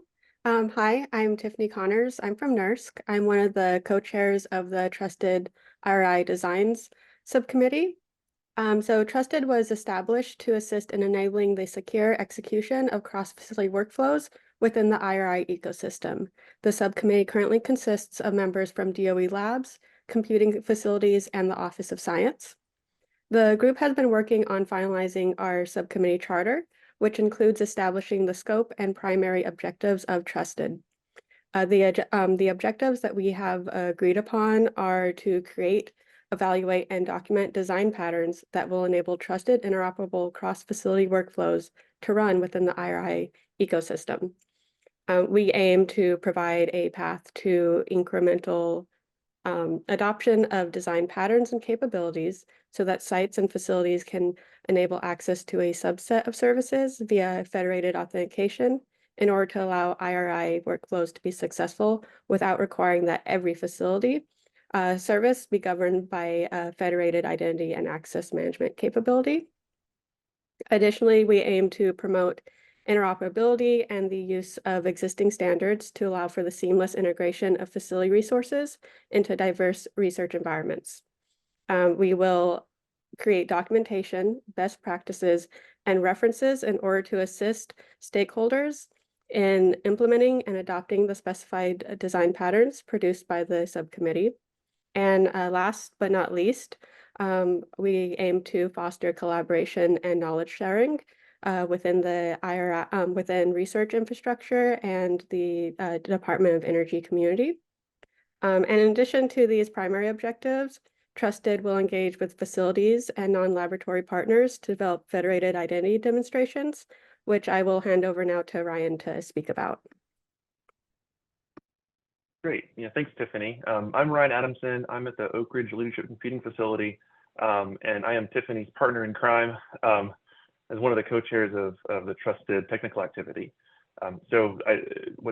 What's nice about this technical activity is that it's starting, I guess, so early. We're really getting a good jump, I think, on the work that we have, because if you don't build security into something right at the beginning, then it's really hard to bolt on afterwards. And so one of the first efforts that the Trusted is going to work towards is the demonstration of federated identity capabilities. So essentially, today and probably for a while, facilities and laboratories have their own identity access management systems, right? So if you're a user at a scientific facility, you actually have multiple accounts you have to create if you want to go to other facilities. And this means a lot of work for scientific end users. Management is hard, and it really distracts from scientific output. And so we're working to understand, the problem and solve it. And I want to point out that it's not just something that Trusted can mandate to facilities, right? It's the technical implementations of federated identity access management might exist, but there are a lot of policy nuggets, risk discussions, and trust that we have to foster between facilities to really make something that's going to work for users. So throughout our working group discussions, our strategy has been to prioritize and focus on and encourage solutions that look like they're scalable, that they're repeatable. So focusing on Jupyter Python notebooks for this demo seems like a good solution. Focusing on common identity providers such as Globus or OneID or the laboratory identity providers that NERSC already has pulled into the fold also seem like the right way to scale. But because all of the OSCAR facilities have had different experiences, we're bringing them together through show and tell roundtable discussions to sort of talk about solutions that they've tried, but also requirements that they have for doing identity management at their own facilities, so that we can make sure the solution space is understood and we target the right thing. Of course, after these discussions, we'll have blueprints and shareable best practices. The demo will be one of those best practices that we can share with others. And then finally, the Trusted working group for federated ID is letting facilities participate to a level commensurate with the security posture required by their facility and their laboratory. Right, our facilities, span from facilities that really focus only on open science to facilities that can support, other more sensitive workloads like expert-controlled, processing or protected health information. And so we really want to be flexible, but we're excited to be able to put on a demo here in the next couple of months. So I'm going to hand it over to Eli Dart. Thanks, Ryan. So my name is Eli Dart. I'm part of the Science Engagement Group here at ESNet. And I'm also one of the co-chairs of the Outreach and Engagement Technical Subcommittee. So the intent of the engagement and outreach activity in IRI is sort of it's multifaceted, right? As I think Tom mentioned earlier, a near-term task for us is to bring the Pathfinder projects under common coordination. So there's a couple of reasons for this. One is to work towards building momentum by documenting and being able to share a set of early successes. Some of the work that Tom mentioned for the D3D Pathfinder is a perfect example of this. They're already able to do things that they could not do before, and that's really what we want, right? We want to accelerate and we want to improve science outcomes for the entire SC portfolio through this activity. And then in addition to that, right, identifying and developing both a set of requirements. And so we have a set of requirements that came from the architecture blueprint activity, as Debbie mentioned earlier. And so that's a really nice foundation to build upon. But as the rubber meets the road, as you do the technical work to adapt a science workflow to the IRI ecosystem, right, we learn more and we understand more, and our constituents learn more and they understand more. And so we're going to be updating that set of requirements and also developing a strategy for doing all of that requirements gathering and implementation work more effectively. And then more broadly, the engagement group will serve as the contact interface for IRI for bringing in new workflows and additional projects and so on. And then identifying, are there common problems? Are there synergies? How does that affect the prioritization of the work done at the different facilities among the different projects and so on? So there's really some advantage here to a common coordination effort to bring all this into one place so that we can be more effective going forward. Next slide, please. So some of the early engagements, right, are with the Pathfinders. A key aspect of this has been the readiness of the group to work with the facilities and also their ability to use a multi-facility workflow, right? Are they at the point in their development where it makes sense for them to do this? Because there's stuff that they could do. Some of them really need to do it right now. And then also, are they staffed for it in a way that allows them to make progress without significant new funding? Because as this is all starting up, right, the funding pipeline is not already full yet, right? It's not all the way up and running, and so there's an element of spinning up the flywheel here that goes into the early choice of Pathfinder projects. Tom said it before, I'll say it again. There are more projects that are ready than those that are currently in progress, and we know that, and we want to be able to get more projects in over time. And so the other thing to remember here is that and all of us at the OSCAR facilities know this, right? You have to meet your constituents where they are first, and then work with them to sort of co-evolve to a common better place, right? So what we want to do is interact with a bunch of different types of projects and different programs so that we get better information about those synergies and about common points of leverage, right? Things that we need to go ahead and solve. That's why the trusted community is up and running already. That's a perfect example of that. And then as we go, right, updating our set of requirements, building on what we have and building out the set of services so that, the seventh one of these we do takes less effort than the second one, right? And move forward again together as we broaden this across all of SC. And I want to put in a plug here for direct human collaboration, right? Each science domain, each facility, each collaboration has its own sociology, and there are different ways that people interact with or interpret different kinds of services or signals or technical capabilities, right? What it means for them. And so human contact is absolutely essential. And bridging all of this together is one of the roles of the engagement subcommittee. We take that very seriously. Next slide, please. Here's a timeline for sort of the next little while as we spin all of this up. So you can see there on the left, the Pathfinder projects have been identified. The engagement subcommittee is formed. But then as we go forward, there's going to be work with the projects, but also interaction with the science community at a variety of meetings and conferences to teach people about what we're doing, to learn from them what we should be doing, and again, co-evolve right together to this common better place where everything's all the way up and running. So I'm now going to hand it over to Debbie. She's going to talk a little bit about the infrastructure investments that the facility community is making to meet all these goals. Great, perfect. Thank you, Eli. So this is another one of these major elements that Ben introduced right at the beginning, is how OSCAR is launching IRI is by investing in foundational infrastructure. This is the infrastructure that's really going to be necessary to make IRI happen. And so there's a few things that we wanted to highlight here. So as you've heard earlier, but at NERSC, at OLCF and at ALCF, we all have RFPs either in motion at the moment or coming soon.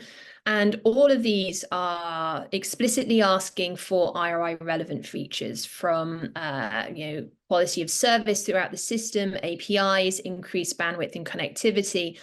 They were all really focusing on having IRI explicitly part of the technical requirements and part of the technical infrastructure that will support these kinds of workflows. And this is also another way that we're communicating with the vendor community, of course, is by emphasizing these technical elements that we feel are important. But I also want to point out that this isn't just in the technical requirements. In our projects to build these systems, we have KPPs that are explicitly related to IRI workflows and the success of IRI workflows. They're reflected in the benchmarks that we use to evaluate proposals and evaluate the systems. And our user readiness programs are explicitly designed for IRI. So we're really considering IRI throughout all the different stages. It's really permeated how we think about infrastructure investments. Then, of course, HPDF was conceived as a data-focused component of the IRI ecosystem. HPDF intends to provide the full range of services to support, in particular, the data-driven IRI use cases, but of course not confined to that. And HPDF is really being developed completely in the context of IRI and is very closely plugged in. And then ESNet 6 and the forthcoming upgrade ESNet 7 is also designed with IRI in mind. And of course, an integrated research infrastructure cannot happen without the network. And so some of the features that ESNet is considering with automation, composability, traffic monitoring, as well as in-network compute and storage are all designed, again, to enable the kind of IRI capabilities that we've been talking about. So the other aspect in infrastructure is standing up the IRI science testbed across the OSCAR facilities. So this is also work that's in progress, in flight now. There's a concept note that you can look up for a federated IRI science testbed that came out at the end of last year. This is designed to be a shared playground for IRI developers and pilot applications. And we really want to emphasize that this is not a testbed where we're going to do kind of one-off demonstrations. Rather, we recognize that we need a development environment that is isolated perhaps from our production environment so that we can do some testing, do some development that might be disruptive. But the aim of the work we do here is to transition to operations. We want to be developing work on the testbed that will eventually be deployed on our production systems and kind of be available to our entire user community, because we believe that these are capabilities that will really help the science community. So we're standing up the IRI testbed.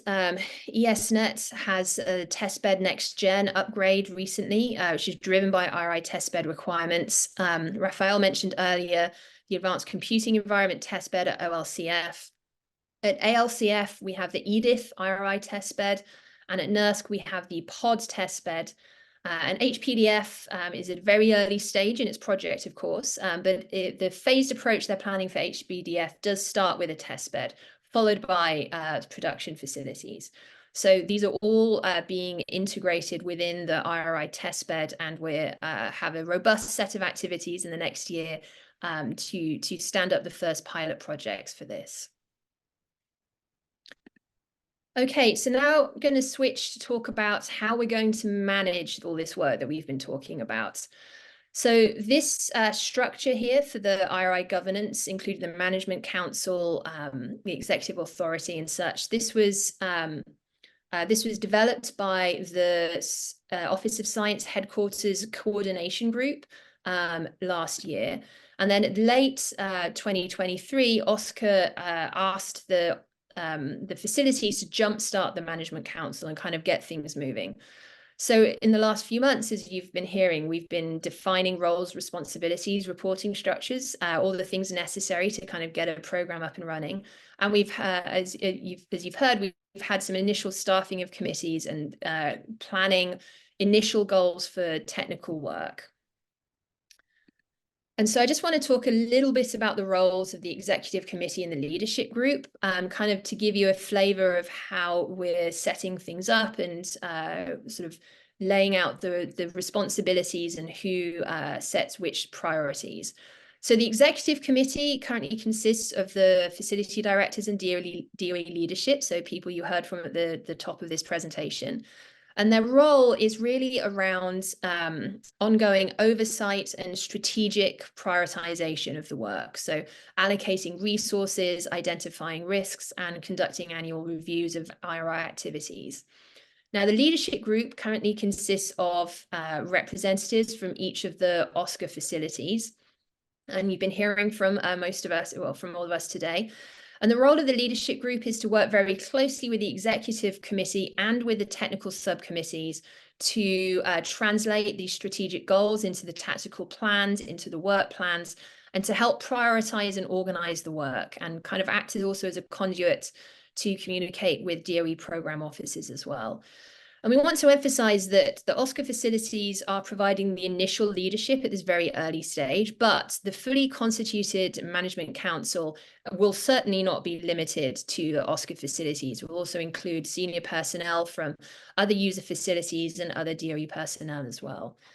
And we do have a roadmap for how we intend to expand this.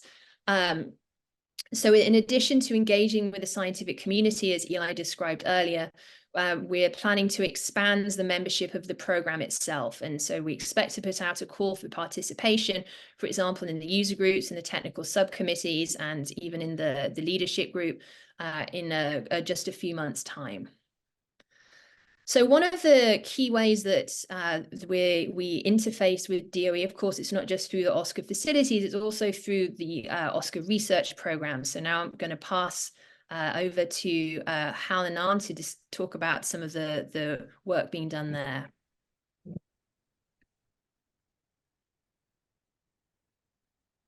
All right, everyone, I have one slide. That'll be very fast. I would like to just first start out by saying that we are really excited in the research division that the IRI is getting off the ground on the facility side, and there's a lot of investment in this really important area. The research division in ASCAC has been investing in this space for quite a while. And I can credit my past colleague, Rich Carlson, and others for spearheading investments in this space. We have a number of parts of our portfolio that are very strongly aligned with IRI. And we don't have a research solicitation that's called Integrated Research Infrastructure. But what we do is we have identified different facets of IRI that speak to future needs that need basic research investments in computer science and in applied mathematics and in other areas. And then we sculpt solicitations and funding portfolios around those different areas. So I've highlighted just a few here on this slide. One of them is a portfolio that is called the Integrated Computational and Data Infrastructure, ICDI, that was started in fiscal year 2021 and focused on modeling the collaborative scientific and data infrastructure that is needed in order to support multi-facility workflows and advanced workflows of other kinds. And the teams there have done a lot of really good work. And in fact, when the IRI blueprint activity stood up, and we needed to pull from the research community in order to help inform that activity, we are able to pull from this and other similar projects in order to involve the research community in those activities. And I think that was a really important way in which the research that fed into the thinking across the board. More recently, last year, we started a program that we call Distributed Resilient Systems, which again focuses on fundamental computer science questions that are motivated by the needs of future IRI objectives. And not only that, but of course, IRI is a very cross-cutting area and has appeared in projects that have been selected in a lot of different areas. So one such area is our data reduction for science portfolio, also started a few years ago and is now being repeated. And I now have the pleasure to turn over the podium here virtually to Dunahan, who is going to talk in detail about one of the projects in the data reduction science portfolio that is strongly aligned with IRI and the needs of the integrated infrastructure. Thank you very much. All right, hi everybody. So I think Debbie, are you going to change this up, or are we gonna try and hand over the slide sharing? Sure. I did attempt to give you slide control, but if that's not working, I can go ahead and advance the slides for you. Yeah, sure. Let's just see. Okay, great. Yeah. So so first of all, thanks for the opportunity to come tell everyone about our project. It's Fastenal for Science in the Extreme Edge. So just to, I'm speaking on behalf of our team. It's a very multidisciplinary team across different domains of science and also computer science and machine learning. So yeah, just to sort of in a nutshell, just say that we're exploring nature at finer and more precise temporal and spatial resolution, and we just want to embed as much of the intelligence as we can into our instruments and detectors, and really to be able to have our algorithms run at the speed and scale of our experiments. So if you just go on to the next, this really fits in well with IRI objectives, edge and real-time capabilities, and also importantly the interface and synergy with HPCs. So this is really critical to develop. So this is the experiment that I work on. It's a CMS experiment. Working at the rate of the experiment, 40 megahertz collision rate, 100 billion detector channels, which leads to petabits per second of data. So right on the next slide, or on the next, this is comparable to the global internet traffic bandwidth, right? So we have our front-end data processing systems. Then it goes on to our on-prem CPU, GPU filter farms. And then finally, the let's call it the computing grid. So there's a lot of interesting topics across this workflow. I'm going to focus just on the very front end. So looking at on the next slide, so chips, on detector ASIC compression, sort of things that have to operate at the hundreds of nanosecond scales, and near detector FPGA filter stacks, hundreds of FPGAs all kind of working in concert. And so as an example of the work we're doing, on the next slide, you can see a couple of different types of algorithms that we've been developing, and really taking them from algorithm development down to the transistor level. And so here's just sort of a layout of chips that we've been developing from algorithm to transistor level, and their deployment within the experiment. Okay, so on the next slide. So just then kind of sort of giving a broader overview in terms of this sort of low latency real-time application. These are aligned with the IRI science patterns, time sensitivity, and data intensive and integration. Bringing all different types of data modalities together and having to do them in real time. So the way that we look at it from our project point of view is that we try and bring these into benchmarks, machine learning benchmarks, which then can be accessible from different domains of science to developing tools and techniques, which then can sort of engage different domains. And so the plot that we always show on the next slide is shown here. This is computation time on the x-axis versus data rate on the y-axis, and you can see just a wide range, and sort of harder is more difficult is to the left, and up to the top of the plot, and you can see a lot of different sort of benchmark tasks that we're looking at, and they span all different types of domains. So let's start on the next slide, maybe two, with industry benchmarks, and these are something that we also work on in terms of mobile devices and Internet of Things, and developing solutions in that range. These are benchmarks that come from MLPerf. And then you go on to the next slide, and you can see, well, okay, we can also use the same set of tools to work on sort of our flagship neutrino physics experiments on the top. On the bottom, the beam control that delivers, this sort of state-of-the-art capability in terms of neutrino production. But okay, particle physics, we can go from particle physics on the next slide. That's the Large Hadron Collider. That's the experiment that I brought up earlier, but then also similar types of challenges in sort of flagship nuclear physics experiments like EIC as well. And then this goes on, and you can see lots of other connections when you start to make plots like this. So on the next slide, connections with something that's seemingly very different, neuroscience, or looking at superconducting magnets for accelerators, but also for fusion. And then one more, so on electron microscopy and X-ray diffraction facilities as well. Same types of problems you start to see coming up. And then finally, qubit readout and plasma control on the last slide. So again, just kind of trying to give you a range of the type of applications and that you can kind of start to see, and where common tools can be beneficial. Okay, so from there, let's go on to the research that we've been doing. It's aligned with several of the different IRA practice areas, user experience, resource cooperations, workflows, interface automations, and also portable and scalable solutions. This generally, within our project, we think of it in generally as efficient co-design. But this can mean a lot of things to a lot of different people. So I kind of want to touch on just a few of those areas. So if you go to the next slide, this can be efficient methods, but also the tools and the workflows, efficient collaborations, and also efficient support for hardware co-design. All right, so let's just start with methods real quick. So these are just highlighting a few of the results that we've been working on within our project in terms of ultra sort of customized and quantized neural networks that we've been developing for these real-time applications.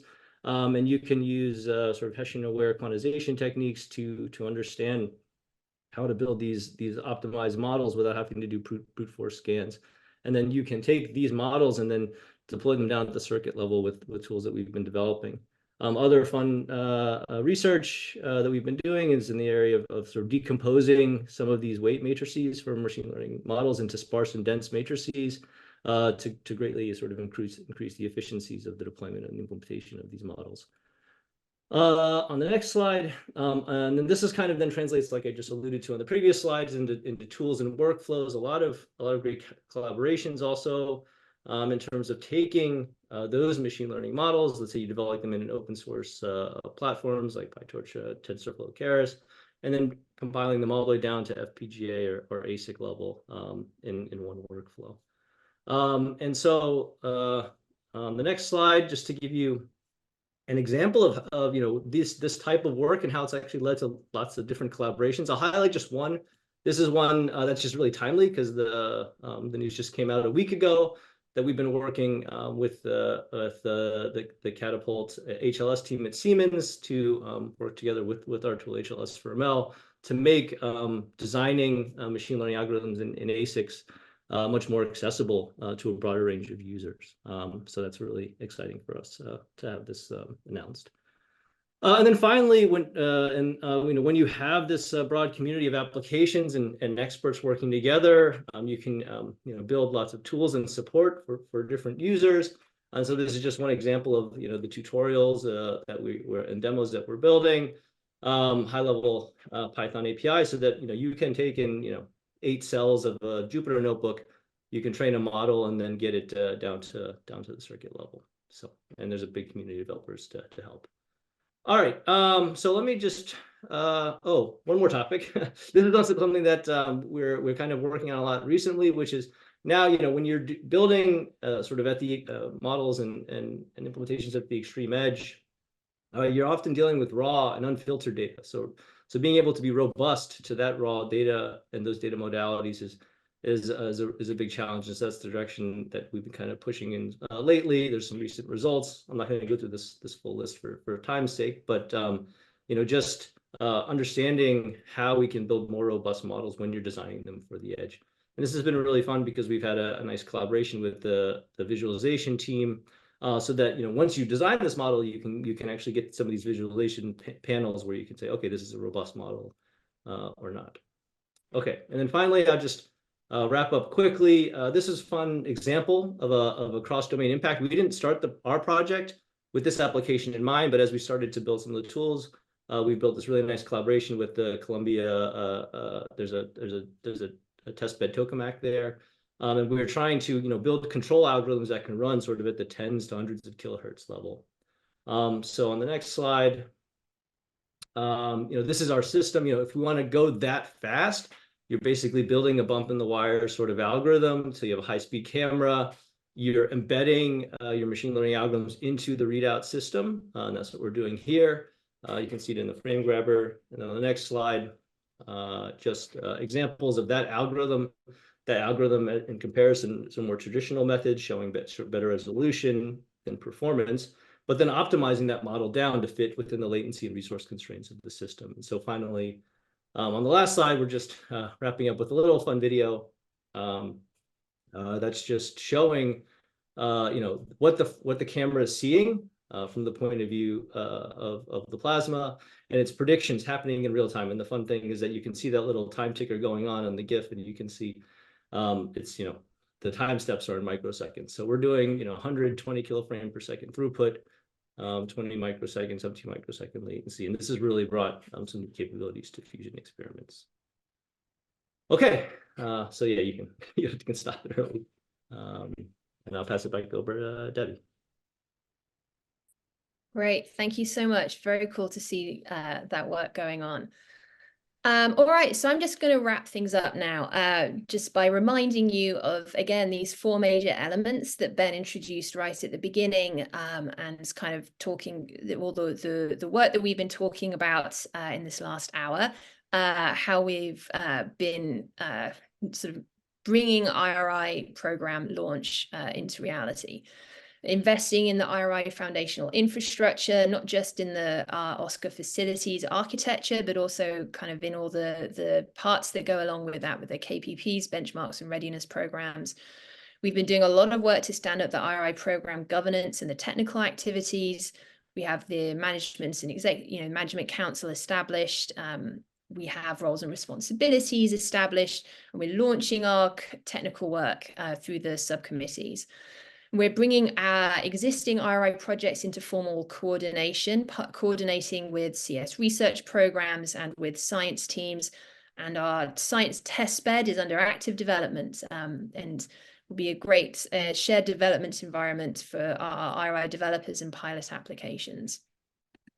And I hope one of the things that we really wanted to convey is how excited we are about this work, and how there's real momentum that's building, and that we're really feeling that things are starting to roll now for IRI. We're starting now at this point, we're 6 months in, we're moving out to the initial stages of development and kind of process setting.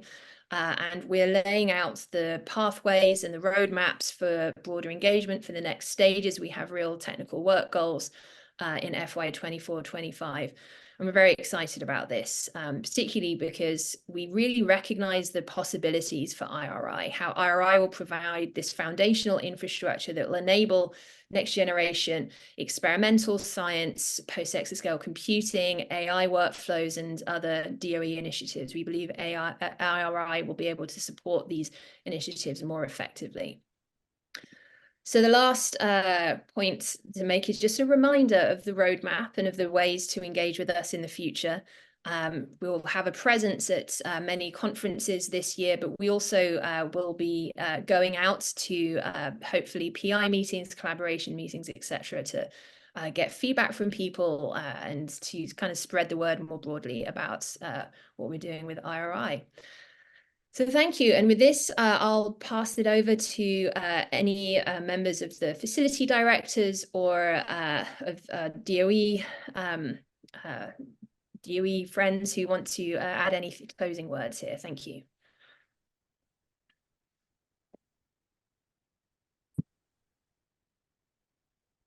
And does anyone want, if no one wants to say anything, I don't.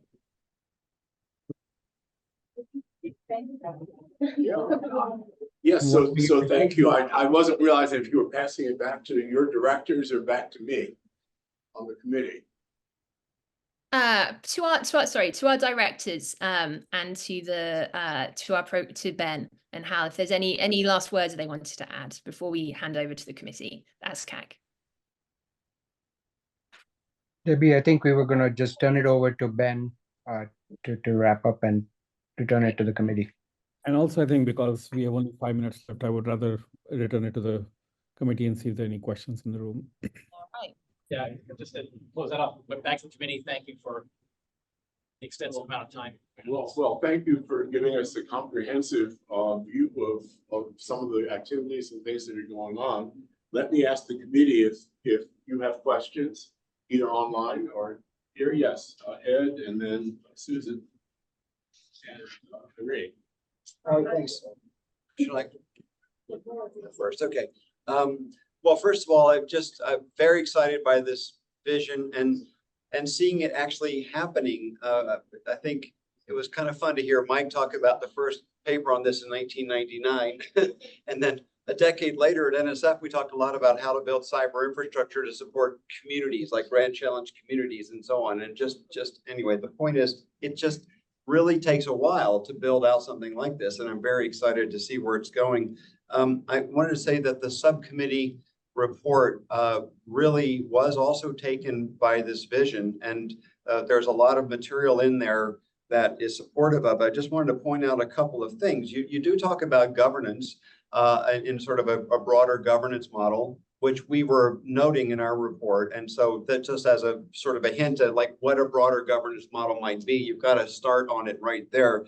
Then also the test beds, to me, that's a prototype. What I'm partly getting at is not just the machines, but the overall ecosystem, which is in effect what you're building here, and the R&D. I would say a lot of your customers ultimately will be outside of the DOE, such as a point that we were making, NIH and others, NSF, of course, and international partners as well. So I feel like you got a lot of the elements of what we were talking about in our report already. Just want to make sure that that was noted.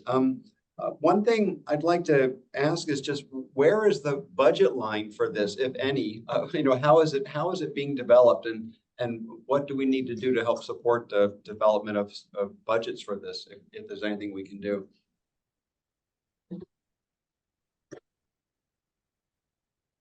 I think, Ben, you should take that.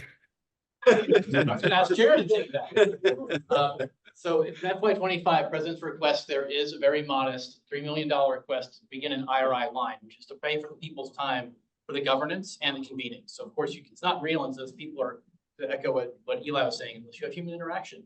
So it's a very modest beginning, but I think this is something that we on the federal side across the Office of Science all share. We have our investments in major projects, the high performance data facilities. You've heard all the major projects have IRI elements, but we know it'll take more and it takes research. So some of this, yes, is coalition of the willing, right? You heard a lot of that today, and we have to make the case. So I don't want to sugarcoat that. It will grow of its own accord, power of a collective voice supporting this work.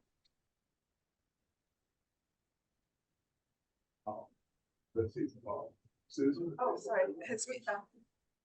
This is great, by the way. I really commend you. This has come a long way since the last time I heard about it at one of the prior ASCAC meetings. My question is sort of maybe a little bit in process. If I understand it correctly, a researcher would submit basically an IRI user proposal for multiple research facilities, like they could do sequencing, they could do proteomics, and then computing, and then something in the analysis and data storage facility. So are each of the facilities partitioning off capabilities for this? Because I think that's going to be really, really important. And I think that's sort of what Ed is getting to as well.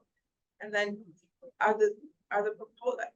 everything is dependent on those proposals being accepted as a coordinated review. I mean, how do you see this sort of functionally going forward? I love it, and I'd love to see how it could be replicated in other areas, but it'd be great to learn from what you're going to do. Very comparable question, because just yesterday, so Harriet Kung's office for the last several years since COVID has hosted 2 or 3 times a year all Office of Science User Facility Directors meetings. Yesterday's topics centered on common user agreements, the underpinning legal agreements that enable work. Whether we could, just asking the question in the open, can we gravitate towards more common approaches? So that is one example of what you're describing. The blueprint activity also went deeply technical on this. Allocating resources, can be a headache if you're trying to seek resources from multiple facilities. So I don't want to, again, with respect to the time available, yes, all the things that you mentioned, Susan, are on everyone's minds, and there have to be new solutions into the subcommittee report today, talking about an ecosystem is not just a philosophical statement. It has to be exercised, instantiated in a variety of practices that trace all the way back to resource allocation and all the way upstream to making it clear to proposers that they aren't going to have to do 7 things in 4 different labs or whatever. It has to be an easy button for that user experience, user-centered approach. So that's going to take years of work, but we're on the path, we're on the march. I feel confident that we can buy down pieces of this and get to the reality. Anything that would speed up that process. Yes. Absolutely. Thank you, Sam. So this was great to hear, and I think the last time I heard about IRI was in October. I think at an ESNet meeting. So this is great to hear the progression. And I'll just ask a quick question as a follow-on, and that is in terms of the Pathfinder projects, are those for a given duration? Is there time for the projects to evolve, especially as you get feedback from the community with respect to connections with the experimental facilities? So the origin of the Pathfinder projects are sort of the organic description of partnerships that already exist, and that you heard today from Tom specifically about partners who are willing to take that next step from something risky that might change their practice of science a little bit. So I wouldn't predict whether that is a term of art to fixate on in perpetuity. It's really an expression of this moment, how we start. And you also heard about how we need to expand that portfolio. But honestly, also connecting to what Susan just said, is that as soon as resources allow and the human capacity allows, broadening portfolio work. So I hope that answers your question. I hope no one fixates on, oh, I'm not a Pathfinder today. Well, you know, yeah. So still, beginning of this flywheel, if you use that analogy, is about coalition of the willing and you know, an unfunded mandate of time, right? So it really is forged through partnerships.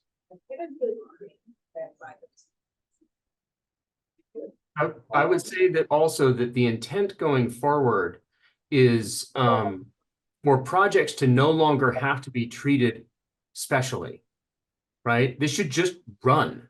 They should just be able to do their work without having to do anything special and have the benefit of the added capability, right? And so what we're hoping is to leave a trail of successes behind us, right? Of people who don't have to be special anymore. They can just get on with their lives and have their lives be better. Thank you. Let me throw out one more comment if nobody else has one, maybe that I just haven't followed things enough, but it seems to me that in the way we're basically described with the test beds and the coordination, that overall one is looking at sort of like an emergent phenomenon coming out of the existing facilities. Earlier today, in the final report from ECP, we had an image of what it looks like to have a deliberate, highly organized, project-oriented billion-dollar effort to make things happen. And I kind of suspect that for IRI and for the ecosystem we heard about in the report this morning, it's going to take an effort more in that mold than one that relies on emergence from existing things. Now, I know we have to start that way, but historically, and maybe again, this is my bias for having been on this committee too long, that tends to work slowly. Even for ECP, the first ECP report was 2010, and it took till 2017 or 16 before there was any real money. And at that time scale, we are talking about 2034 or something. I would also mention, just for my own amusement, that in a facilities report that I was involved with in 2013, we called for a virtual data facility that would aggregate, would become a fourth pillar of the center facilities. And it's great to see that that's happening, but I can't help but look at the date that it's 10 years. So in the spirit of saying that if we want to try to do things differently and breaking down some of the barriers, there may be a barrier to be broken down here in terms of deliberately moving this forward faster. And maybe the advisory committee, since we only have to give advice and don't take the money out of our pocket, at the appropriate time, our enthusiasm might be conveyed to someone.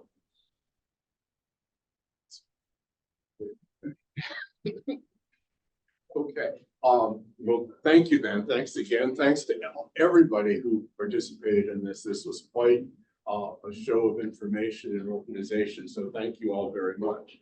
In the schedule, we have one more report today. With your tolerance, I would like to insert a 5-minute break. Go. Go.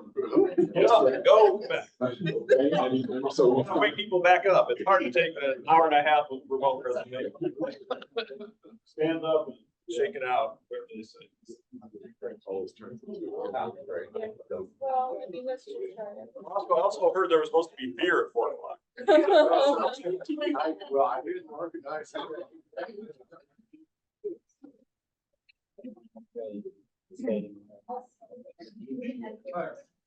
It's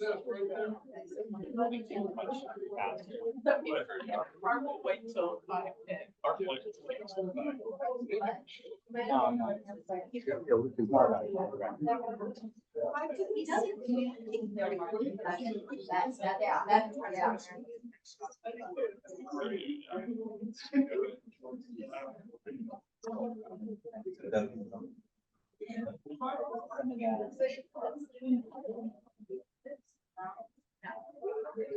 Yeah, I just want to make sure that whatever you're saying, you're recording. He's getting off. Just kidding.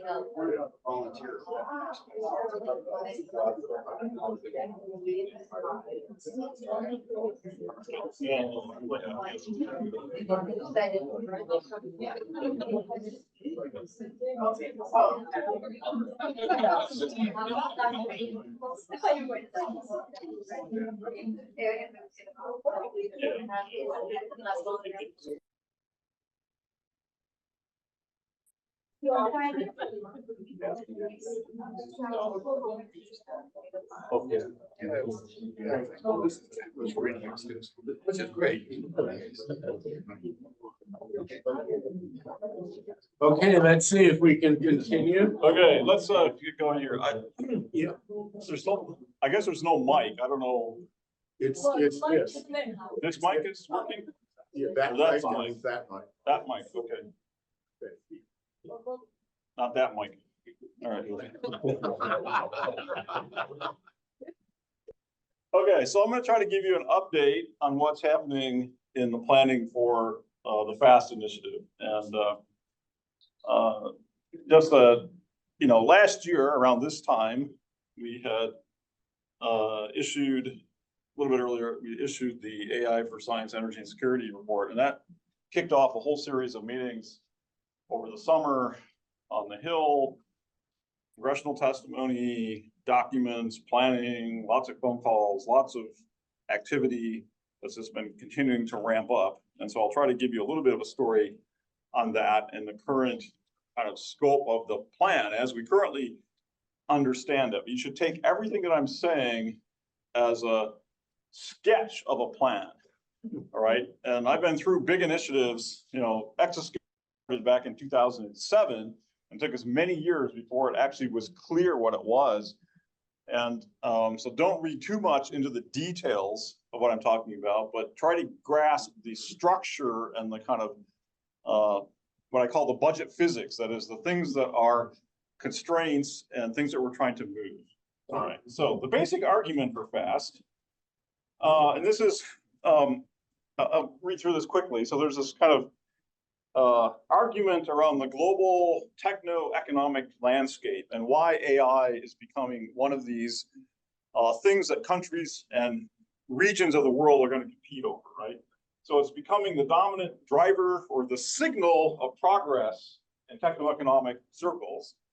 And the thinking is that if you own AI, you drive AI, you will own and drive competition going forward. So that's like one point. Becoming pervasive and ubiquitous across many areas of society. I'll show you a slide on that. There's massive competition between what I call the Western democracies, including Japan, right, and our friends, the semi-aligned petrostates, which we can't figure out exactly what they're doing, but they're going to put a ton of money into AI, and then the adversarial Sino-Russian players. Okay, so there's this kind of partition of the world, and AI is in the middle of that. It provides both state and non-state actors with the potential for nonlinear progress in technological, economic, and national security domains. So it's a huge lever, and that's what's got everybody agitated. US right now is the clear leader in commercial AI, undisputed, right? We dominate the consumer-facing systems, okay, that's good. US government, however, is proportionally underinvesting in non-commercial, non-defense AI. This is the premise of the Special Competitive Studies Project, lots of other things, right? So these non-commercial, non-defense frontier AI, basically you can say, who is doing that? Government? No one currently. Okay. Meta maybe is the only one kind of making open models that are frontier level. The US government focus has been on mitigating AI risks, largely. That's the dominant conversation. Not on exploiting this advantage while we have this advantage, right? And that's the conversation we're trying to shift. So this is kind of like the high-level political, economic kind of discussion. Some data to back this up. This is a nice paper from Eamon Doon and a few friends. Just came out a couple weeks ago. They did a big analysis of papers from 85 to 22 using the semantic scholars, over 200 million papers, looking at how AI engagement is changing across fields. So this is across all fields, and it's got this hockey stick shape. You look at individual fields, you see the hockey stick shape. It's across all kinds of domains: biology, chemistry, agriculture, mathematics, geology, medicine, philosophy. All of them have the hockey stick. This means that basically every field is engaging AI a lot more in the last 10 years. And you can, if you look at this carefully, you can see differences between some fields. Like computer science, now about 45% of papers published in computer science have some AI connection. Whereas in material science, it's only about 2.5%. So huge differences in domains, but still everybody's hockey sticking. Okay? So the position of DOE is actually amazingly good, even without fundamentally intending to be good. So we have the world's largest collection of scientific facilities. We're responsible for hard and important problems. We produce a huge amount of data. We have all this interdisciplinary science. We have all the infrastructure that Ben's team is trying to build. We have big supercomputers, large scientific workforce. So we have all the ingredients to make huge progress in AI. We just don't have the mandate, or didn't have the mandate until recently, and a program to actually pull this all together, right? So why we need to do it is that if we want to execute DOE mission with the best tools, AI has become one of those best tools. We need the best AI if we're going to do the best science. That's like number one reason. Number two is that private sector is not going to do the lifting for science. We talk to them, they're interested in it, they can't afford to do it, they're not going to do it. It's going to be too expensive to train their models that are consumer facing and industry facing on our data at the scale that we need them trained. That's just not going to happen. Number three, government efforts to regulate AI is going to need some set of neutral experts to help with that. DOE is in a great position for that. AI has great opportunity to advance the world, also great risks, and there needs to be deep understanding of how to mitigate those risks. And DOE has proven through things like ECP and everything else that we've done over the last 70 years that we can partner with other agencies, we can partner with industry, we do partnerships with academics, other countries, and do this. And no other agency is good at doing all that together and all of this. So this is the basic argument. So, of course, we have to support those arguments with a lot of recent data, and it's good that we've been working on this for a while, right? So in 19, we held a bunch of meetings, we redid them. Barb knows, because we had a pandemic in there, and we had to do it all over again in 22. Added our NNSA colleagues, and we have these nice reports where we appeared in various graphs. There was a great ASCAC advisory committee report that Tony led during the pandemic, recommending a big initiative, right? We keep recommending big initiatives on this area. Finally, we're getting traction. That's right. Yeah, okay. So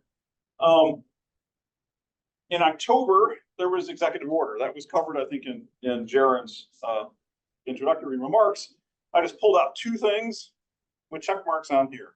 One is that the executive order said DOE is tasked with expanding partnerships with industry, academia, other agencies, international partners to utilize our computing capabilities, AI testbeds to build foundation models that support new applications in science, energy, and national security. We got what we asked for. Throw us in that briar patch. They threw us in the briar patch. So that's the Office of Science briar patch at the top. Second part is DOE is also tasked as lead agency through NNSA to reduce risk at the intersection of AI and chemical, biological, radiological, nuclear. That's the second briar patch, right? The Seaberg briar patch. So DOE has been assigned these jobs in the executive order and tasked with making the plans and building out the capability to do these on a very aggressive schedule, as Jaren mentioned. Now, there's additional reports that come out. NNSA put out a report in the fall. First, a thin document, because it's national security, but laid out their vision for AI in the nuclear deterrence role, and some items here. We held a workshop in the fall on AI for energy to re-emphasize the energy component of the broader workshop, focused on nuclear, power grid, carbon, energy storage, energy materials. This came out a couple months ago. And then a couple weeks ago, there was this big AI expo here in Washington, and some of you were there, okay? And at that meeting, Deputy Energy Secretary David Turk announced the FAST initiative for the first time in public in front of 10,000 people. We got into the press. Got a great quote here. One of the pundits was tweeting on X and said something like, the president's budget request for $455 million, that was in Jaren's crosscut thing and Harriet's crosscut, starting point that remains to be seen about what we can do. Certainly we need a lot more to compare to private sector investments. Kuzik says adding it will arguably require tens of billions of dollars over 5 years. That's a kind of a big number. And that was a number that we just made up out of the air, I think, in his tweet. But then a week later, right, Senator Schumer and the AI working group with Senator Rounds, Heinrich, and Young put out this roadmap document. This is Roadmap for Artificial Intelligence Policy in the United States, and it calls for massive investment, non-defense AI for the country. Exactly what we were trying to frame at the very beginning. And they're not afraid of big numbers. They put a number on this saying we need $32 billion a year investment across the government in non-defense AI investment. So they set the envelope really large, so we can fit a large DOE program inside that $32 billion a year envelope. Now, whether they can manage to extract this money, that's another question, but we're trying to help. So the main thing here is we're not talking about your grandparents' good old-fashioned AI here, right? We are talking about current new AI. That's what this is about. It's not about the old-fashioned stuff. It's not about tiny machine learning on a million problems, right? We're talking about foundation models. We're talking about this overall trend that's been happening over the last decade or so as we get smarter about AI. It's a movement towards small number of more universal models that exhibit emergent behavior and are homogenized. Those two properties are really important about this. They exhibit emergent behavior and they're homogenized. And in fact, the homogenization here in this last step is in the model itself, right? How the model is integrating knowledge across the domains it's trained on is happening without supervision from humans, without guidance from humans. There's a theory about why this might be happening. It's a great paper. I encourage you to read it. It's fairly recent, a couple months, called the Platonic hypothesis, Platonic representation hypothesis. The basic idea here is that as models get bigger and they're trained on more and more data, they appear to be convergent in the representations they learn. So if I built a giant model, trained on a ton of data, Jaron built a giant model, trained on a bunch of data, Roscoe built a giant model, we had all separate efforts, the models would essentially learn the same thing in the same way. That's what the paper is conjecturing. It's a really interesting paper, how they're trying to prove this. But if this is true, then it gives us a reason to believe that this trend will continue and become even stronger going forward as single models, no matter what the architecture is, see essentially all the data that's possible, they all will learn converged representation. That's super interesting, right? So we kind of had hints of this back in the spring of 22 when we organized the summer of 22 workshops. And as a reason for that, we organized the workshops differently. We organized them around clusters, imagining that this idea was true, that we could build a handful of models that would be trained on a vast amount of multidisciplinary data, and they would learn skills across those domains around the topic of which you train them on. So for example, you could train a model that knows how to design stuff, and that stuff could be a molecule or a genome or a house or a computer. What the model learns is how to design stuff, and you give it enough data about different things that you can design, and it becomes an expert in design, for example.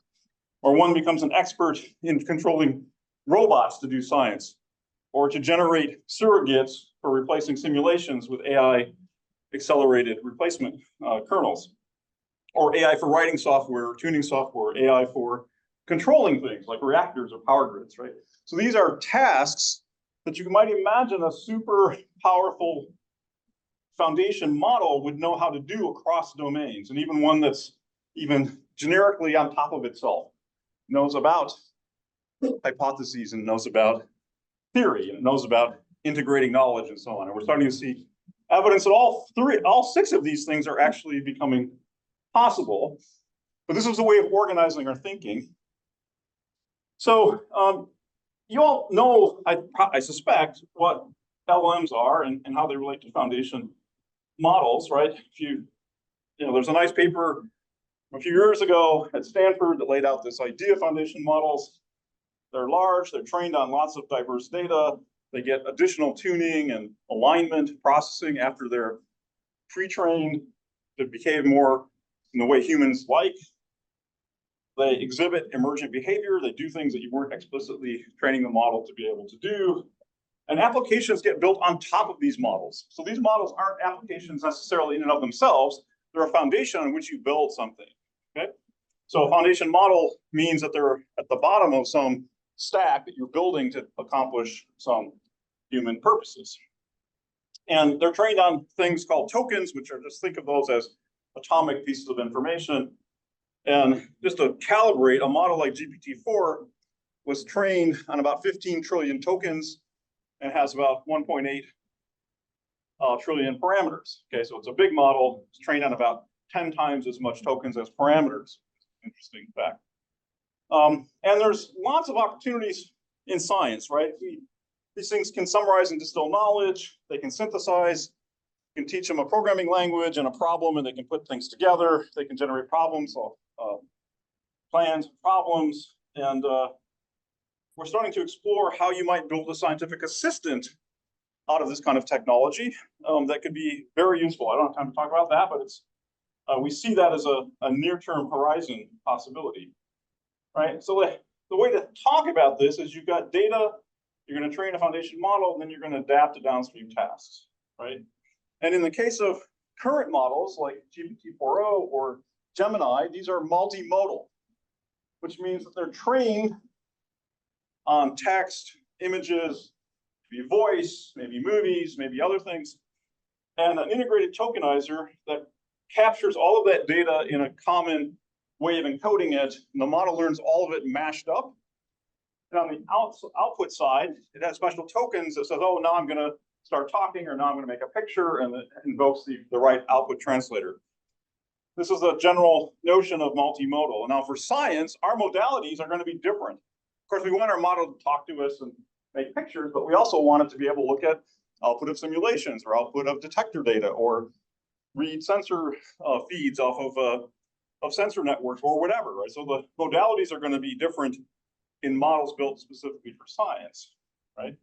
There's also this idea of a foundation model that doesn't speak natural language, that the input-output relationship of that model is not a natural language, but it's some scientific data modality, like, for example, genome sequence or crystal structure. So we sometimes call those domain foundation models, and I'll explain that in a second. Now we have this cartoon. This is like the Stanford model or the Gemini model mapped onto like DOE land, okay?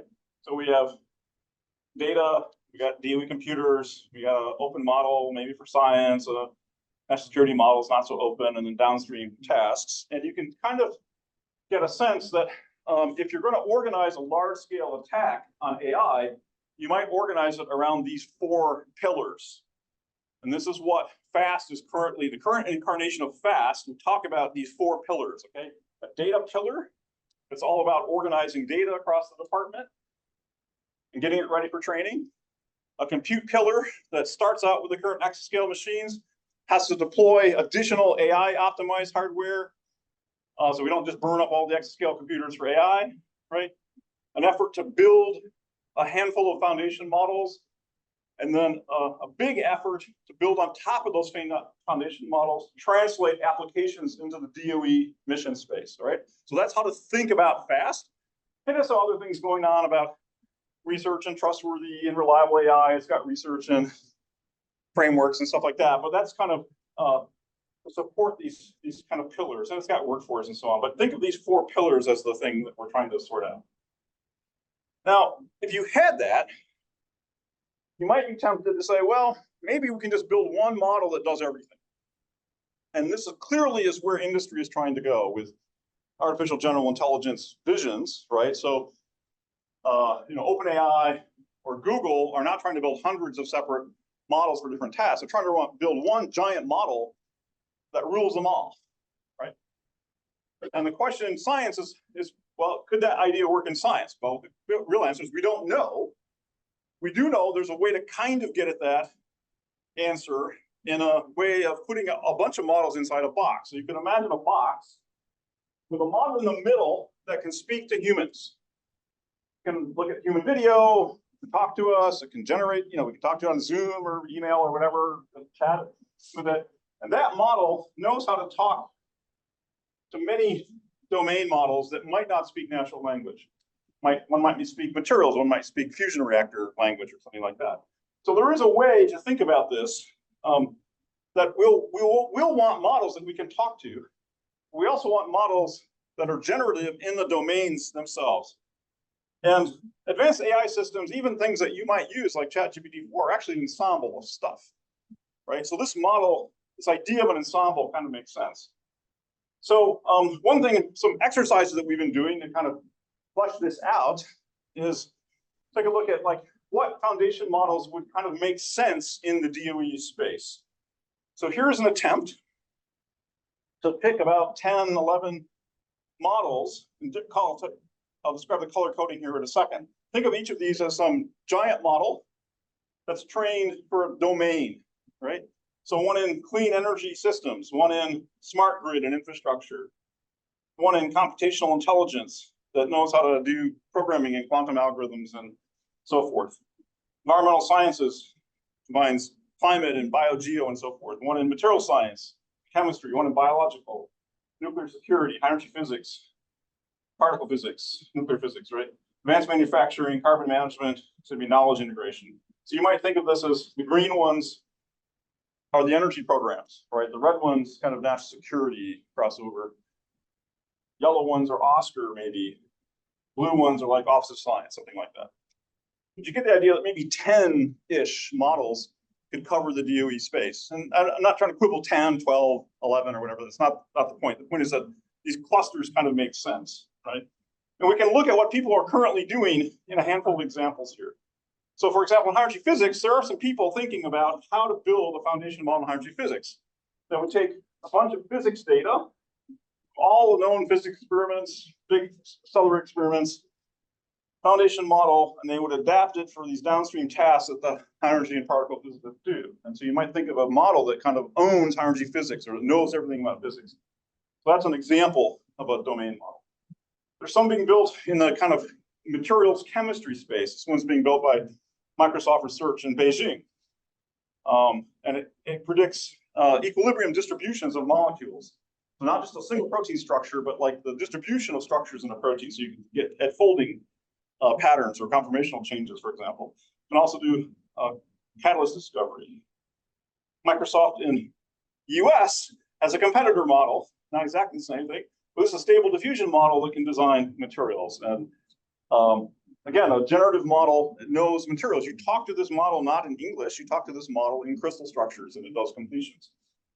You can do, here's another one. This is from some model called MACE.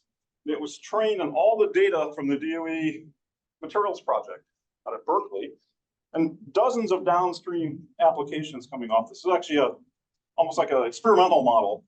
Just came out a couple months ago. People are experimenting with it. Haven't pushed the envelope, and this is only trained on one big data set, and it can already do a lot of problems out of this idea, right?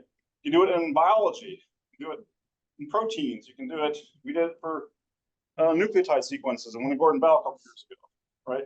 And biology is a rich history of these, over 70 foundation models like this have been built.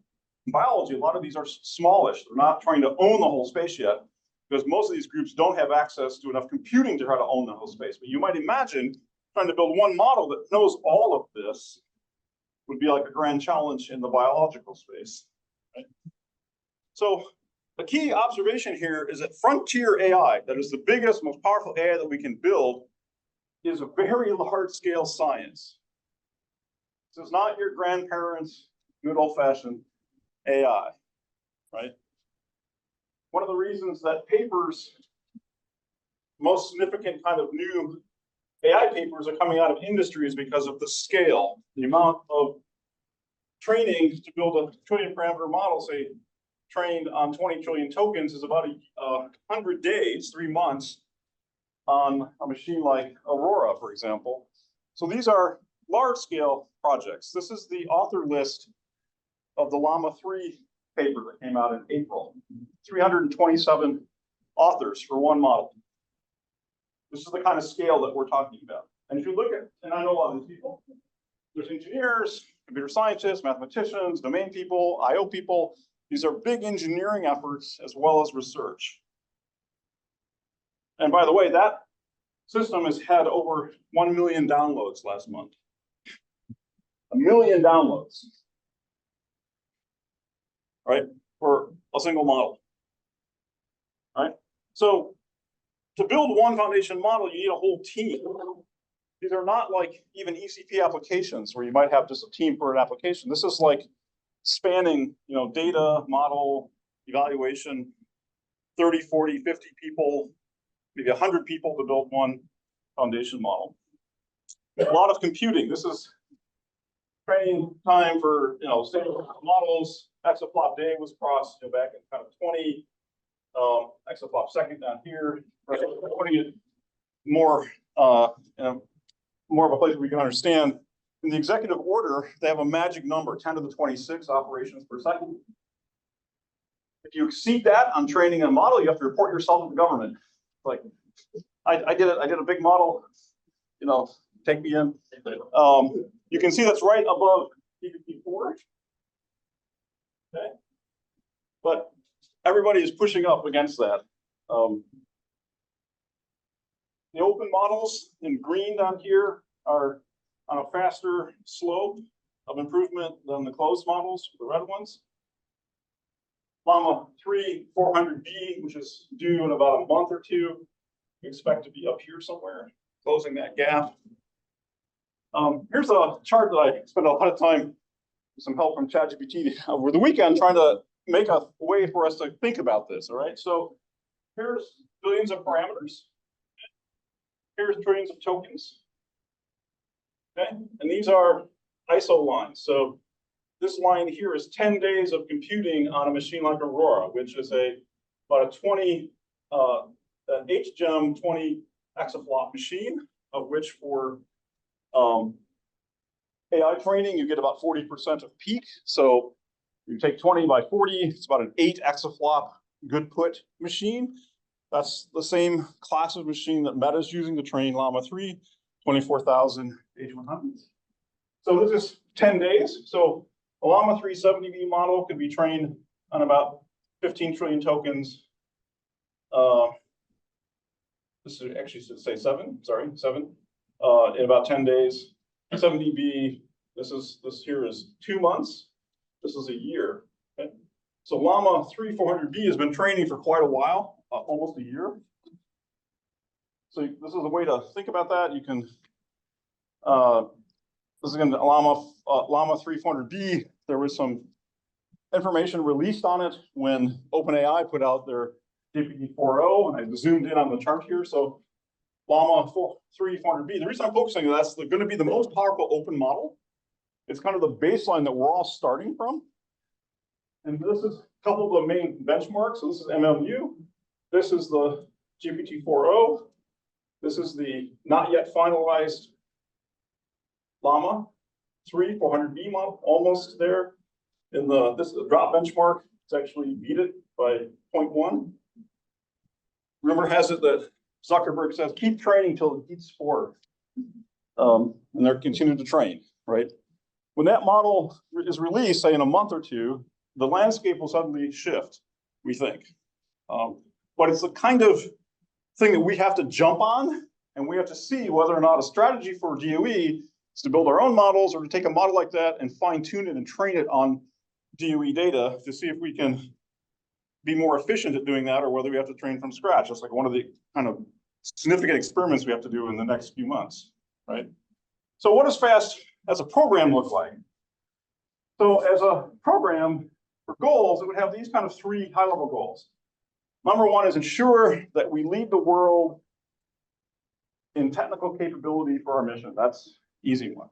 Number 2, create and deploy and sustain world-leading frontier AI systems and applications. Right? And number 3, use that, deploy these to increase productivity of our labs, our academic partners, and our agency partners.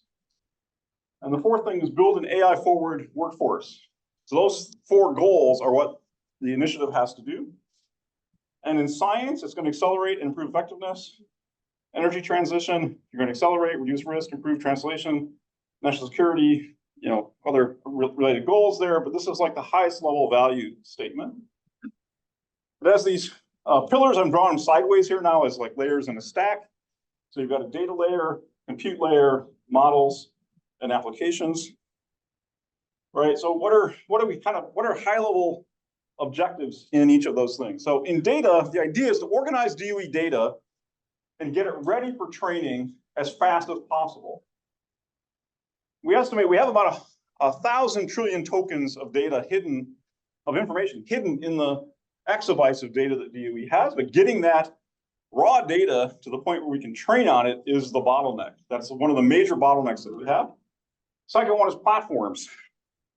You'll see in a minute that if we wanted to pursue 10 big foundation models and we didn't have new platforms, we would completely consume both of the exascale platforms in the Office of Science just building these models. So if we want to do other science with our exascale machines, we're going to have to deploy AI-specific hardware that maybe is more efficient for model building as fast as possible. And we have to reduce the energy consumption. So we think that within a decade, it should be possible to build something like a Zeta scale AI machine, where that Zeta might be FP8, FP4 operations at less than 100 megawatts, but that's not going to happen on its own. That would have to be a target for the program.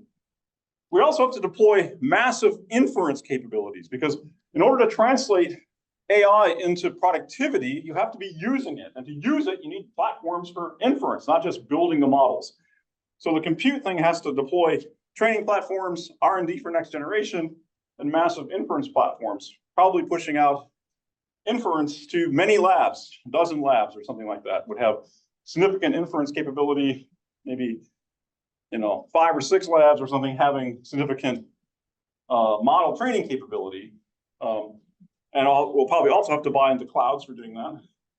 For models, we have to ramp up against some target, right? It's probably on the order of 10 or so of these big models, and those have to get better each year. If you look at what industry does, they don't build one model and then wait 5 years and do another one. As soon as one is done, they're training the next one, and it takes a year or so to get one ready. So we have to do the same thing. We have to pipeline, which means each of those models I described has Gen 1, Gen 2, Gen 3 kind of stacked up behind it, and then hundreds of applications, maybe thousands.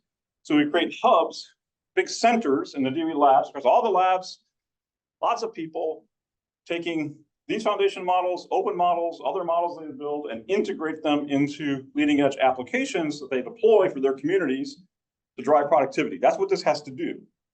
And it has to do it as fast as possible, because we're competing with the rest of the world on this front. So here's some possible targets, right? In the first couple of years, can we get 100 trillion tokens ready for training? We think we see how to do that. I'll show you in a minute a little bit of how it might break down. To train 10 frontier foundation models per year, we have to build out some stuff. Could we deploy 200 AI exaflops in the next couple of years? So 24,000 H100s is 20 of these things. Blackwell, which is the next generation GPU from NVIDIA, is 5 times that. Okay, so 100 exaflops AI. Okay, so deploying 200 would mean something like, just raw numbers, like 2 systems of like 25,000 Blackwells would get us to 200 AI exaflops. Okay, so that's not like an insane thing, but it's not going to happen by itself, right? And those are kind of like close to $1 billion machines, okay, or more. So something like that. Now maybe we can scale this up or down, right? Inference, we need to deploy something of the same scale. When we do a little bit of analysis, we say the DOE footprint inside the labs, depending on how you count students and stuff, maybe 70,000 people. When you look at academic partners, industrial partners, and agency partners of DOE, you get to about 200,000 users of DOE, say, AI. So we need to deploy enough inferencing capability to support something like 200,000 users using AI every day. We need a deep analysis of how much compute is to do that, but my guess, high level guess, is something like this. It might be deployed at maybe 10 sites or something. That's still a massive amount of computing. Large increase in staff. If we're going to build, say, 10 of these foundation models, curate 100 trillion tokens of data, deploy these things, and build the hundreds of applications on top of that, we're going to need on the order of 2,000 more staff in the system. So how fast can we hire? It's kind of like, exascale rolling off and rolling back on, except to a population that's maybe twice as many as the people that we had there. And we have to work out how to do these AI-based applications. So if I were trying to sketch out something, say in the next 2 to 3 years, it'd be target something like this. A lot depends on how fast we can deploy hardware, how fast can we hire people, how fast can we assemble teams, how we're going to manage this thing, right? It's a lot of moving parts, right? We're trying to estimate, like, what could you train on existing things. This is a chart I made for Aurora.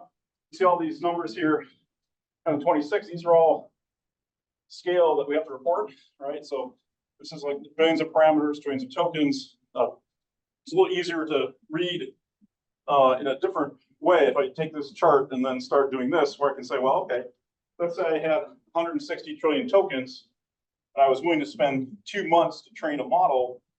I could only do maybe 3 or 4 billion parameters, right?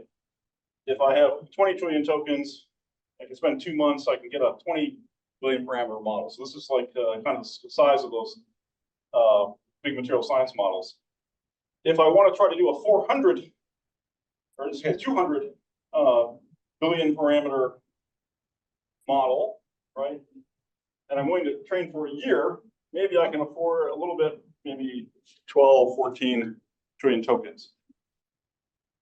Doing the analysis of how to get from where we are now to say a dozen of these big models and the stepping stones against a chart like this. This is again for something like Aurora. It would be similar for like the meta machines. If you had a 200 AIEF machine, then these bars would go up to the next level. So this would be about a couple 10 days, this few months, and so forth, right? So you move up this way. So we have to workshop like what would these high priority things look like against the compute needs, right? We did a first order estimate of how much data DOE has that could get translated into tokens. This is completely, I would say, don't trust this, but this is something we have to do this analysis again and again, deep diving. We have lots of raw data. We have very little of it translated into high quality training tokens.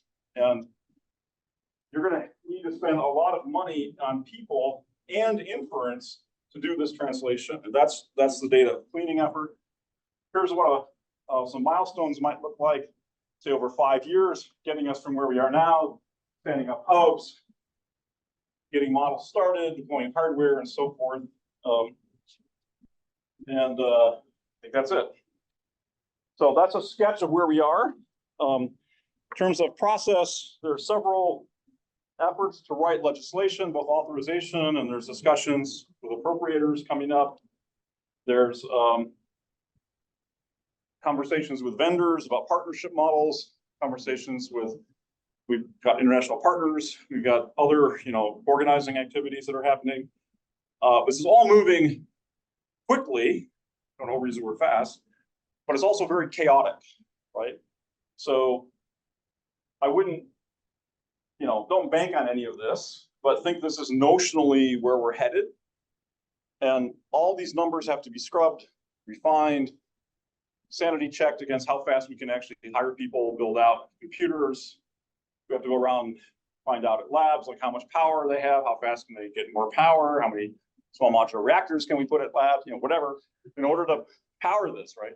Because we are going to be in the same boat that Meta, Microsoft, OpenAI, and Google are right now. They're completely limited by how much compute they can get, how much power they can get to power those computers. And that's also where we're going to be.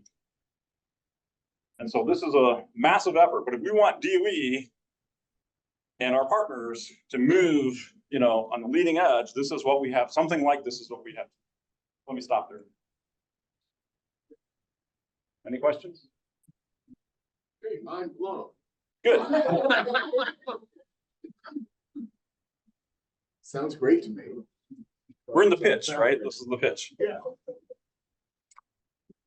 Questions, people. Seriously, I'm sorry. End of the day, I'm not being.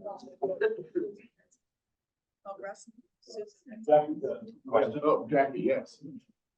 Hi, Rick. Great talk as always. Quick question for you. I mean, I kind of don't want to feel obsolete, having a machine replace all the knowledge that the experts hold.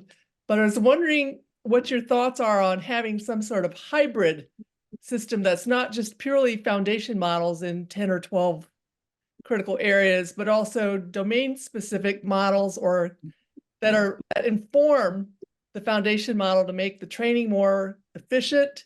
You know, maybe you don't need 200 of these machines for a year, but also maybe the models would be more accurate as well.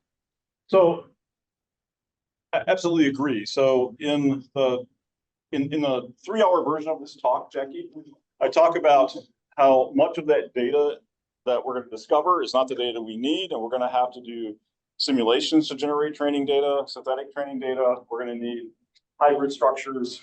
Clearly, that's where things are going in many spaces. I should also say something that might make you feel better about being obsolete. So we have this internal project going on with a bunch of us looking at how we might build an AI assistant to help numerical solutions of PDEs, right? And David Keyes and Bill Grob and Lois and much of us are involved. And David, who's always very poetic, he said, look, this is what it is like, what it feels like to be the last of the mortals and the first of the immortals. And so, you know, the challenge here in some sense is nobody knows how to do this in science. It's never been done before. This is what we're good at, which is, you know, exploring, pioneering new territory. So yes, simulations integrated with AI is a huge part of this. And we need challenge problems. So one of the big motivators in some sense is an ever increasingly hard set of evaluations that we can use to steer the building of AI. And a lot of that's going to have to come from our best simulations, our best methods, the best experts weighing in while they, you know, can in how to capture all this information. So absolutely, you should build, you know, or to be part of this. Not quite obsolete yet. Exactly. Okay, Jill. Yeah, sorry, I guess you're supposed to do it. Susan. Great talk, as always, Rick.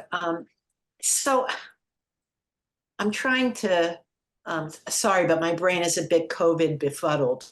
I'm trying to understand what your approach is. One of the things that we found in the experiments we've been doing to try and build AI assistants for various pieces of our work is we've really found that taking these commercial or open source general foundation models and then just supplementing their training, which is much less ambitious than what you're describing,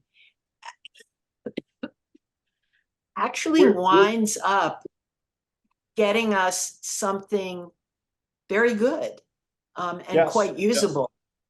Yes, that was why I said that we have to look at what we can do with building on top of the open models and compare that, you know, for our own curiosity or for other reasons to what would happen if we train from scratch, right? One of the challenges is that if you're going to use these models in national security or in life critical decision making, you want to have a bit more, I say a bit more, a lot more confidence in exactly what the model was trained on. And open models, with a few exceptions, we still don't have necessarily transparent information on what they were trained on. So that's a challenge. But I absolutely agree. And we're doing the same thing, right? So we're both fine-tuning existing models and building models from scratch. In domains like biology, for example, what we found is that if you want a model to be really good at, say, sequence generation, it probably, well, in our experience, that if you try to take a general model like Llama and turn it into a sequence generator, it doesn't work as well as a custom trained sequence generator. But there's a lot of, we could, you know, talk offline more about the details of what we're doing. Yeah, I mean, I think that's a very, very narrow and specific application that you're talking about.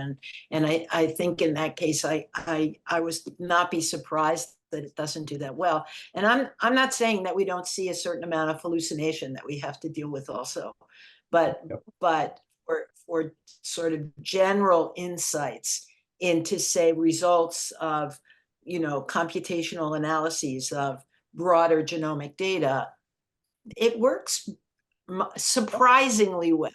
Surprisingly I agree with you. We're always pleasantly surprised when it works. Yeah. By the way, can we get your slides, Rick? They're on the. They're posted on. They're posted. They're posted on the ASCAC site. Okay, great. Thanks. Yeah, that was really exciting. Two maybe comments or questions. The first is noticing your timeline, and it's 2026 is the start, and this is in the AI world. That's like a really long time away, and that industry is, as you probably know, the pace is faster than us, and the money is better than us. So is there an idea that maybe some partnerships with what they're doing? They have an interest in science, so we partner with them because we have to. Yes, so we are talking to all the major players about partnerships, and so more to be said on that as we make headway. One of the things that we're trying to understand, and they're trying to understand, is what partnership models could look like going forward, right? So those companies that we're dealing with, they're also very concerned about their compute. They're compute limited. So when we say, oh, we have all this data, they get nervous because it means they will have to burn compute. Now, if we pay them, they can buy more compute. But of course, if we pay them, we could also buy more compute. So part of what we're trying to work out is how hard over are they on their models being proprietary, for example. And we know, for example, OpenAI has done a special version of a model that can run in air gap environments for the IC, for example. So that's something that we want to explore. So there's a lot of partnership conversations. My second question is really looking at what NSF is doing and really thinking about efficient training, like looking at the memory, looking at the way that you can sort of parallelize this. This is a great space for DOE. Have you been thinking about, is there more efficient algorithms that we can develop in this space? Yes. Yeah, and even going down to lower precision, using integer ops, doing higher order optimization methods. There's a lot of research on that front. So the whole kind of methods optimization would be part of it. Okay, that's awesome. That would be a great contribution to science. Yeah. Yeah. So, well, this is sort of to resonate what Jackie has said, and we know this very well. But still, it's been our experience. Before we talked about this, it's been my experience. I'm trying to do the very similar things to have selling these to politicians. They have this notion, more simplified notion, that computing is computing no matter what. And by stressing AI and not stressing the fact that the combination of AI and simulations, which are completely on opposite direction, or various combinations are important. That they feel that they have a mistake. They typically get this mistaken notion, sometimes for some reason fed by these fairy tales by AI experts saying, "Oh, AI is going to dominate all. Oh, we don't need all this simulation stuff." They're just, in essence, all the investments are being made by these hyperscalers. That's will dominate. So this very interesting notion that's somehow fed into the brains of these stakeholders. And so we should always stress that it's not just about the AI, it's about the whole thing. AI installation. Yeah, so I agree with you, Satoshi. So when we were talking about it earlier, the challenge here is explaining that traditional simulation will evolve, right? We'll have surrogates, we'll have mixed precision, we'll do things, right? AI is on top of that. It's an addition to that. It's not an or, it's an and situation. And we have to be clear on that. In some sense, the conversation is a little bit hampered by the fact that we don't have a very visible, say, exascale science, program. Maybe we can call it SciDAC, N or something, that is saying that is pushing forward on the simulation, piece of the world, and VAST is pushing forward on the AI, and the two things together are necessary for the capability that we have, right? And the facility has to support both of those as well. So we need some rhetorical construct that allows us to talk about it that way. But I agree. Yeah, but in quantum, it's easier to kind of push it aside because, you know, it doesn't yet do anything useful. So it's not like, but we know simulation is useful. We know AI is useful. We just have to make sure that people don't get the wrong idea that building out an AI means that you no longer need to do, you know, traditional simulation or even advanced versions of traditional simulation. I'm sorry, we're out of time. Quite late, it's 5 o'clock. I still have to have public comment. Okay. So thank you very much. Fantastic. So I want to open it for public comment, either online or here. Anybody? Don't, you know, do you have any, do you have anyone asking a comment?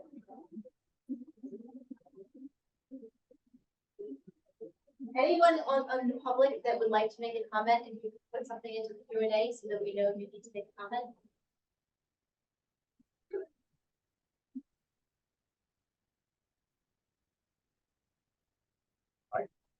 I can't imagine metaphorically we've answered all possible questions, but that between tiredness and answering, no questions remain. Is that correct? Very likely. We don't often have questions. We have changed the process. Okay, well then, thank you, everybody. I want to thank you. We will close out the meeting now. Fantastic. And I'll see you next time, whenever that is. Right here next time. Yeah, I just want to thank everyone, and we'll be in touch in terms of scheduling the next meetings. So, thank you. Great. Okay, thank you.